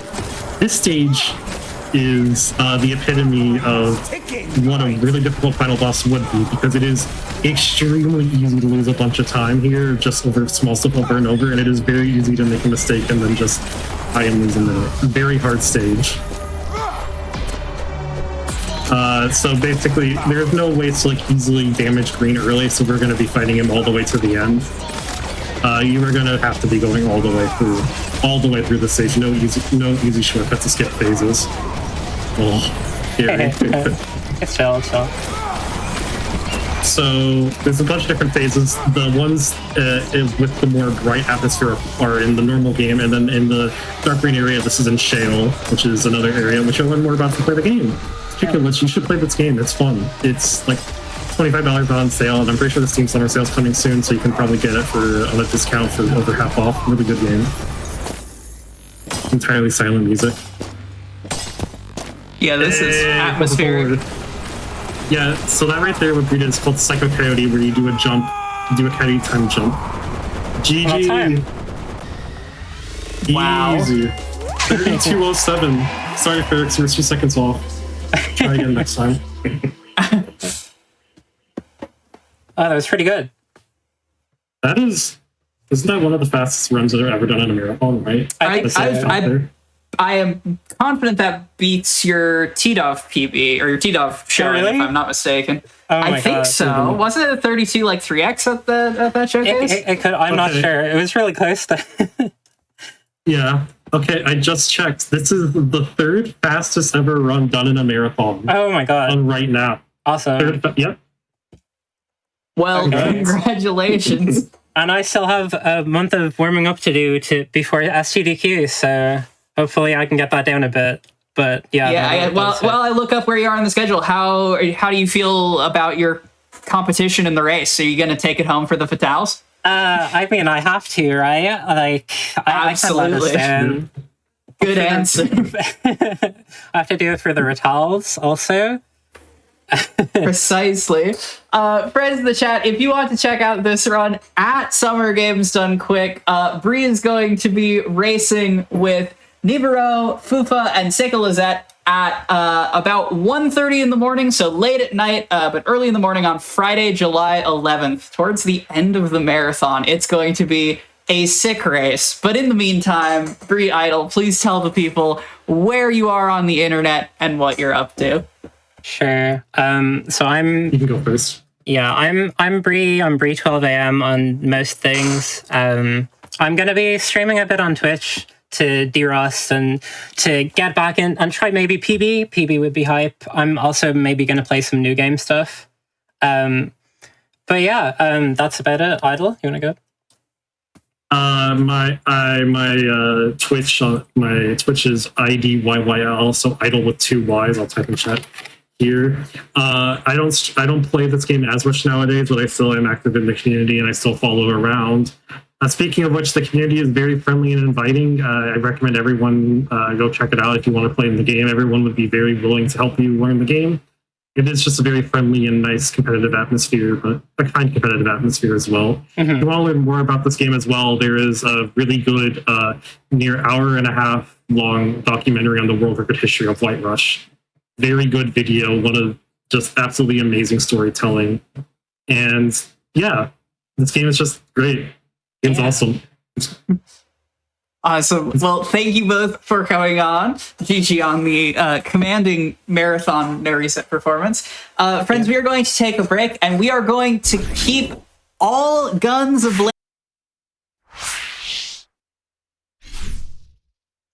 Hello, everyone, and welcome back to the Fatales at SGDQ Preview Showcase. My name is Quacksilver. I am delighted to report that Rattly has returned safe and sound from her brief foray into Neon White. But we are continuing things. We had our little two-hander Metroidvania block earlier in the day, and now we're going to continue our little two-handed shooter block with incredible runner and fellow Hotfix showrunner here to show off Wolfenstein II, the new Colossus. Please welcome to the stage, Anarchy.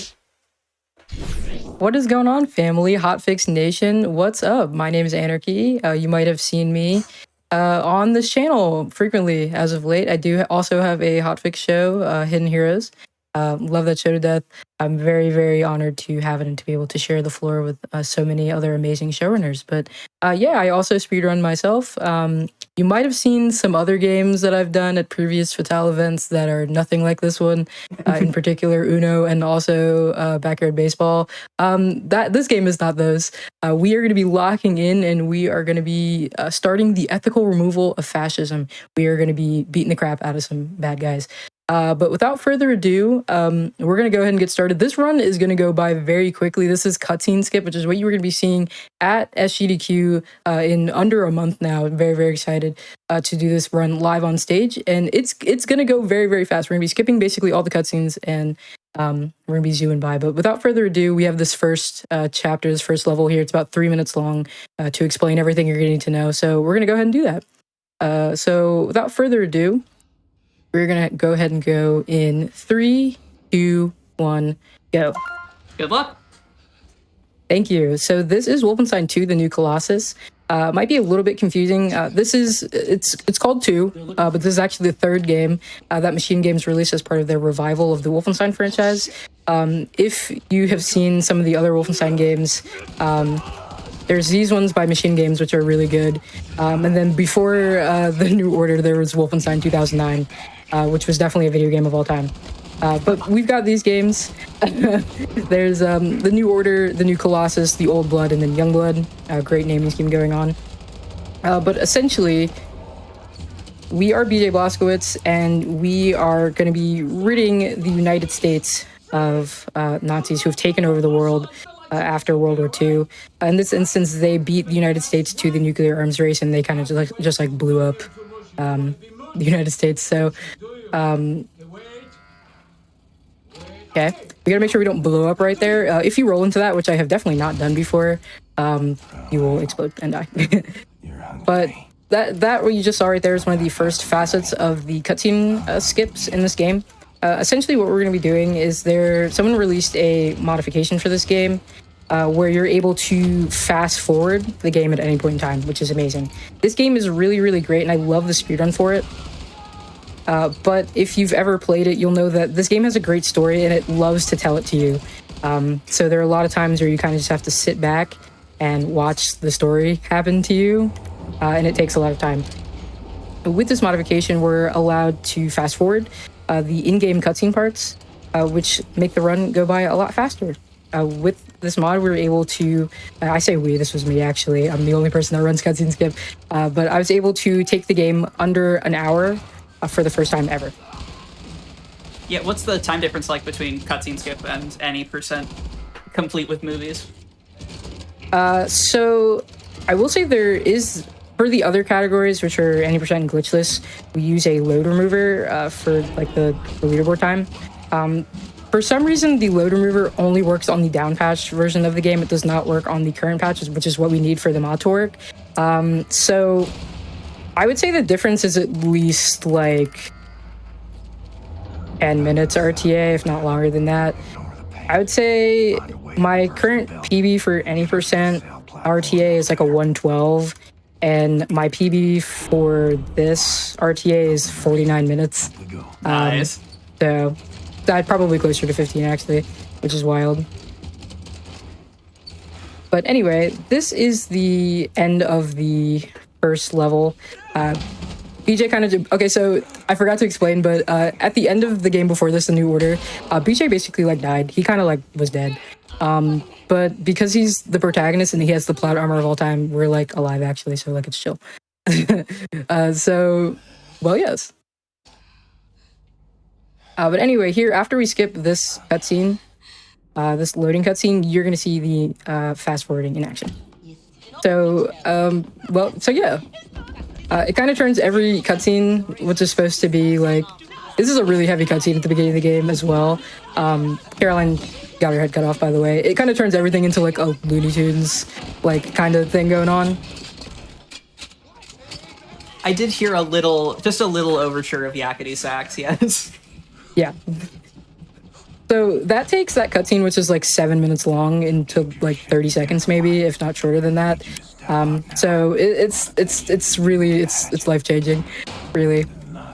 I cannot tell you how many times we are going to be doing a skip that skips most of this level. I cannot tell you how many times I have sat through that cutscene, gone to do the skip, and then burgered it somehow, and then had to restart the game and then play that beginning section that's 3 minutes, and then sit through that cutscene that's also like 7 minutes, and then lost my mind.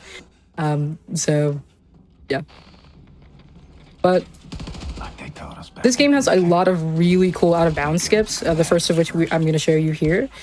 So essentially what you do is if you... Oh, like click back and bounce. Oh, I'm stuck. Oh, unfortunate. We're going to load this autosave here. Hopefully it'll be fine. But essentially what you do is, BJ, if you crouch on a surface and then vault over it on a surface that is close to the ceiling, BJ's head will just like clip through it. Which lets you clip out of bounds. So hopefully, try it again.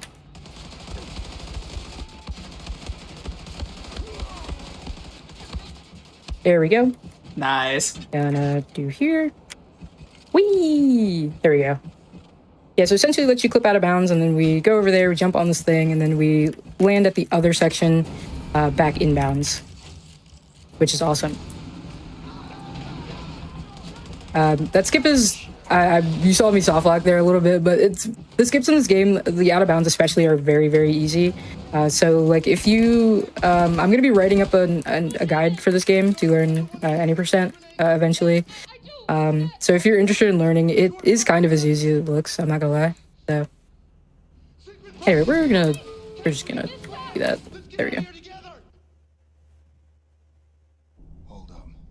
Okay, so that is Ausmerzer. That was Frau Engel, by the way, during that cutscene that we kind of just fast forwarded through. She's the big bad of this game. She's really evil. We have called her in the past Becky with the bad jaw. There was a point in time where we kind of just like crushed her face in. And I don't think she mentally ever recovered from that. I think she's just really mad at BJ forever after that. So giving a little movement optimization there, nice. That's a skip going up some stairs here. Also gonna do another little movement thing.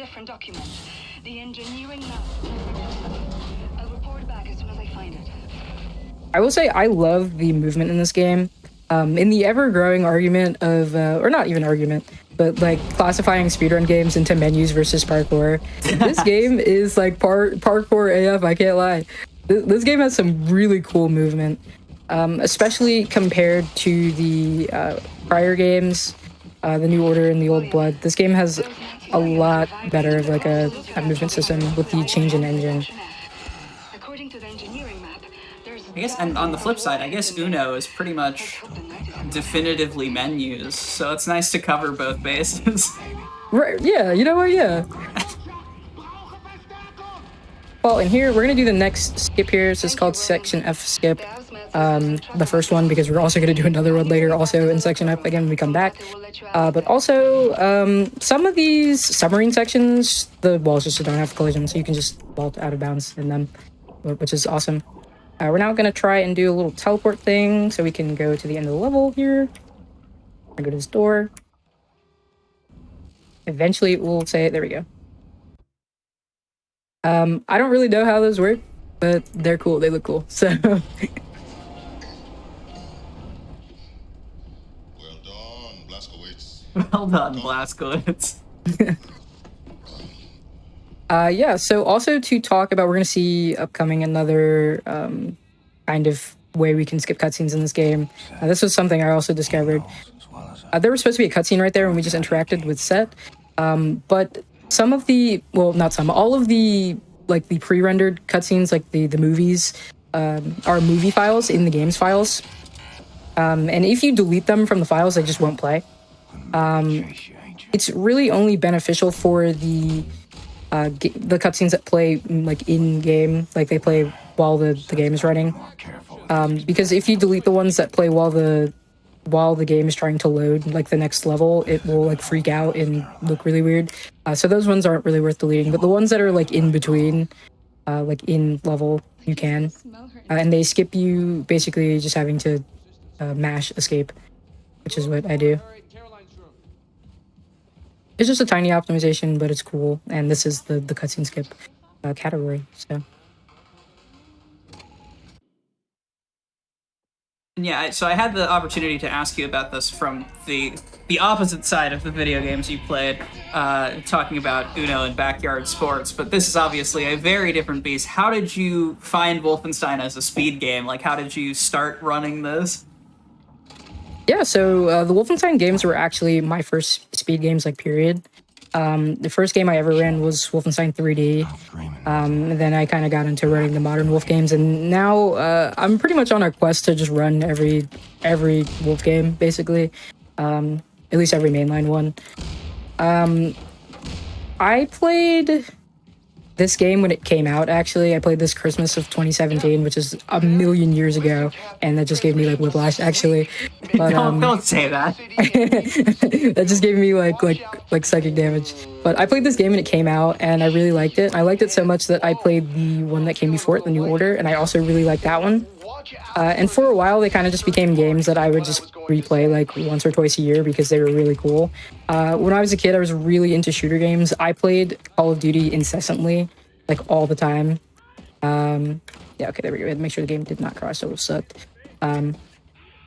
Anyway, I played Call of Duty, like, incessantly as a child, like really bad. Like, that was all I played for a good, like, 6 or 7 years. Wow. So after I was like, oh, maybe there are other games that aren't Call of Duty, I kind of landed here, and I fell in love with these games. And it wasn't until I've been into speedrunning for a really long time. We're going on over 10 years. It wasn't until, like, oh, maybe I should also speedrun that I kind of landed on these games. I was like, you know what, yeah. So now we're here. Nice. Should get to work on it. Okay. And the world and marathon circuit is better for it. Oh yeah, I love these games so much. I've done, I think this is the game I've probably done the most. I'm pretty sure, maybe, I don't know. But I think Wolf 2 in general is probably my favorite Wolfenstein game. But I love them all to death. I love them so much. I was like, what if I made up a category where we just ran all 4 of the modern Wolf games back to back? And then I did. So, How long is that? Did. So, it's over 6 hours. I think my Okay, but it's not PB's, 35, so, like, that seems that's true. That seems That so is true. doable. I do wonder how a like a full franchise like speedrun would look. It would probably be way too long. But I do wonder. I wonder. And I think eventually I have also started speedrunning. There is a 5th like alternate history like machine games game, but I didn't include it in the original marathon I did because it was a VR game. But Wolfenstein Cyberpilot, I just recently have got into playing that. It's actually really fun. I think my run is still pending, but we've got second place on that now, so I think eventually I will do a run that has all 5 of the games and do the VR one. VR speedrunning seems like a whole different beast. I originally, when I played it for the first time, I was like, oh, I don't know how I feel about this, but I did find some ways to make it like less like motion sick. Once I stopped getting motion sick, I was like, oh yeah, this rocks actually. That's But we awesome. had to get over the hump a little bit first. Also, yeah, I forgot. There's a plot happening right now, by the way. We've been yapping over it a little bit. But yeah, in this game, BJ is liberating the United States from Nazi rule. And we are here liberating the first of the resistance cells in the United States, which is in Manhattan. This has been blasted at Manhattan. This is essentially what happened after the Nazis sort of bombed the crap out of Manhattan. It's giving kind of like Fallout apocalyptic type thing going on here. But we're going to be going here, and we're going to be rescuing Grace and Super Spesh, who are two of the greatest characters ever. Grace in particular is amazing. I love her so much. But we're going to do that. We're also going to be going to New Orleans later. We're also going to be going to Roswell, New Mexico. There's a lot of locales in this game. It's very, very cool. But here we've just got kind of like an arena going on here. We use some grenades to take this guy out here. Hopefully he dies.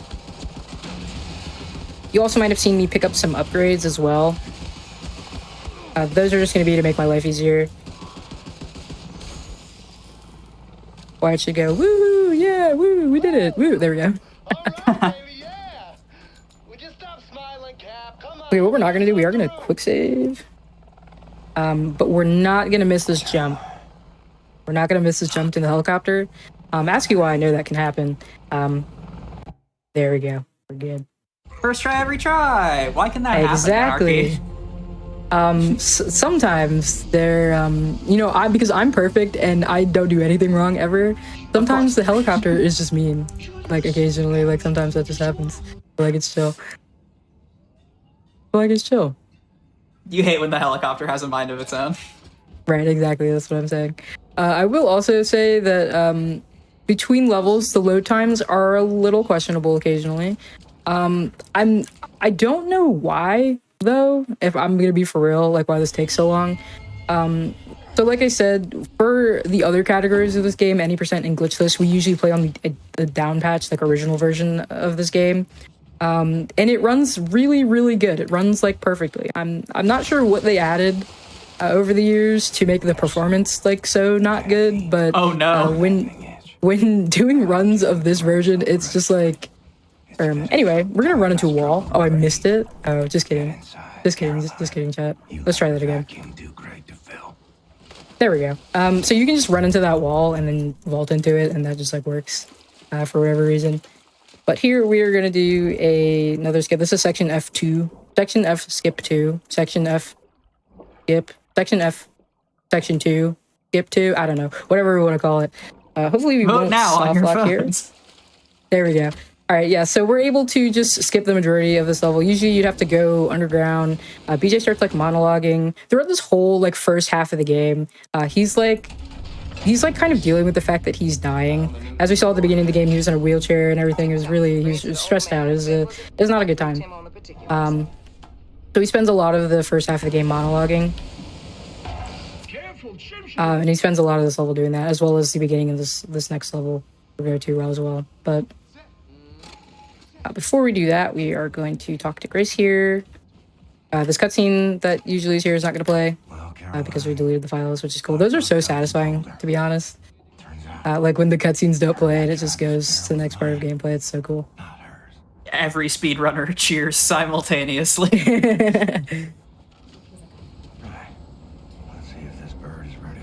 Also, I do see the question in chat if I play the original like Apple II games. I've played the first one, I think, once, like a really long time ago, but it was really hard, and I'm not that good at. I mean, I'm good at video games, but that stressed me out a little bit. So I the most like retro Wolfenstein I have experience with is Wolf 3D and Spear of Destiny. Thanks, man. Okay, so KKK jump scare. But so here we are in the next part of the game, Roswell, New Mexico. We are gonna do another one of those like fast forwarding moments. This is another. It's not as lengthy as some of the other cutscenes we're gonna be skipping, but it is pretty long. So this is July 4th. This is the day that Nazis have kind of co-opted this and called it Victory Day, which is the day that they sort of conquered the United States. So we're gonna sit down. This guy's gonna show up. He's gonna be like, "Who are you?" And we kind of knock him upside the head, but we fast forwarded through it. So you just hear the really like loud like gongs. We just knocked him upside the head with a bomb, by the way. That's a nuclear bomb. So we're gonna go down there and we're gonna go blow up their headquarters. Basically, that's what we're gonna go do, essentially. So yeah. This one after this cutscene in particular takes a really long time to load. So we just get super special, kind of just like there we go. You kind of just like pulled a gun out on BJ for like no reason. But we are gonna make sure we pull out our guns here so we don't get soft locked in a moment. But yeah, how's everybody feeling? We having a good time? We're like a third into the run. We're chilling. So, we've talked a little bit about the previous games you've run at Fatales events, but you have also run this before for a GDQ marathon, right? You ran this, including a very memorable incentive at Back to Black a little earlier. Yeah, that was an experience. Yeah, and correct me if I'm wrong, but upcoming, this is your first mainline debut, so taking the energy, speaking personally, hopefully taking some of the energy of that Back to Black run to the main line. And as I recall, you are in a pretty primetime spot for it as well. Are you nervous for your GDQ debut? Are you excited to be bringing Wolf 2 to the masses? What's the vibes there? I'm like simultaneously really excited and also really nervous, but like also like it'll be chill. Like actually, I've done this a million times. But running this at Back to Black, that was the event debut of this category. That was so fun. That was like one of the best event experiences I've ever had. I got to kiki with Blimey and PT, who will be bringing back to be on couch for that at SGDQ. We got to raise $10,000 for Race Forward for day one of a 4-day event, which was also just like a beautiful feeling. And also we got to stomp on Hitler. We got to get the good ending. Not spoil. You should check the VOD for that. And just the community growth and the outpouring of support for Black in a Flash generally through your run and beyond the whole marathon was so sick to see. Okay, so now we're gonna do the hardest trick in the game. Hopefully we don't burger it. I'm hopefully we're gonna do it in a timely fashion, and then I will explain what I just did to you. We are gonna jump up here.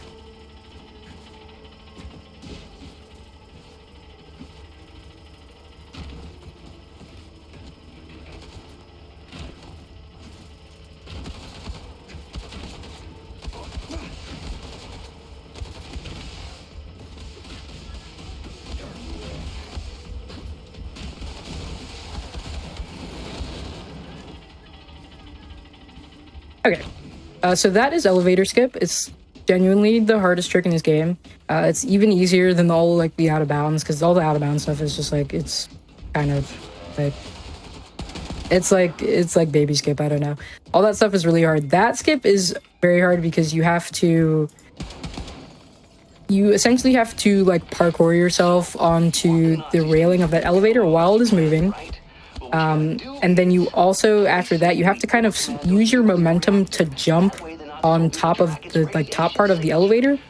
And then once you do that, you have to now jump back onto the railing that we jumped over before. And there's a lot of moving parts there, and all of it is really hard, and it's very kind of RNG. But we got it there first try. I didn't have to reload, didn't die, didn't fall off. So I would say that we're chilling. We are chilling. I think that's an understatement, GD. I think we are chilling. Are we ever chilling in the world of Wolf 2? Well, sort of, kind of. Fair enough. So we're gonna go ahead and finish up this level, and then we're gonna go to probably the level that you'll see the most of the the thing where we delete the cutscene files, I've been calling it cutscene deletion. We'll kind of get the most out of it here. This is a very, very cutscene heavy level. There are a lot of optional cutscenes that we're going to do. This is the level where you kind of learn a lot more about BJ's past. But here, you see that right there, we just skipped 2 cutscenes of him opening doors. That's his dad, by the way. We just kind of killed his dad. That's Rip Blazkowicz. He is like the worst father ever of all time forever. So he deserved it. So Okay. that's like that's cool. But yeah, we skipped those 2 cutscenes there, and then we explode him. And then now we're gonna do the cool. This is probably the coolest parkour section of the whole game.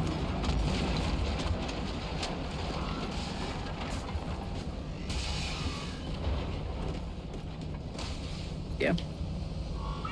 Essentially, Rip, his name is Rip. Rip Blazkowicz kind of sold us out to Frau Engel, the big bad, Becky with the bad jaw.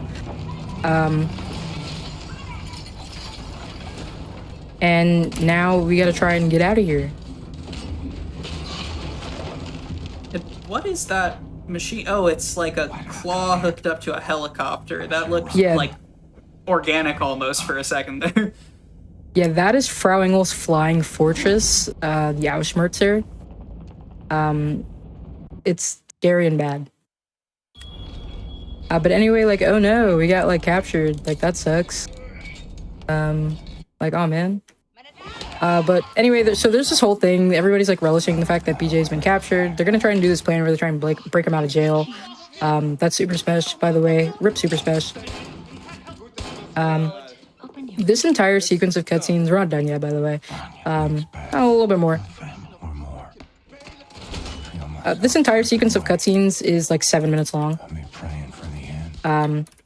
It's very, very long. You feel it. It's like smack dab in the middle of the run as well.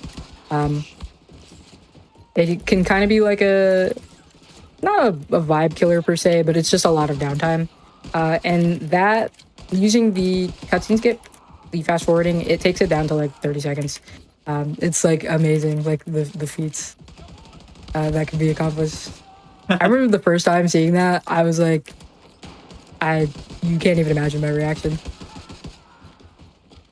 How long did you run any percent before before cutscene skip mod was a thing? So actually, to be for real, for a really long time, for at least a couple years, I only ran these Modern Wolf games glitchless. I ran this game. When did I start running this game? Ooh, I forgot. At least I've been running this game at least like 3 years, I think. I only started running any percent, I think, a couple years ago, or at least like a year ago. I think. No, actually, I'm lying. It was less than a year ago because I was learning. I was learning the any percent run for this game in like the practice room at SGDQ last year. Wow. Actually, so SGDQ wild practice developments rooms are a hotbed of new speedruns. I feel like half the people there are learning something new. Yeah, wild development to go from learning this run essentially in the practice room a year ago to it's now going to be at the same event a year later. So awesome developments, loving my life. But yeah, we're kind of this is just kind of like an arena, so it's kind of like chill mode. If we have any questions from chat, any sentiments or anything, that is chill. Essentially BJ's just trying to like break out. He got captured, but because he's the guy, we're gonna break out. They can't do that to him. Well, we talked a little bit about your run at Back to Black, and I feel like now is as good a time as any to mention that Black in a Flash has something cooking for next month as well, because Juneteenth is right around the corner. I don't know if you're involved in that, in what way, and if I'm allowed to talk about it yet, but generally, and then you can chime in with what you want and are able to, Black in a Flash's summer speedrunning celebration Juneteenth will be live on the GDQ channel from June 19th to June 22nd. You can type !Juneteenth in the chat for the full schedule, and visit gdq.gg/BAF to learn how you can join the Black in a Flash community. Oh, my head is gonna get cut off in a second, by the way, chat. Sorry. Oh, fun. But I will actually be running a game at Juneteenth.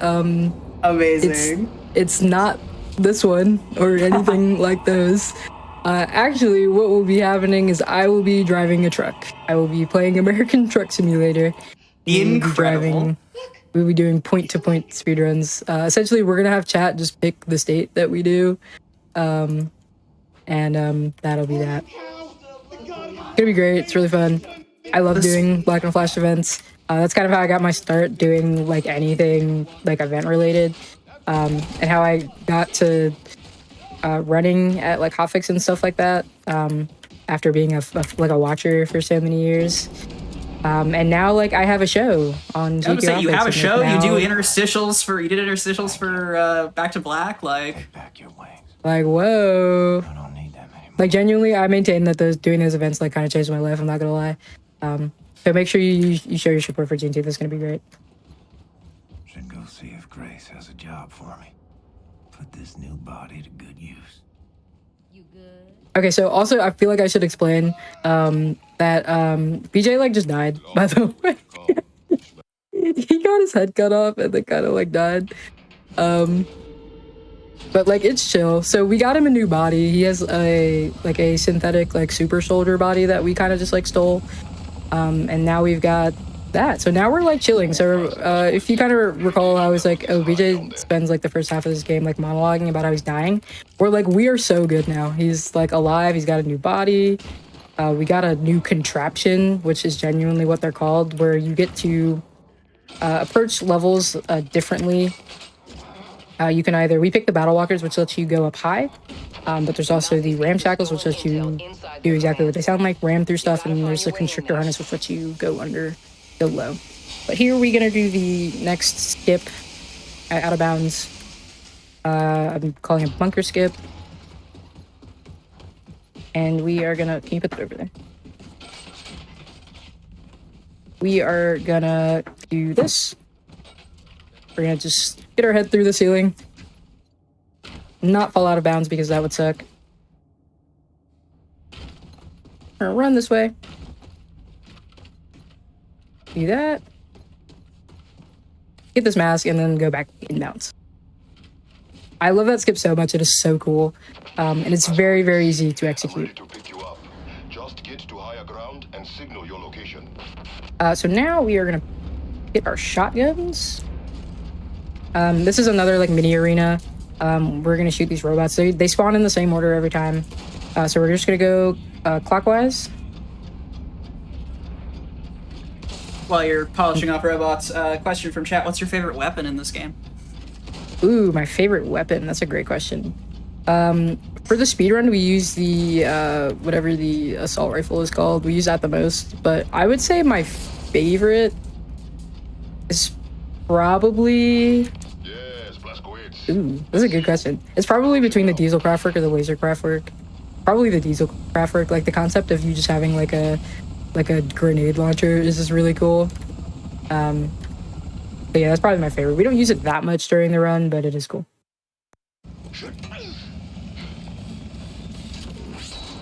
Ooh, we had a nice cheeky little gold split there. Okay. Oh, yo, live splits up. Let's go. We are keeping track of the time here, just in case. I will be for real. I haven't run this category in a little bit. I have been running any percent, just because I would really like to go for a category sweep in this game. As I said, this is my favorite of the Wolf titles, and I feel like it would be cool to have a category sweep at some point. I don't know if we're going to be able to do that before SGDQ, because learning the harder difficulty categories, they're really hard. And every time I'm like, oh my gosh, I'm a gamer, and then I start doing the hard ones, and I'm like, ooh, maybe I suck actually. But it's chill. So yeah, I've been running that, and my time has gone down significantly. I was like, oh. Anyway, here we are in New Orleans, Louisiana. That was a alligator, or I don't know, actually. It's an alligator or a crocodile, it's one of them. I think it's an alligator. But this place is also kind of blasted out. And we are gonna come here and rescue Horton and his resistance cell. This level has sort of 3 sections. There's this first part, before we get to Horden. Then there's going to be the mandatory mech section. Every one of these games has like a mech section for some reason. In this one, we get to ride one of the Panzerhund dogs that we just passed. But we're not actually going to ride it because it's faster to just run through the section without the dog. So just in theory, that's what we would do. And then the last section, we are going to do a cool little skip, and hopefully it works out. And we might get to see a little funny consequence of breaking the game a little bit. But we are going to do a little sequence break here.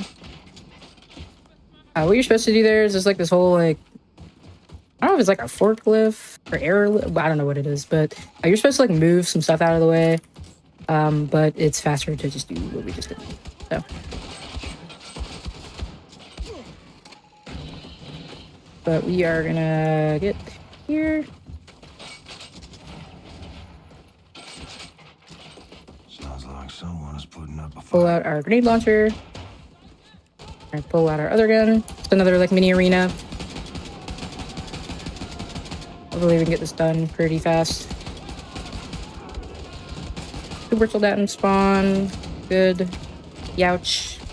That's a little less good. That's fine. Guys are gonna blow up. Okay. That's very fast. Hell, fire, son. Okay. This is the first part. This is Horden. I love Horden. He's really cool. We're gonna skip this cutscene, but they get into a drinking contest, and PJ like passes out. Like he has like another like cool like monologue. He kind of like locks in. It's really cool. But like he also then passes out from drinking too much. It's really funny. But yeah, this is the next section. This is like streets kind of. We're essentially just gonna run through here. And then we're gonna go into the sewers. Just kind of like the whole thing. So once again, we are kind of just like chilling.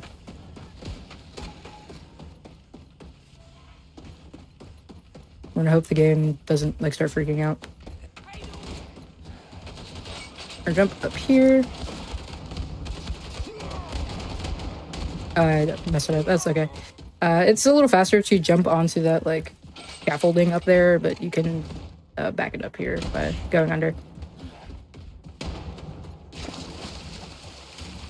So there's these sewers. There's also a really big robot over there. You can see it out of the corner of your eye. We kind of just are gonna run past it because we kind of don't care. It's still.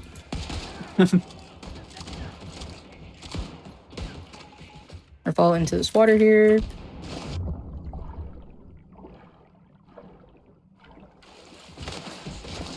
Just sort of in the narrative of the speedrun, as soon as you touch the water, I was like bracing myself for another out of bounds skip. I've already become conditioned. We are gonna do that in the next section. We are gonna skip over some sewers. We are actually gonna do that. So we are gonna do that. It's really cool. This is probably not one of the newest. I think the skip was found early in the game's history. But just nobody used it in runs for whatever reason, so we're gonna try and do it now. This one I find is the most finicky, though it kind of sucks to get, but we'll try my best. So we are gonna... Captain, getting swamped here. We're standing on top of the Lakeview apartment building. Part one. They just keep coming. So many Nazis. It never ends, does it, Captain? Can you dig it, man? Wyatt, out. We've been up with your people on the roof of the lake. Okay, and that's the skip. That being first try all the way through. This is gonna be a wild gold, by the way. That was amazing. That is so hard to do. Go. From trying, so essentially what you have to do is you have to like battle walker yourself and like jimmy yourself out of bounds like in that corner of the wall. And it's really hard. And then you also have to try and navigate yourself outside of bounds and not fall. Oh, the boat spawned this time. Sometimes when you do that skip, the boat that spawns won't spawn.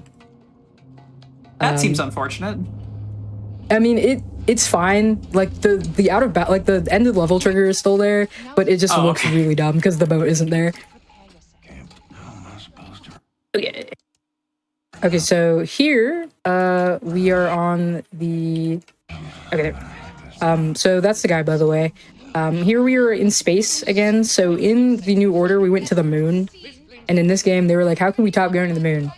And so here we went to Venus. This is where, after we blew up their their big base underground in Area 52 in New Mexico, they decided that they were going to move the base somewhere where it couldn't be as easily blown up.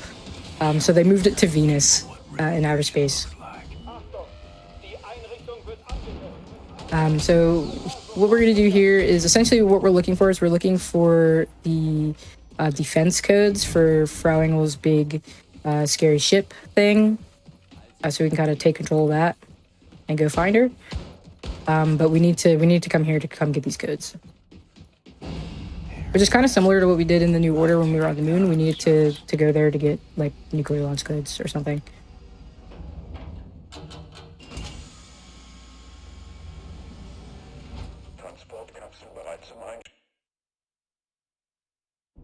This is one of the coolest cutscenes in this game. We're gonna like skip it once the game loads, but I love this cutscene so much. He looks so cool. Oh yeah, He just like walks in cinematic. really hard. This is so cool.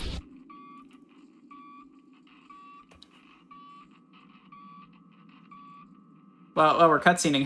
You said huge gold. How's the pace? Are we pacing right now? We are pacing actually. Yo. Yeah, we're pacing. I didn't say anything. Not jinxing it, but This is actually the worst run of this game I've ever done. Actually, understand. Slick as a whistle.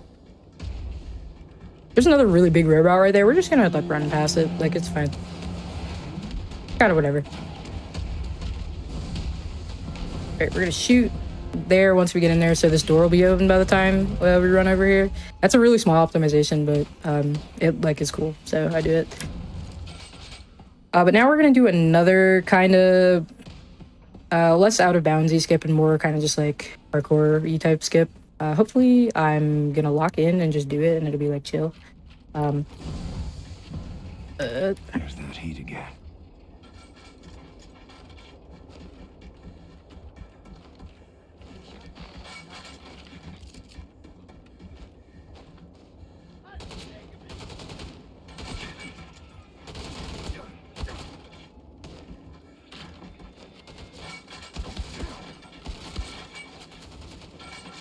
That went so good. We are so back. Nice. We do have an okay, so we have like one of those like parkour skips, and then we also have an out of bounds skip later in the level that'll come up after we ride this really long elevator.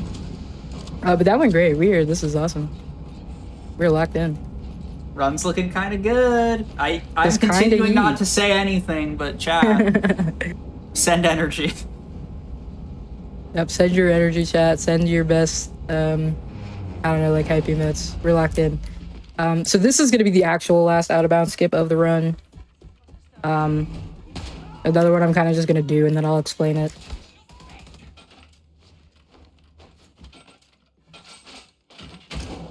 Okay, that's the first part.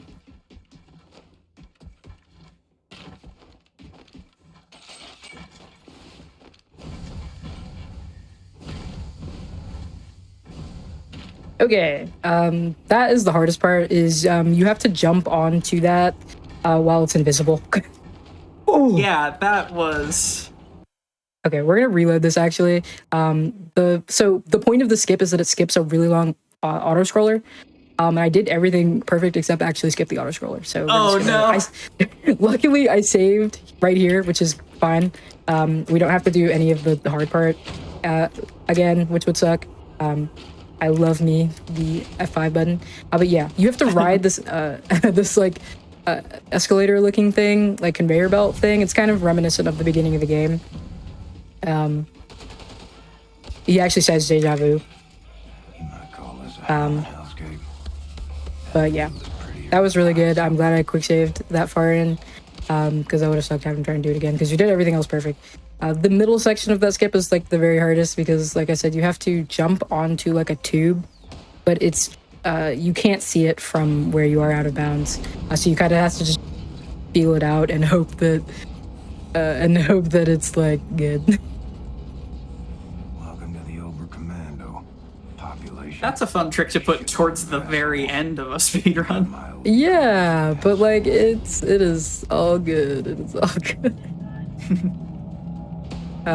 So yeah, we're coming up on the end of this level. We're gonna shoot that big model of Venus right there. We're just gonna, it cracks like an egg. We're gonna do that, and then we're gonna go to one of the best levels in this whole game. It's like 2 seconds long, essentially, in the grand scheme of things. It's the entire level is a cutscene, but because we don't do cutscenes here, we're gonna skip it.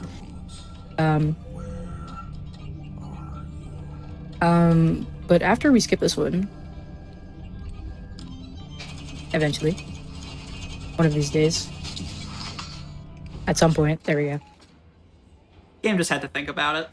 Yeah, it's still thinking about it, actually. It takes a second, but it's chill. Surprise! It's BJ's birthday! Yay! Okay, and it's gonna keep thinking about it because we just skipped that cutscene, but yeah, it's BJ's birthday. And so there's this whole thing, everybody's celebrating. They have a pig on the submarine that they're on. So he like goes riding the pig. There's all these shenanigans. It's a cute cutscene, and you get to see everybody like having a good time, and enjoying themselves, you know, kind of right before the end of the game. And after going through all the horrors that everyone has been going through in these games. And here's Wyatt. He's kind of, to put it succinctly, Wyatt spends this entire game like genuinely tweaking. It's really funny, but because we skip all the cutscenes, you don't get to see any of it.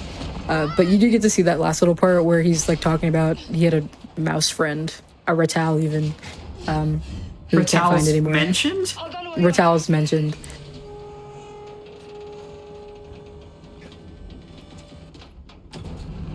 We have, so essentially, we are back on Frau Engel's thing, like we were here at the beginning of the game. And we're gonna go back through it and disable all of her defenses. To be it, we're gonna now... Okay, there we go.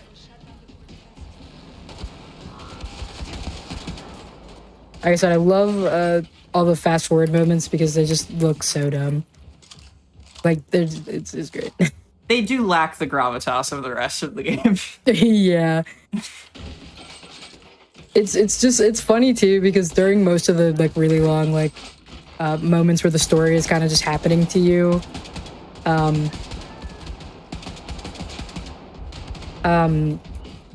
they're like supposed to be like really heavy moments. Like Caroline dies, we're getting close to getting found out. BJ gets his head cut off. It's like all of these things. But then we kind of just, we don't gaff. It's chill. Get back here as soon as possible. I think I found a way to reach our other objectives.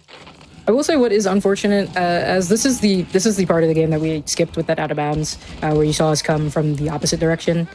There is an out of bounds like where we just were at. However, it doesn't do anything. Like you can't skip any gameplay with it, which is really unfortunate. We're gonna throw these. That just whole bounced off his head. That was wild. Okay. Autosave? There we go. Hold on.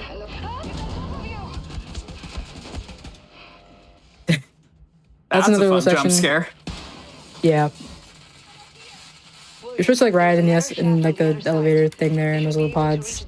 But it takes a while, and I think I would like to skip it, so I do. I'll keep making my way to the Odin main control center. We're gonna shoot these guys because I would like to live. My health was a little bit low, but it's all good.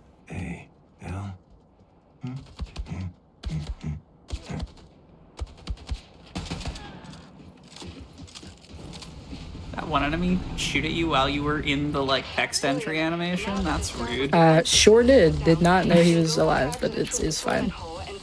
We are coming up towards the end of the run anyway, so like it's fine.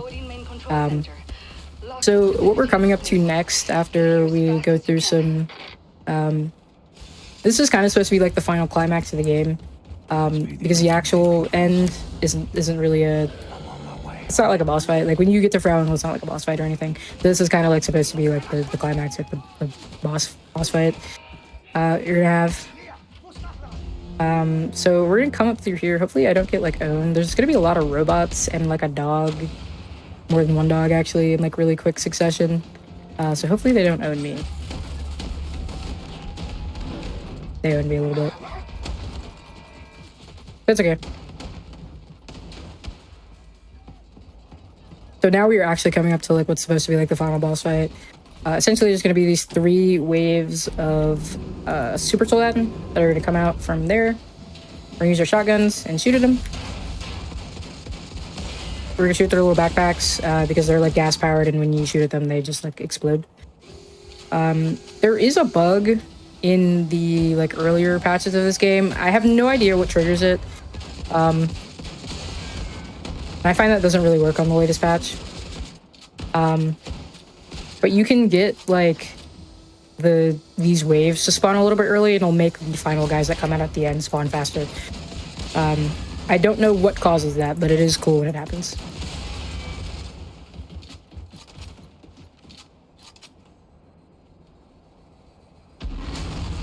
Okay. You're supposed to have this really like dramatic fight with those. I think those are Zerstorers, I think. I'm stuck. But yeah. The drama is left as an exercise to the viewer.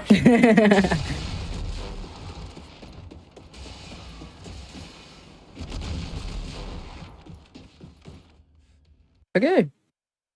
Alright, so yeah, we're coming up on the last level. That was also a wild gold right there. Yo. Minus like 7 seconds.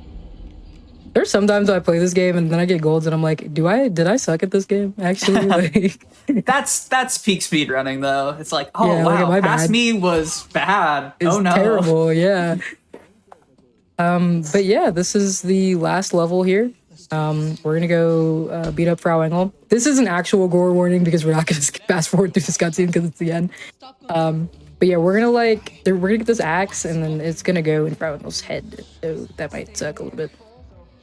Viewer discretion advised in case that everything about this game so far did not already distress your viewership. Yeah. I think the pace is kind of burgered, but it is fun.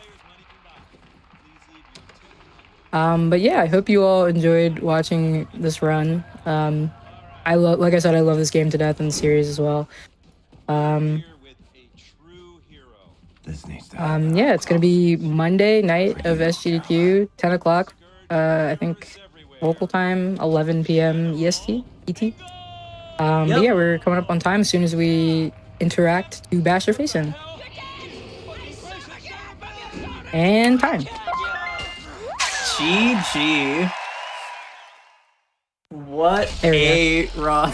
That's about right. There it is. Oh, what a satisfying game. I still, to this day, think about, I think you said this at the Back to Black run, like the leaving with the energy of looking around you and asking, what am I going to do about it? And what a game to show off that ethos. Yeah. Wolfenstein II, new Colossus at SGDQ, like Anarchy said, is going to be...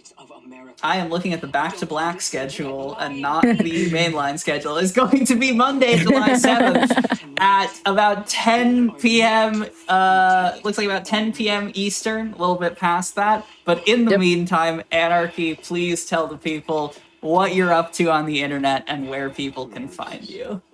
Yeah, I love being on the internet. That place rocks occasionally. But yeah, you can find me pretty much everywhere, Anarchy ASF. I mostly use Blue Sky. You can also find my twitch.tv, also Anarchy ASF. Also, whenever I use the other XD Everything app occasionally, you can find me there as well. Yeah, I also upload all my speedrun VODs. When I don't stream my runs, I will upload them on YouTube. My YouTube has low-key been popping off. My Cyberpilot runs have been going crazy a little bit. So you can also find me youtube.com at Anarchy ASF. But yeah, also, if you want to catch me not running games but hosting, you can find me every other Tuesday for Hidden Heroes at 7 p.m. ET. My next episode is this upcoming Tuesday, so you will see me again very soon. Hidden Heroes is a good show. No bias, but check it out. Hidden Heroes, good show. But yeah, I think that's going to be it for me. Make sure you stick around for the rest of the Fatales SGDQ preview. There are a lot of awesome people who are going to be on the channel this weekend. But yeah, stay awesome, everybody. So thank you so much, Anarchy, for an incredible run. Wait, did that PB? You said it might. No, it did not PB, unfortunately. That's still phenomenal run. We take the golds and hold on to them. Thank you so much for that showcase. When we come back from the break, after laying the beat down on some Nazis, we are going to lay the beat down on the DK bongos, because when we come back, it's going to be Donkey Kong Jungle Beat. Hello, everyone, and welcome back to the Fatales at SGDQ Preview Showcase. We are coming up on our final 2 runs of the day, but what a treat it is to share our next game with you. A little nostalgic classic, famous for its slightly abstract control scheme, and also one of the bonus games at the mainline marathon in just a little bit. Please give a raucous applause. I wanted like a Beats joke. It wasn't coming together. Please welcome to the stage Lori D. Bunnykins running Donkey Kong Jungle Beat Cactus All game. right. Lori. Hi. Welcome to, Donkey Kong Jungle Beat. This is really exciting. We get to preview the Fatales at GDQ. And the Fatales are so strong, they got a bonus game slot this year. I'm still so excited about that. So for those that don't know much about Jungle Beat, you're looking at the DK bongos, which were a controller originally made for Donkey Konga, a rhythm game. It makes sense to use this for a rhythm game. A platformer might seem weird at first, but this game actually controls very well. And I think we're just going to jump into it. I'm playing without a memory card here. So I'm going to start when I say yes to continue without saving, which is going to be in 3, 2, 1, go. Good luck. This thing on the bongos is a clap sensor. It's just like a microphone, but you're meant to clap into it. And immediately, I'm going to do something that's going to make it hard to talk during the speedrun and turn the sensitivity all the way down. At this point, if I talk too loud, there's a very good chance I can activate that with my voice. And if I do that at the wrong time, it's not good. So, I'll be careful. But... And to that end, Lori was kind enough to give me some notes on the run, so I can commentate as well as we need runner quiet. But there is a trick that you will actually see in this first level here. That is the reason why my sensitivity is so low. So I'm gonna give it a second because we're almost there. And when I have free time, I'll try and talk about the game itself more.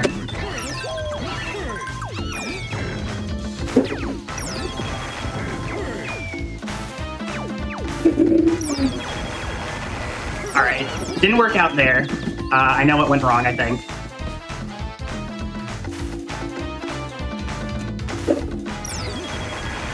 No. Yeah, that is a pretty tricky one. But that is an infinite wall clap. Yeah, that's an infinite wall clap. I pretty much jump into the wall, and then while I still have my upwards momentum, I clap every frame by blowing into the clap sensor. And that messes with physics a little bit. I don't fully get it, but I'll try and explain more when I can.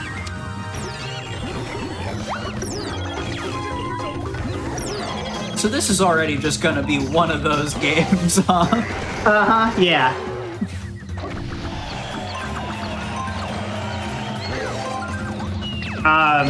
Yeah, it's one of those games.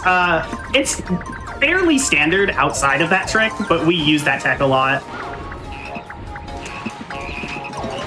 I mean, fairly standard outside of that trick and also this control scheme. Yeah. So, funny story, this game actually can be played with a normal controller. It's not recommended. The reason why the speedrun doesn't is because there's a lot of weird buffer to try and stop you from spamming inputs on the normal controller. That stops infinite wall clapping from working. It also just makes the game really hard to control because when you like do anything, you have to wait like half a second before pressing another button. So this is Dreadkong. Not conducive to speedrunning. Yeah, this is Dreadkong. Again, give me 1 second. Yeah, I can pick up Dreadkong. Boss fights are kind of like a duel thing where you have to dodge and then attack. Dreadkong, you're looking to use the correct bongo depending on what side he punches from to get longer stuns, and that looked like a 3 cycle. It was a 4. I can't count. I don't know what the cycle ends and starts and ends with. Cycle ends when we like stop getting to do the flurry of hits on him, so I'm pretty sure that's 4. Still, clean fight. Yeah. Yeah, so there are 4 types of bosses in this game, and all of them are like pretty different mechanically, but then they're going to be the same between each other. So that was a Kong fight, and yeah, it's like a kind of basic duel. And then we get to the Kingdom Select screen here, where I'm going to start unlocking levels based on my crests. So we get crests by getting a certain amount of beats, and I can actually talk a lot during this level because it's like an auto-scroller pretty much. You get crests in this game by getting a certain amount of beats on each stage, and we need 22 crests by the end of the 12th level we're going to play in order to gain access to the fight against Cactus King. So that's an average of just under 2 crests per level, which means compared to N%, where we would fight the final boss, Ghastly King, who in just 4 extra levels requires 53. This is a category where we're not doing as much like score routing. We're just kind of pure blitzing it because we can basically make any crest count like without stopping too much. Any percent is a category. I love any percent. You have to go for 3 or 4 crests on just about every stage, which is either 800 or 1200 beats. So it's like a really good mix of points routing and speed, but this category is mostly just like speeding through the levels, and this level, getting the beats takes literally no time, so it's very easy for us to go for 3 crests, which is 800 on this level. I am going to throw this minigame, like really badly, just because otherwise we have to wait for the long jump, and I don't want to do that. But this level here you'll see is one of the first examples of the game making a level that's just like really cohesively meant to build you a combo. So it is still a little bit of rhythm game. Yeah. Combo, again, is a mechanic that matters a lot in any percent when you need to score a lot. But in this category, we're just trying to beat the levels.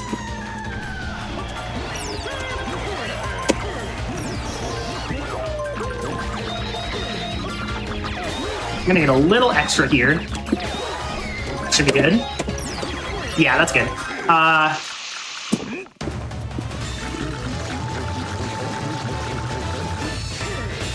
Okay, just barely under 840. So when I said 800 is what I need for the crest, that's true. However, in an ideal situation, I would have gotten 840 to skip an animation that you're now going to see at the end of this level.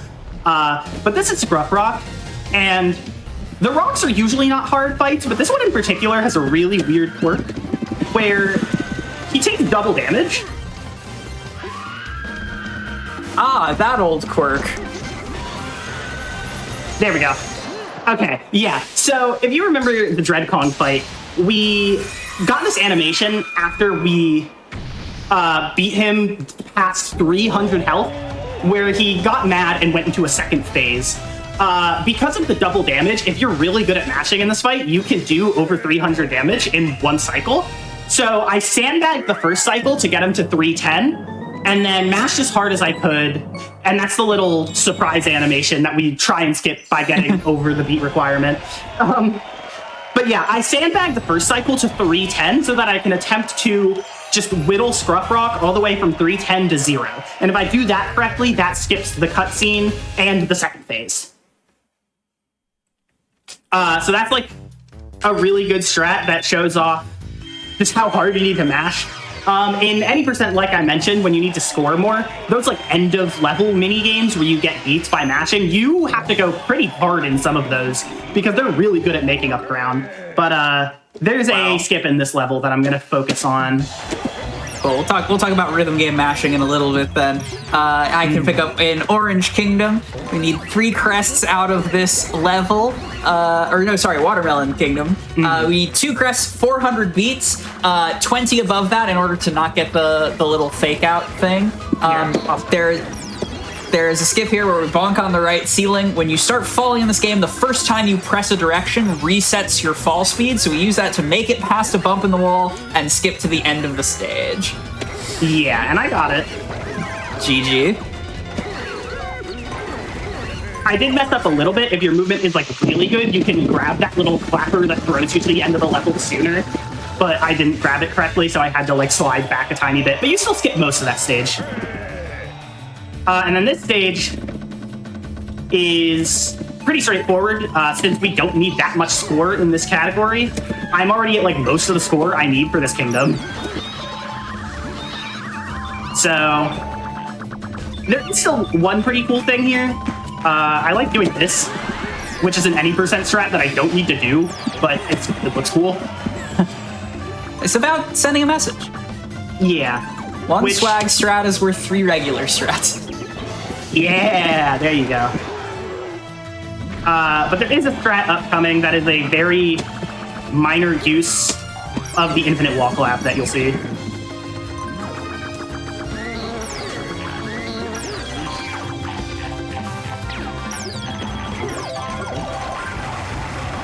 There we go. That looks so sick. It's so funny. This little mini boss, I'm trying to just kill them as fast as I can by jumping in the tree. So I can grab the coconut sooner.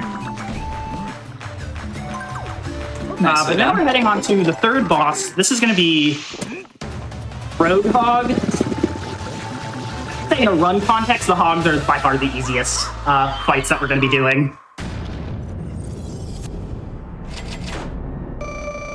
Usually you have to wait for them to like throw the coconuts at you so you can hit them back and stun them, but you can just like walk up to them and bully coconuts out of them.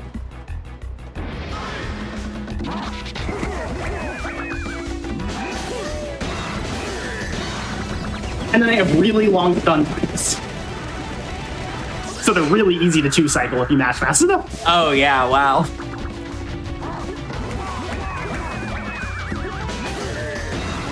So, mashing, because I know you to also be a rhythm game player. You have shown off Vivid Stasis at a couple of events around prior, and are generally a rhythm game aficionado. I love the no damage sticker. Yeah. To what extent does that help you with the bongo mashing? Because I understand you're typically on regular keyboard and stuff. So I don't know. How do I put this?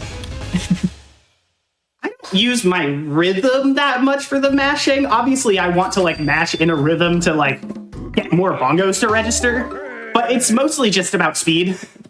Fair. Over everything. I also played this long before I played like any rhythm game on a keyboard. That is fair. Vivid Stasis is a little bit more recent than this. Yeah, I got this with my GameCube, and the GameCube was the first console I had. I was like thinking about this recently while talking to a friend. This might be the first game I ever actually owned myself, now that I like think of it. Wow.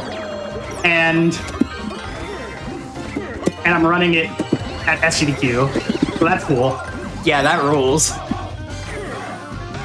This level has a minor skip here for this mini boss. I'm going to wall jump off of the arena spawning to stun them quicker, like that.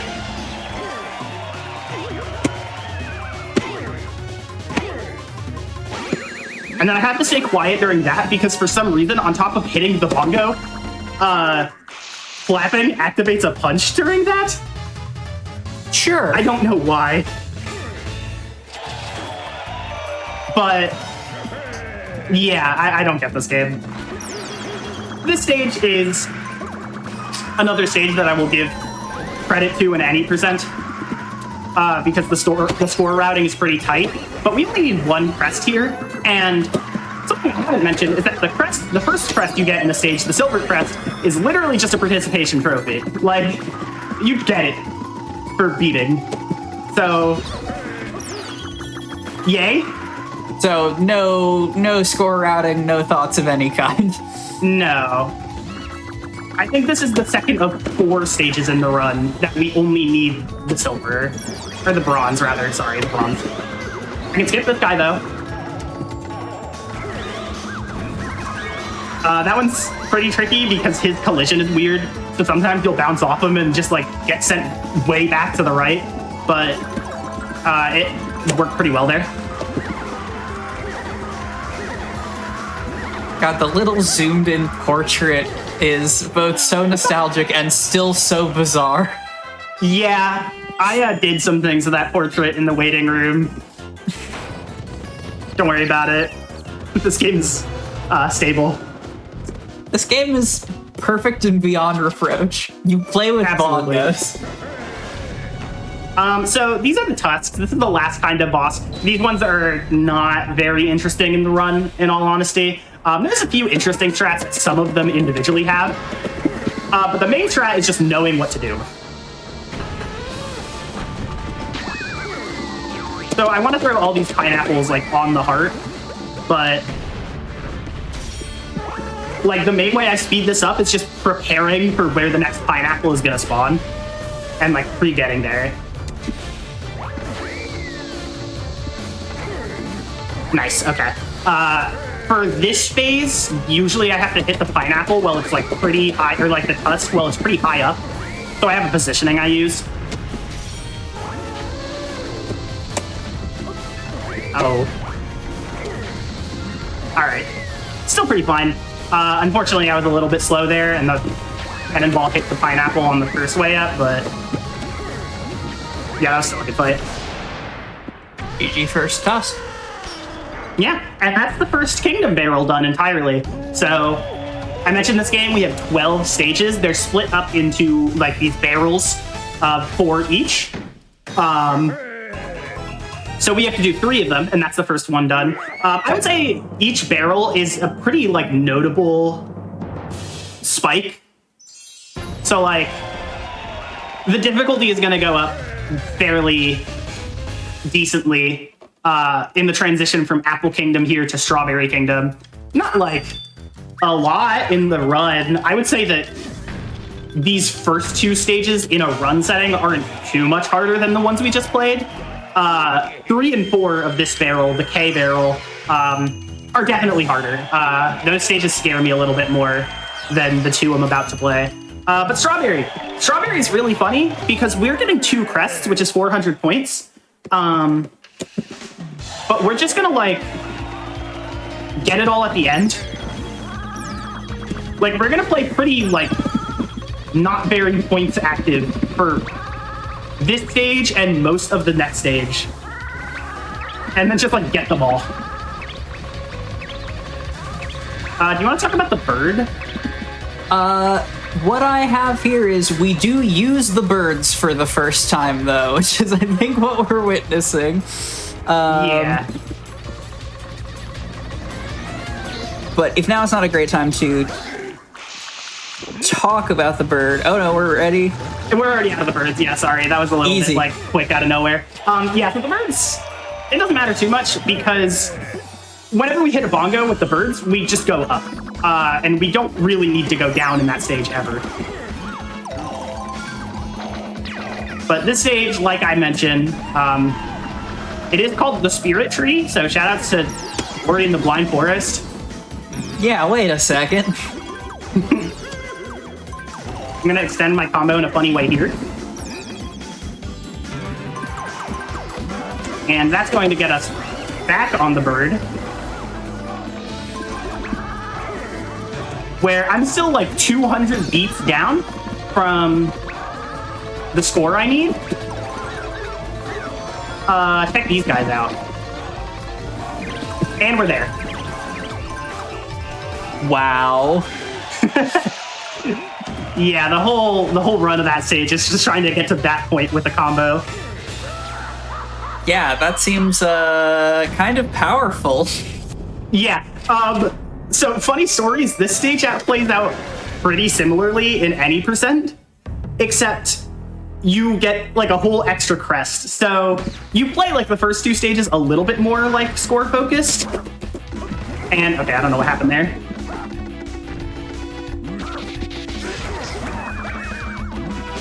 There we go. You play that stage a little bit more score focused than any percent, but you're still like getting 500 beats from those things at the end of the level in any percent. Unreal. I do want to be careful here. There we go.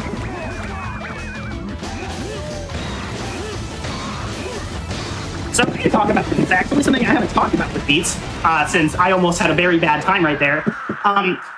The function of beats that I have not explained is that they're also your health. When you get hit, you lose them. And once you enter a boss fight, you cannot gain them back anymore.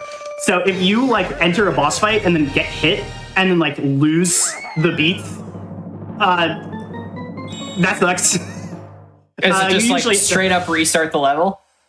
I mean, I guess a lot of runners would just like reset their run right there. Sure. But I mean, in a marathon setting like this, or like I guess this counts like a showcase setting, I should say. In a showcase setting, it's just like go back up the crest somewhere else. I think in my current any sit percent PB, one of the late game kingdoms that is not in this category, the Chili Pepper Kingdom, I get hit during the boss and I lose my silver crest. And during the last level in the game, I go for 4 instead of 3. So like, that's usually the goal. But thankfully, I don't need to do that, and we can head into the Rumble Falls, one of the more popular levels from this game. Thank you, Smash Brothers. Yeah, I was about to say, any Smash Bros. Enjoyers in the chat. Things we have established chat likes today. Pokemon, anime, Metroidvanias, Smash Brothers, maybe?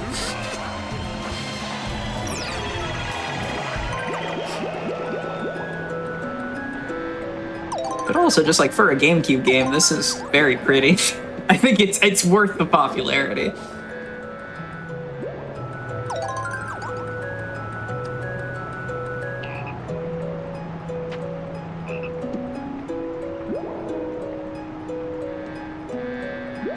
Okay, if I clap, that bubble pops and I fall all the way down and I get sad about it. Yeah, for real. You know, I really like that stage, for sure. But as someone who played this game when I was younger, in terms of levels in Pineapple Kingdom, I'm actually much more fond of this stage here. Pristine Sea. It's our first, like, majorly water level. And water in this game is like the opposite of the bird. So whenever we hit a bongo to move a direction, we'll usually start going down. Which means when I have to try and stay at an even height, it isn't great. This might be tricky.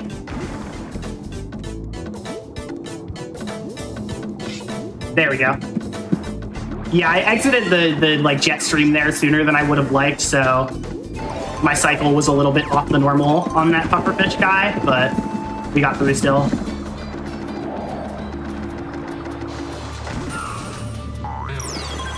And then we're going to grab this guy and head out. Thankfully, because this dude is also on a cycle, I don't really think the pufferfish cost me much time. So that's neat. And we're gonna head to the boss of Pineapple now.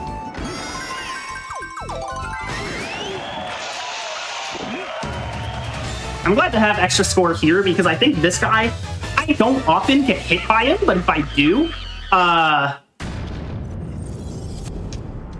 take a lot of damage. So here we have Karate Kong. He's kind of tricky, but he also has a weirdly long stun timer, so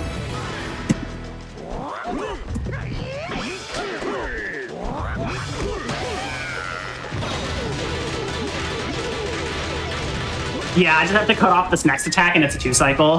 Nice.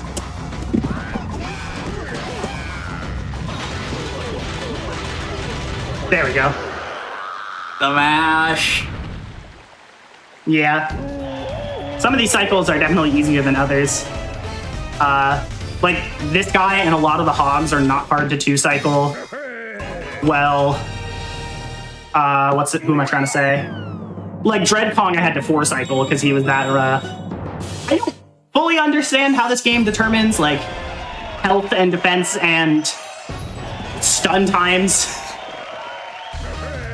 But it sure does. We also get our first try this video after that stage, which is just like a cool little video that like shows you some cool like tech or secret you can find in the stage you just played. I love those. They're very nostalgic to me. Unfortunately, we don't have to go back into the stage to do the tech after we play it for the first time, but yeah, they're just something I like to point out. They are like an underrated, really cool part of this game. Really, this game is super freeform in terms of movement. There's a lot of things you can do. Like, I haven't talked about the combos too much. I mentioned they exist. Pretty much combos in this game, as a brief rundown, every time you do a unique move without touching the ground, you gain a combo that acts as like a multiplier to the beats that you collect while your combo's active. And they're really fun to experiment with because you can try, like once you get better at the game, you can start trying to sneak in combo moves anywhere you can, like back flipping instead of standard jumping, just finding anywhere to like wall jump or slide on a ledge. It's super cool. I love this game a lot. And this level coming up next is actually a level that's built for pretty long combos. And in fact, we do go for the highest possible crest in this game, the Platinum Crest, in any percent, which is 1200 beats. But in this category, we only go for the silver at 400, so you're gonna see me try and like navigate the level to not build up my combo a lot of times. Is there like, you're gonna land. Is there a negative consequence to over cresting in a level in Cactus Game? No, just like longer animation time at the end of the stage. Sure. You could theoretically do it if you want, just to like protect yourself from messing up later if you're scared. But like because of that, if you're that scared of a level, just like change your route, you know? Yeah. We only need 22 of like, I can't do math right now, like 48 available crests. Oh, here's a trick.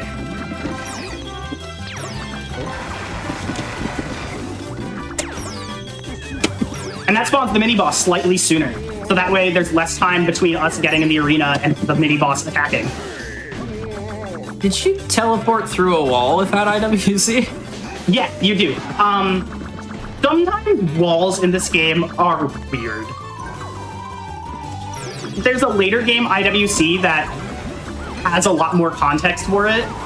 Also, giant enemy spider. This guy is annoying. He has 3 cycles once we grab him, and one of them is faster than the other 2.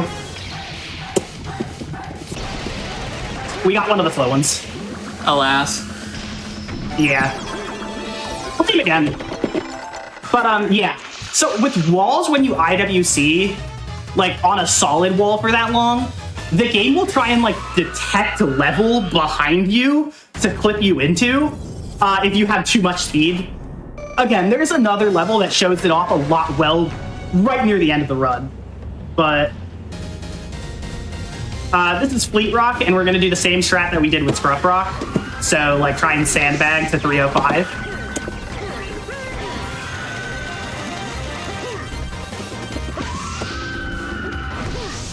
And then... And yeah, that's another 2-cycle nice second phase gift there. Unfortunately, Fleet Rock is the last rock with the like half defense for no particular reason. So when we end up fighting the rock in Barrel 3, we will have to do a 3-cycle there. But I'm glad I got both of those, because, again, that is not easy mathing. I think the most damage I've ever gotten on a rock in one cycle is, like, 330 or 340. So, yeah, that's a tight margin. the ability for me to get 3 10s, like, somewhat consistently is, like, hard.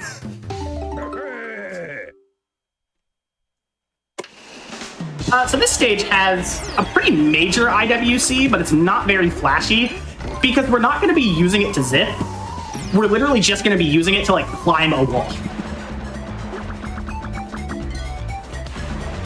I mean, you know, a workhorse IWC. It's important. It's important that the run function. Yeah, so the goal of this level is to get to the bottom, and usually you have to do a bunch of, like, loops around stuff to do it. But with that IWC, no.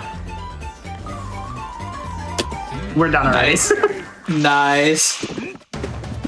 And I don't need any crests, or I don't need any beats in this level. It's just a bronze crest level, so I'll just be, like, generous with the...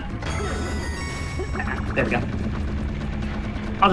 I'll be generous to my wrists with the mashing on the minigame. Yes, as, again, increment the tally. As we have established multiple other times on this broadcast, 2025 is the year we take care of our hands. And here, we have a rhythm game player and Donkey Kong Jungle Beat speedrunner here to remind you that you can go fast in video game and also make the attempt to take care of your hands. So help me. My hands and wrists and, like, body are the main reason I don't play this game, like, every day. Like, I'd still try and play it. I've been trying to play it, like, every now and then recently, but, like, I'm just trying to keep myself healthy, especially before the GDQ run, it's like the SGDQ run itself. Yeah, don't have anything happen to your hands before. I mean, I guess that's true for speedrunners in general, but, like, especially with a game very explicitly about mashing as a skill set. Yeah. So I did say during the first Tusk fight that they were kind of boring, but some of them had their own individual strats. I actually like the other 2 Tusk fights at this run. So this is Grave Tusk. Grave Tusk isn't too interesting in phase 1, but in phase 2 he's gonna get a laser attack, and we're gonna try and do skips for both of them.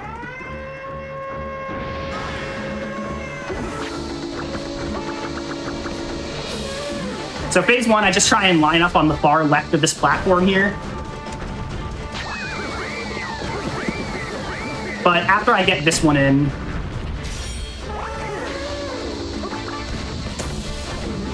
There we go. Okay, so phase 2, I'm going to try and grab this pineapple and run to the right before his laser nozzle comes in. That works. I didn't mean to do that, but I think that's faster. Hey, Strat Discovery live on twitch.tv/GameSunday. No, I think I'm mixing things up. Okay, so here's what I need to do now. Oh, okay. Didn't do it correctly. That's fine. I mixed up what pineapple was going to spawn there. I went for the right one when I was supposed to go for the left. But what's supposed to happen there, if I do it correctly, is once the laser starts shooting, I throw the pineapple at the body. That usually is only like a 5 damage hit move that isn't very useful. But if he's in the laser, which, as you might have noticed, he has this like nozzle, this different nozzle on his tusk when he does the laser, which makes it impossible to like put a pineapple in there. But once the laser starts shooting, if you hit the body with a pineapple, it'll cancel the laser attack, which usually like sweeps the whole stage and you have to like find cover against it. So that's a slow attack we don't want to see. But what you can do there, if you're like just perfect, is you can cancel it while his tusk is in the range of the pineapple, like directly below him, and like run over and pick it up and throw it just straight forward, and it'll go into his tusk while he's still facing straight down. And if you do that correctly, that's what you're going for. That's like the fastest way to get it in his nose in that phase, but it's tricky. It's not the easiest. Oh. But now we're heading into the last barrel in the run, so the last set of 4 levels. I did not want to throw that. But he deserved it. Yeah, we'll go with that. So this level is our second major ice level. I didn't talk about it. Ice doesn't really mean much. Like, you're slippery, it's ice. But, okay. Fine. Relative to everything else going on with the Donkey Kong Jungle Beat control scheme, ice seems just like kind of whatever at that point. Yeah, but there is actually one use of ice that we will get to do a fight skip here relatively shortly after this water section, where on ice, usually if I like turn around quickly, Donkey Kong will stop and do this like slow backflip. But on ice, when he's skating, instead of doing the slow backflip, he'll set up to do this like big ice skating twirl jump. So in this room, we usually need to kill these 2 pigs. But what I'm gonna do is kill this one on the left and then skate jump up. And we're just gonna leave. Nice. While you're skating around, we did have a question in chat about how many sets of bongos you have gone through while playing and running this game. Has it been multiple? Is this your childhood set of bongos? This is my childhood set. That's incredible. It definitely shows its age at times, but it still works like well enough for me to not complain. Which, given speedrunners and controllers, is a pretty high bar, TBH. Oh, trust me, I've gone through a lot of other controllers. Trust me. Rhythm gamer, speedrunner, Smash player, or fighting game player in general. Yeah.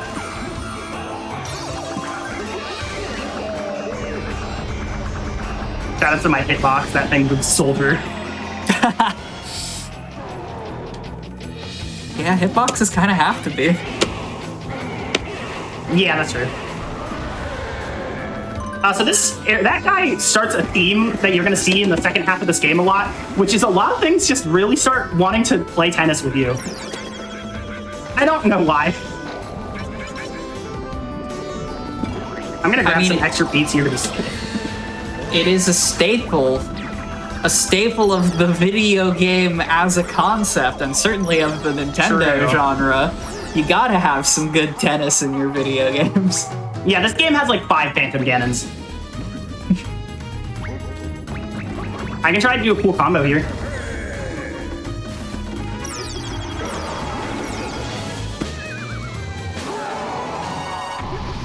Wow, that was terrifying.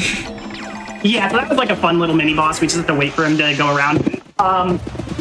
So I got 68 beats from collecting them all with that 3 combo. If you have no combo, you usually only get 44 from it.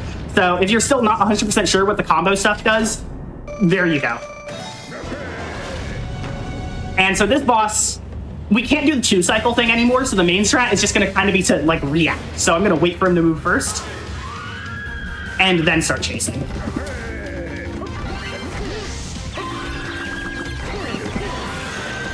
And ideally, I don't fall. Okay.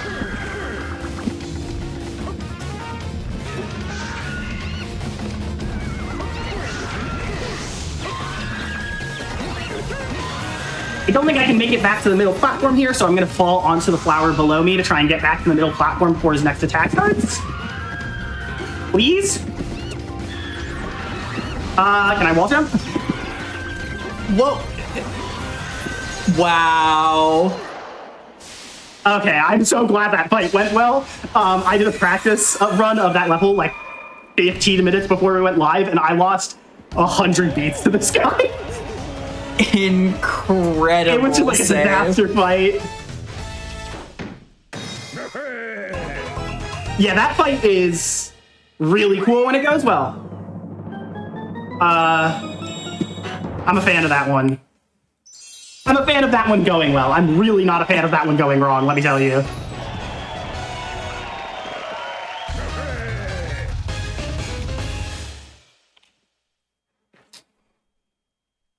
But coming up, we have one of the more interesting levels in Cactus King because of a strat that I am not good enough to go for. But you're still going to see a really good backup, which is the strat we use in any percent. So have fun with this one. We just have a quick swimming section near the start of the level, and we'll be at one of the more interesting IWCs of the run.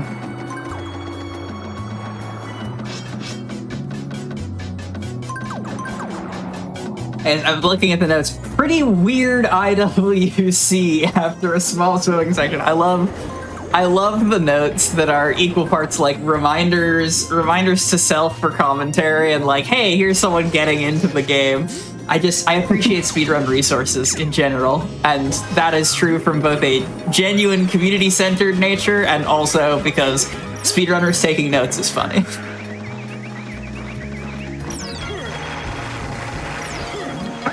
Really good. Nice. So, okay, two things to explain. One, that platform is finicky. Two, this water pool that we're in can't actually bring us to the end of the level. So to get to the end of the level, I have to play tennis with this fish from behind, which the positioning for is like pretty precise. Like that is not easy to do. The first hit especially, because you have to be far enough away that the projectile doesn't hit a wall and explode, but not too close that the fish doesn't get scared and not want to play with you. The first hit comes from his mouth, which is further left, so it's more particular, but hits 2 and 3 come from the center of the body, so they're easier to do from behind. So yeah, that's what makes that one so complicated.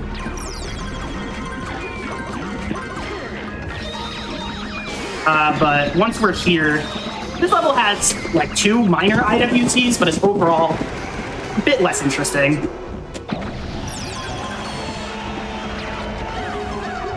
Also, hey, I have a playlist that I listen to when I play this game just to like calm myself down a little bit. And the current song playing from it is from Rift of the Necrodancer. Shout out to Quacksilver. Who's shit? I don't know. Speaking of rhythm games, wait, that's awesome. I'm glad that Rift has already made the speedrunning playlist. I can name a couple other people who I'm not going to call out because they don't deserve the strays, but for whom Rift has been increasingly sneaking onto their Spotifys. I mean, I got the game day one. It was only your influence so much. That's fair. I wouldn't give excited for it. I wouldn't give myself credit either. I just think it's a good video game. Not unlike, and stick with me if you've heard this one, Donkey Kong Jungle Beat. This game is weird and for weirdos. Yeah, that's what makes it good. The best games are like that. Alright, so, final minor IWC here. I'm going to try and skip most of this rotating platform section. I have to set it up with this platform that I just hang out on.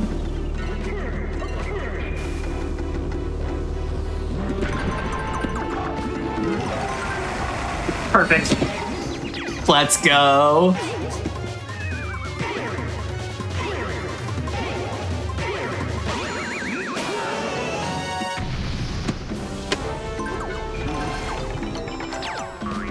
All right, and then this boss, we have another Tusk. This one is actually more of like a waiting fest than most Tusks, but I actually really like the strat because of it. So, unlike the first 2 Tusks, when we get every pineapple onto the heart during the stun phase, it won't auto-end. It will always be on a timer from this point on. But we can use that to some funny effect.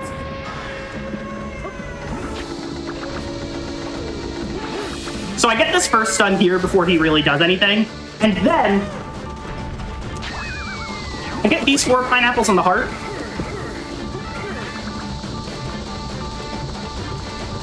And that's the strat. We're just gonna do that like again. Oh, I love a good stun lock. Yeah, this guy does not move. I just need to make sure to not accidentally throw the pineapples too early.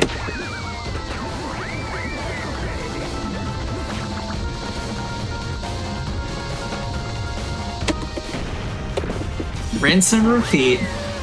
Yeah, so now we just have to get the pineapples on.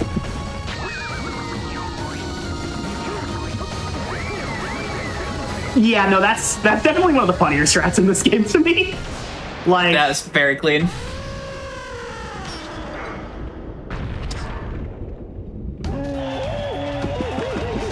Definitely something you can do at home. You know, considering you have the bongos and the game and the You don't have to worry about it.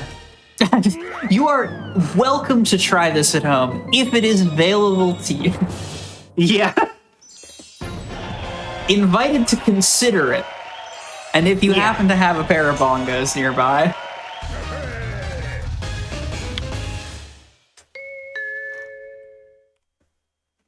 All right, so now we're 2 levels away from getting to the titular boss of the category. And they're levels. This one starts with another one of these like snow auto scrollers, except it will have a boss fight, so that's cool. But this level's not much, and just like the last time we had one of these, we're going to get 30 crests worth of score, like basically all off of just this level. So feel free to make any announcements you would like about what we're putting on. Just anything you gotta say. Absolutely. While we auto scroll a little bit, obviously this is a showcase in support of the Fatales with runs at SGDQ, but in case you aren't aware, Frame Fatales also runs events of our own. And the next upcoming event, Flame Fatales 2025, is going to be September 7th through the 13th. We are hard at work preparing for it. Run submissions are open until June 1st, which, if I am not mistaken, is tomorrow. So you can type !FF in the chat for information on how to join Discord, stay up to date with all things Frame Fatales, and to anyone who is listening to this who is still prepping run submissions for Flame Fatales, which may or may not include me, best of luck. And I am very excited to see what the Flame schedule winds up looking like as well.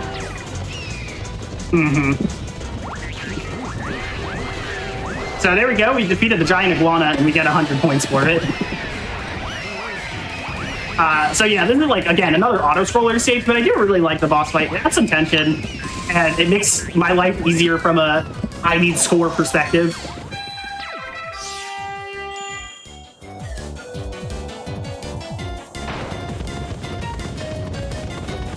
Oh, I didn't mean to actually jump, but I guess you get to see me accidentally try a little bit at that minigame. Just a little bit, as a treat. As a treat. But this level is pretty interesting. There's not much to really speed it up, but it's just like a cool gauntlet stage. Like I mentioned when we switched from the first set of levels to the second, the game does kind of like jump a little bit in difficulty with each new like set of levels, and if the first 2 levels, Cherry and Peach, hadn't made that apparent already, I think these next 2 definitely do. So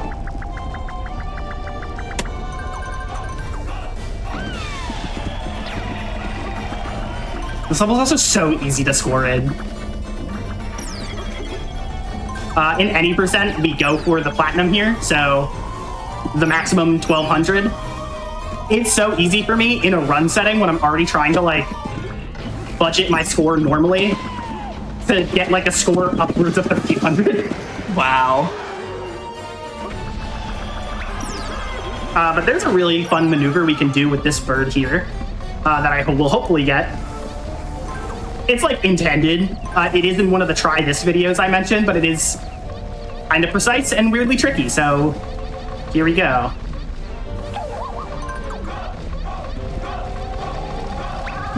That was really smooth.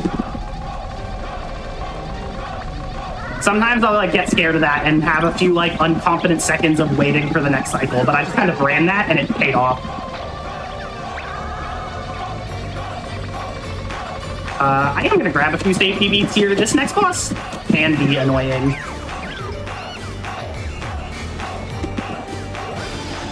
We all have a mini boss here, but this guy's like a joke. We just have to wait for him to drop a pineapple.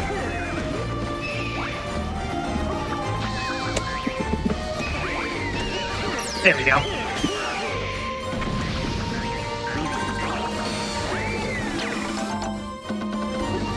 All right, now coming up, we have the last hog fight of the run. For health safety, I'm gonna go over 900 because I think this dude has an attack that straight up does like 50 beats of health.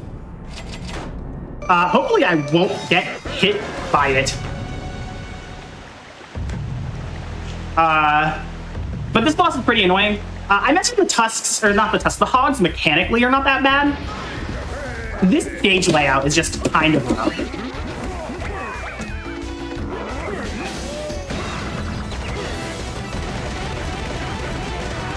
So that's hit number 1 there. I'm hoping he jumps to the bottom right platform here.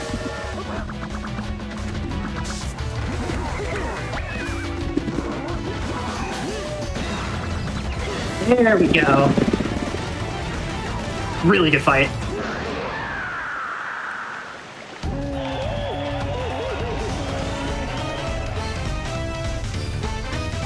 So yeah, that was the Melon Kingdom. A stage that, again, is not that hard in a run setting, but I think is really cool. Especially that second stage. I just think, again, I just love this game. Yeah. That's why I run it. Gotta running games that you like. You'd be surprised how often it can feel like a runner does not like the video games they run, which is why I'm very glad that generally, especially I think in the recent past, so many runners are coming out and being like avowed enjoyers of the video game, very public and very vocal about that. Shout out to indie game speedrunners for real. True! That's also a part of it, no bias. So this is maybe the one stage in this game more iconic than Rumble Falls. This is the final stage we're going to do before Cactus King himself, and this is Battle for Storm Hill in Durian Kingdom. I didn't want to get hit by that cannonball. I have a pineapple on my head. I want to not die.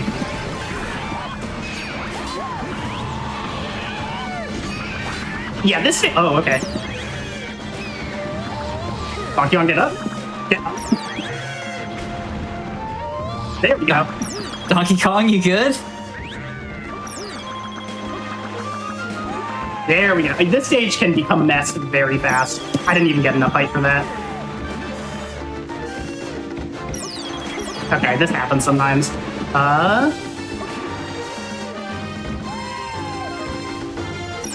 There we go.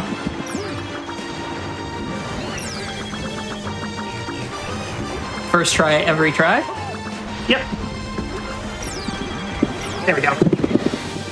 Yeah, this stage can become a mess very quickly. If you're not, like, super careful. Thankfully, I don't need beats for a crest. There's a fun little small IWC just to get extra speed. Here's trying a new spider again. Hopefully we get the fat cycle this time.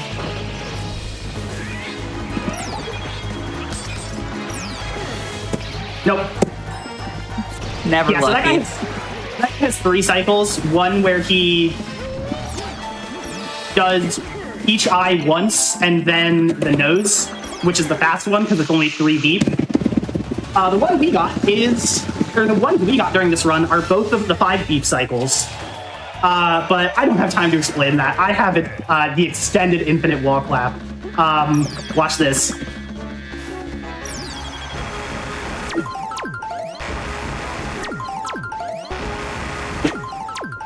Airy Fortress has an extended infinite wall clap where we pause in order to catch our breaths and also refresh the game's clap limit to keep sliding for a long time.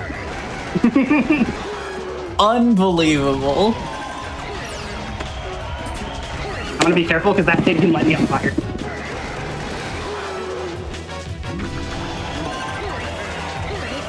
But yeah, no, that's the extended infinite wall clap. The clap that I mentioned is that comment is something I'm like pretty sure is real. Because even in a setting where people have had like the ability to hold their breath longer than the amount of like times I paused there, sometimes it just like stops. Like IWCs will just stop eventually. I think this game has some sort of internal limit, but I'm not 100% sure how that works.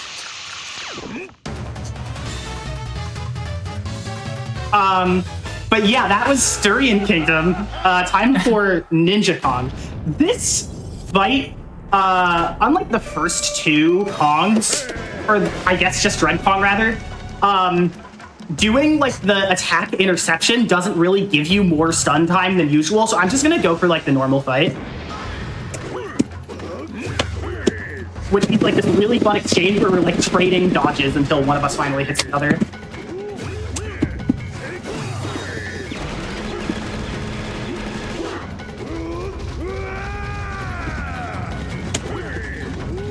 And the background is so much.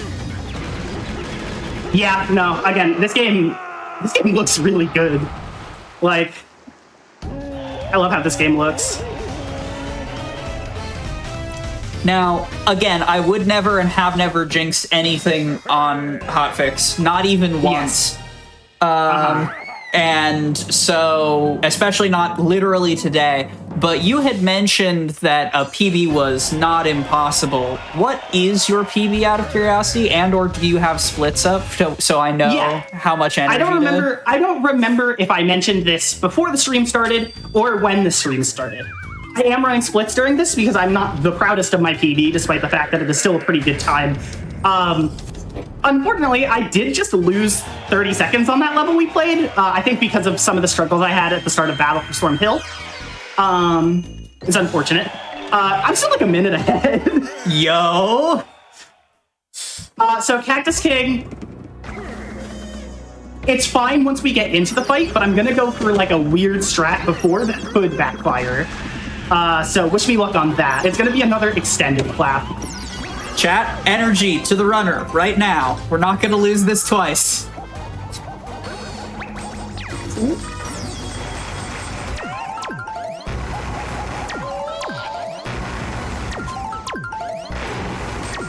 Okay, we got it. Nice. So yeah, I think the trigger to activate the boss, it's usually at the top of the room, but it's like extends the whole wall. Sometimes you can clip past it. I didn't. So Cactus King, we have a little mini phase. Time goes when the boss health bar goes down, by the way. After this mini phase, Cactus King is very interactable. You have different things that happen depending on where on his body you interact with. We can just use that to sunlock him. So yeah, time is when he dies.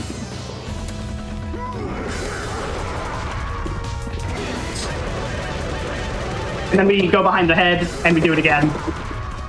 Wow.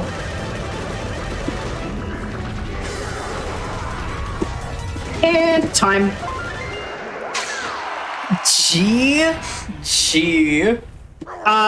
Yeah, so that's what your bonus game is going to look like at Summer Games Done Quick 2025. This run is a lot of fun. I just got a 50-second PB. We take those. We absolutely take those.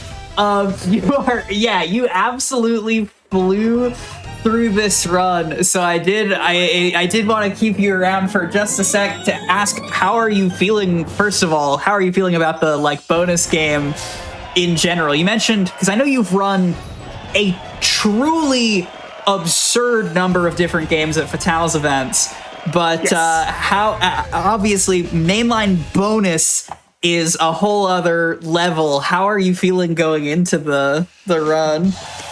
I'm feeling a lot. So yeah, no, I've been Fatales a lot. The mainline, this is gonna be my first time, and I swear I found GDQ on YouTube in 2013, and watching them live in 2014, I was like, being on that stream doing a run is something I would love to do, and that's a feeling that never died for 11 years. I had friends that were in VC with me that heard me crying when I saw the games list. It was a lot, and I'm so excited, especially again because I mentioned this earlier in the run, but I never really thought about it. But I think this is the first game I owned on a console that I owned, so that's weirdly emotional. No rules. Is this though okay? Because I have here. We've been looking up runners on GDQ VODs and all these sort of things, and just I see Undertale on here, I see Momodora on here, I see Shantae, Hylics, Kirby. What you talked about, there's obviously a huge nostalgia factor for it, but what draws you to the speedruns that you get drawn to? Because that's a pretty commanding list, and there's not a lot of similarities between a Jungle Beat and Undertale and Hylics. No, I mean, I definitely speedran just a lot of different games when I was younger because, I don't know, I have ADHD, and I thought it was fun. I've definitely slowed down on running so many different games at once nowadays, but I've never really been someone to have a specific style. I just kind of pick up what I find fun. There's a new game that came out that I was thinking about routing that is like a top-down, like Zelda-like. I don't really have a specific style. I will say I tend to lean 2D compared to 3D, but like that's maybe the only like recognizable thing about my style to me is like, I don't know. Other than that, I just try and play what's fun. And as someone who likes video games, I think a lot of them are fun. This is true. Hey chat. Video games are kind of cool. They're kind of cool. And then the last thing I wanted to ask was, before we do shout outs and stuff like that, was weird control schemes, weird controllers, weird input devices, and that sort of thing. Obviously, the bongos are a particularly memed on example. But are you into like the challenge run sort of stuff with, you know, games on guitar controller or on bongos, or is it just about speedrunning this game? It's more this game. I don't do challenge runs too often, if ever. And I don't really have any other weird control schemes. Also, the secret is that these things like suck as a normal controller. So like a lot of people are like, oh, you like the DK bongos, you run the DK bongo game, you should beat X game with the bongos. And like, no, you have to like very heavily modify them to get them to do what you want. There are technically like GameCube controller buttons somewhere in the rims of these drums, but they're really hard to access normally. Wait, is that true? I don't think I knew that. That's yes, this game does not use them, but if you like try hard enough, you can hit A, B, X, Y with these things. Wait, were they there for the rhythm game? Like, why would you make the control? That I have no idea. Nintendo design never ceases to amaze and mystify me. Yeah. I don't really use them for challenge runs because they don't work. Yeah, I can imagine. I will say one game that they do play well with is A Dance of Fire and Ice, which is a rhythm game that really only needs one button ever. Oh yeah, that's the spinny rhythm game. Hi, I'm not a rhythm game. Yes. If you know Adify, I think I got that. If you know Adify, you can back me up. It's the spinny one. It's the spinny one. They go like this or whatever. If no one's got me, I know chat has got me. Thank you so much, Lori. No For those of you looking to catch this run at Summer Games Done Quick, it is going to be the first bonus game of the event that is going to be on Monday, July 7th at about 7 p.m., a little bit before 7 p.m. Eastern time, or a little bit before 8 p.m. Eastern time, excuse me. It is a bonus game, so we're going to be fundraising for it all throughout that day, I am sure. And it is also right before, 2 games before Wolfenstein on the schedule. So while you're there, when you're in Minneapolis or on Twitch, you can stick around and see more of our incredible Fatales runners. But before we let you go, Lori, please tell the people where you are on the internet and what you're up to. You can find me at LoriDBunnykins.fastestfirst.com on Blue Sky. I would say you can find me on Twitch at LoriDBunnykins, but you won't find me there very often. Other than that, that's mainly where I hang out. I don't say too much, but I like talking. I'm a very like my friend groups person at this kind of point, but I'll still like, do some stuff every now and then. So if you want to find me there, you can. Otherwise, I just want to take this opportunity to shout out the Jungle Beat community, especially Pie Pusher and Boone, the 2 runners of this game that are like the top 2 of this game. They're really good. And that's really all I have to say, other than, again, I'm just so excited for SGDQ. I hope to see you there, whether it be the audience of this run, the stream of this run, or maybe at the event just hanging out. Thank you so much for having me for this showcase. I had a lot of fun, and I hope the rest of the weekend goes well.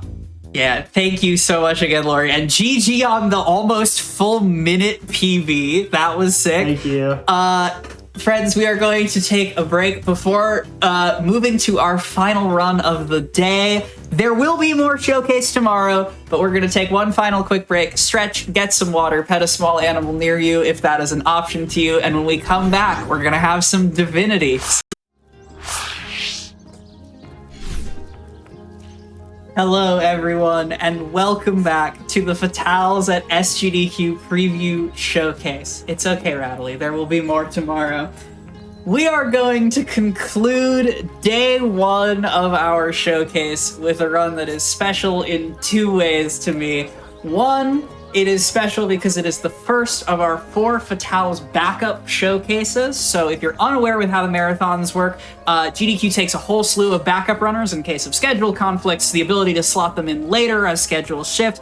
And so it is unconfirmed whether or not you will be seeing this run live from SGDQ, but we do get the opportunity to show it off here, and that is special and important to me.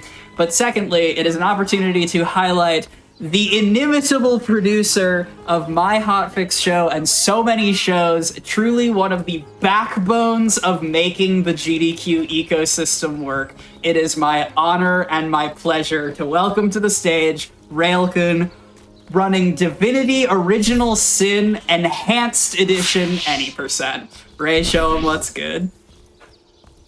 Hi, I'm Railkun. I'm a fox on the internet sometimes. I go by they, them pronouns. Also, inimitable? Really? That's what you went with? Oh my goodness. Yeah, I stand by it. Okay, well, this is Divinity Original Sin. This is the Enhanced Edition, which is important because a lot of what we're doing here is possible in the Classic Edition, but the moment you go out of bounds, it goes sub 1 frames per second. You go into seconds per frame territory, and the game essentially hard locks. So this run is realistically only possible in this version. And it's kind of inscrutable, so I'm going to explain how the main glitch works. Richard can just start the timer whenever, so you can understand what's going on. Otherwise, it would just be a couple of minutes of me flying around, and then the game ends, and you'd be like, huh, what was that? So this is kind of the precursor to Divinity Original Sin 2, which was the precursor to Baldur's Gate 3, which is that big popular game that came out last year. And this one was designed with co-op in mind.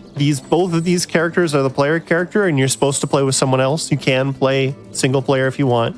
But this pyramid on the floor is so that you, when you're in separate places, you can meet up with your partner. Usually you'd each hold one, and you can use them to quickly get back to each other, but you can put them on the floor and then use it to come back. When you're linked, both of you will teleport. When you're not linked, in the top left, only one of you teleports. Now, this is important because there's a skill called telekinesis, which increases the range at which you can throw things, which you can see is pretty far. I can throw it out to like there, but there's you'll notice it shows you where you can throw it based on that white outline. And if I throw it like, here, it's red. Can't throw it there, not enough space. But there's this thing where this glitch is incredibly easy, Quack. Here's a tutorial. Okay. Right click. You notice how the pyramid's gone? Yeah. It's not checking to see if it's a valid location anymore. And since the last location was valid, I can scroll over here into the void and throw the pyramid wherever I want. Oh, I'm already not prepared for this run. So that's why this run is very short. We're going to destroy it. And it's literally just, if it's a white outline when you right click, it works. If it's a red outline when you right click, doesn't work. Because you see the hand has the little X over it, and you let go and nothing happens. That's the entire glitch. It's that easy to do. If you look in the top right, you'll see that I have coordinates under the minimap, and my camera scroll speed is really fast. That will become apparent why. But I'm going to go back to the main menu. We're going to go through character creation real quick so you can see what we're doing. We're going to name our characters. We're going to go with Faith and Velocity, I think.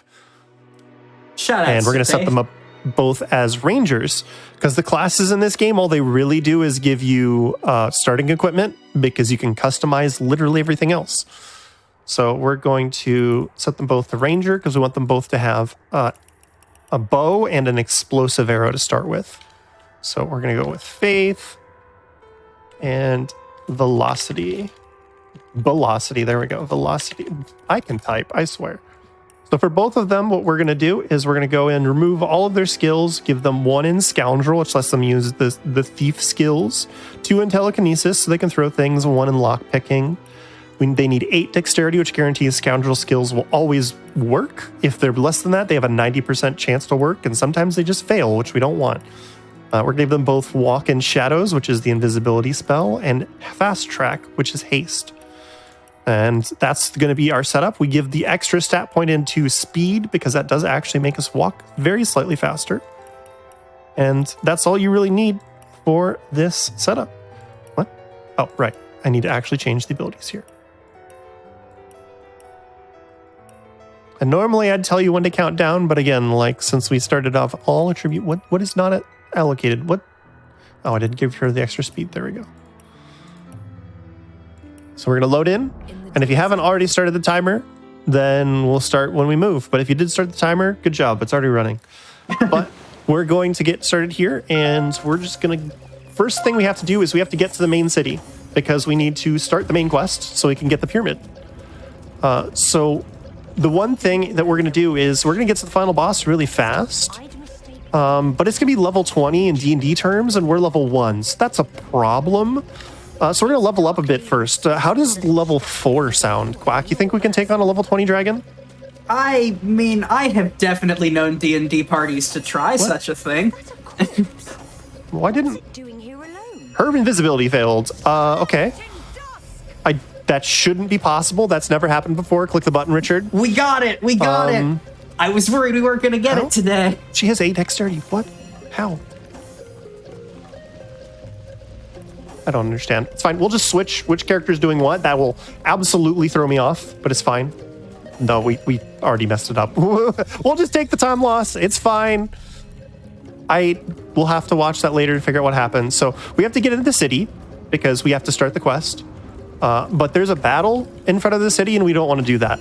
So instead, we're going to go into the tutorial dungeon and pick up a lockpick so that we can break into the city while invisible and not do that fight.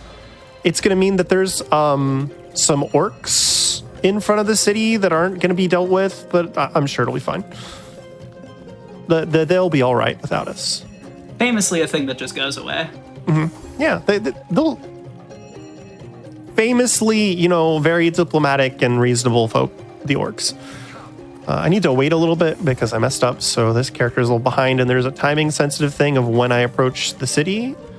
So we're just going to wait a second, and then we're going to go this way. I need to give my other character the lockpicks, which in most games would be an issue, but in this game you can just drag it in the inventory screen. She now has the lockpicks. And then what we're doing is this character is going to go shoot these guards because we're going to get into battle. And we don't have the ability to teleport yet, but what happens is when you run away from battle, you just go to the nearest waypoint that you have unlocked, and we've only unlocked the one in the city. So we're going to do that. We're in battle. We're going to run away. And then she picked up the rain scroll. And this character is just still running towards where she needs to go. And while she's just traveling, we're going to put out this boat with the rain scroll. It's going to give us about 1,000 experience. And you'll see this character is still just traversing. So we're not really losing any time for doing this. It's just free experience. And then we're going to go into the healer's hut, where there's a whole moral dilemma and it activates a thing and the main story happens. Don't worry, we're going to skip all of it. If you haven't played the game, there's basically no spoilers in this run. And then we're going to go to the end of time where they're going to tell us we're the chosen ones. And then they give us the pyramids after that. So I feel like that escalated quickly. It escalates very fast. There's not much to do before you get into town. And then there's a couple different ways you can trigger this.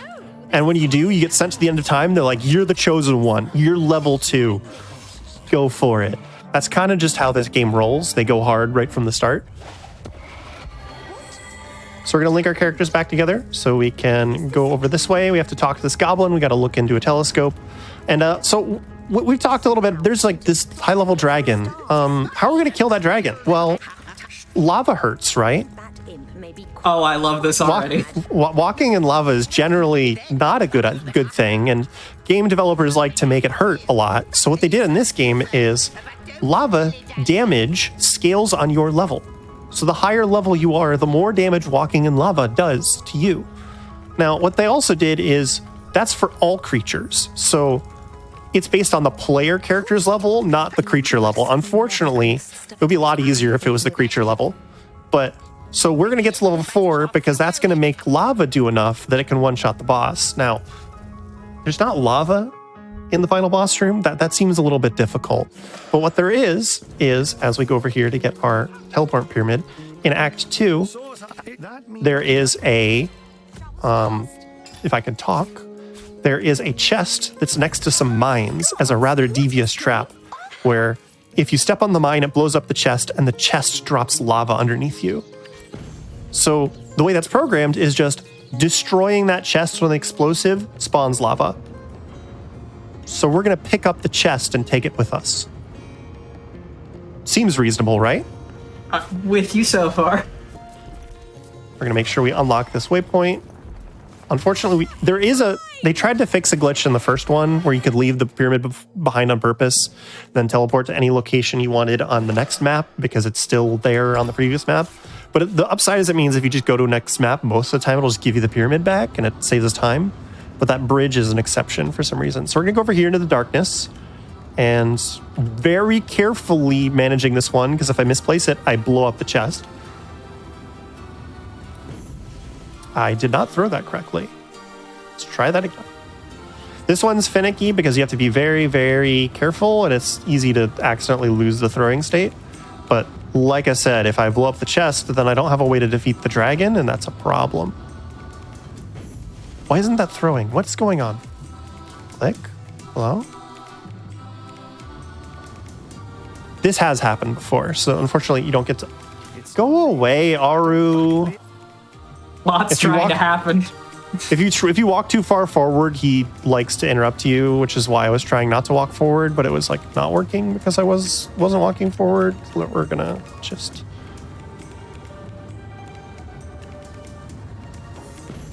It's not throw. What is going on? I don't understand why this isn't working. So we're just gonna keep trying until it works. There we go, it worked. I could hear it. I see a trap nearby. Careful. I've spotted the trap. Yeah, that happens. What? What happened there? We stepped on the mine. It's okay, we have backup saves. This whole game is moving too fast for me. That is exactly why that trap is the way it is, and it spawns lava when that happens, and that is supposed to be just a gotcha that kills you no matter what. So we're just taking the lava from this trap and using it for our own nefarious purposes. Why is that not working?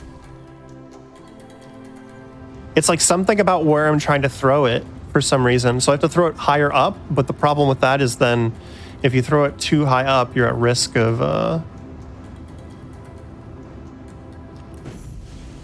blowing up the chest. And I'm not making this up. The coordinate I'm looking for is 369112. So we're just gonna throw it high. And we wound up, where are we? We're over there.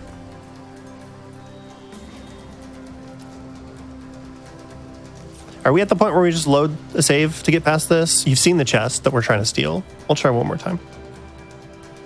Chat, all energy in the world to Railkin here. This was working earlier, I promise.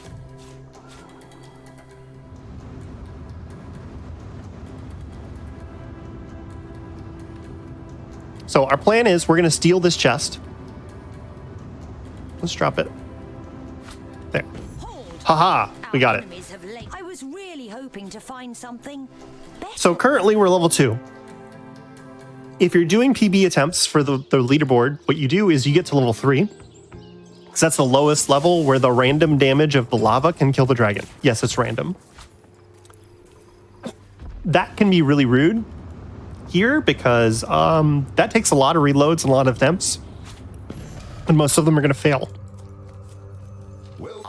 So we're going to get to level 4 by talking to this well. Of course. It takes us to Act 3 because there's a well here, they talk, and his brother is trapped in Act 3. And you're supposed to like get introduced to this area and then come back later and you find a solution to help rescue his brother, the other well. The solution to rescuing the well is past the boss of this act, which we stop here to get some experience because we're right outside the boss fight. And then we're going past the boss into the treasure room, which gives us some experience because of that bloodstone. But also if we walk to the stairwell, we get a bunch of experience because that's like, oh, you beat the boss. Congratulations. Here's bonus experience. So then what we're going to do, we're going to go back to our partner using the teleporter. We're going to talk to this well to officially start the quest, read the spell to free them, and then go back to Act 1. Ooh, we just accidentally resized our window. Sorry, Richard, that probably did something weird.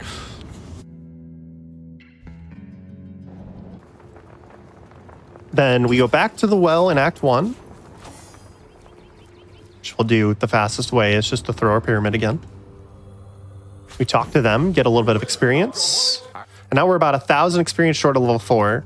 So right here is the cathedral, which is the end of Act 1. And there's a little side room here that we can enter without getting into a fight. This kind of stuff in the background is going to happen. We'll get a little bit of experience and we'll hit level 4. Like that. Nice. So now we're back in the end of time, which is where we were earlier, which is also where like the player housing and a bunch of other stuff is.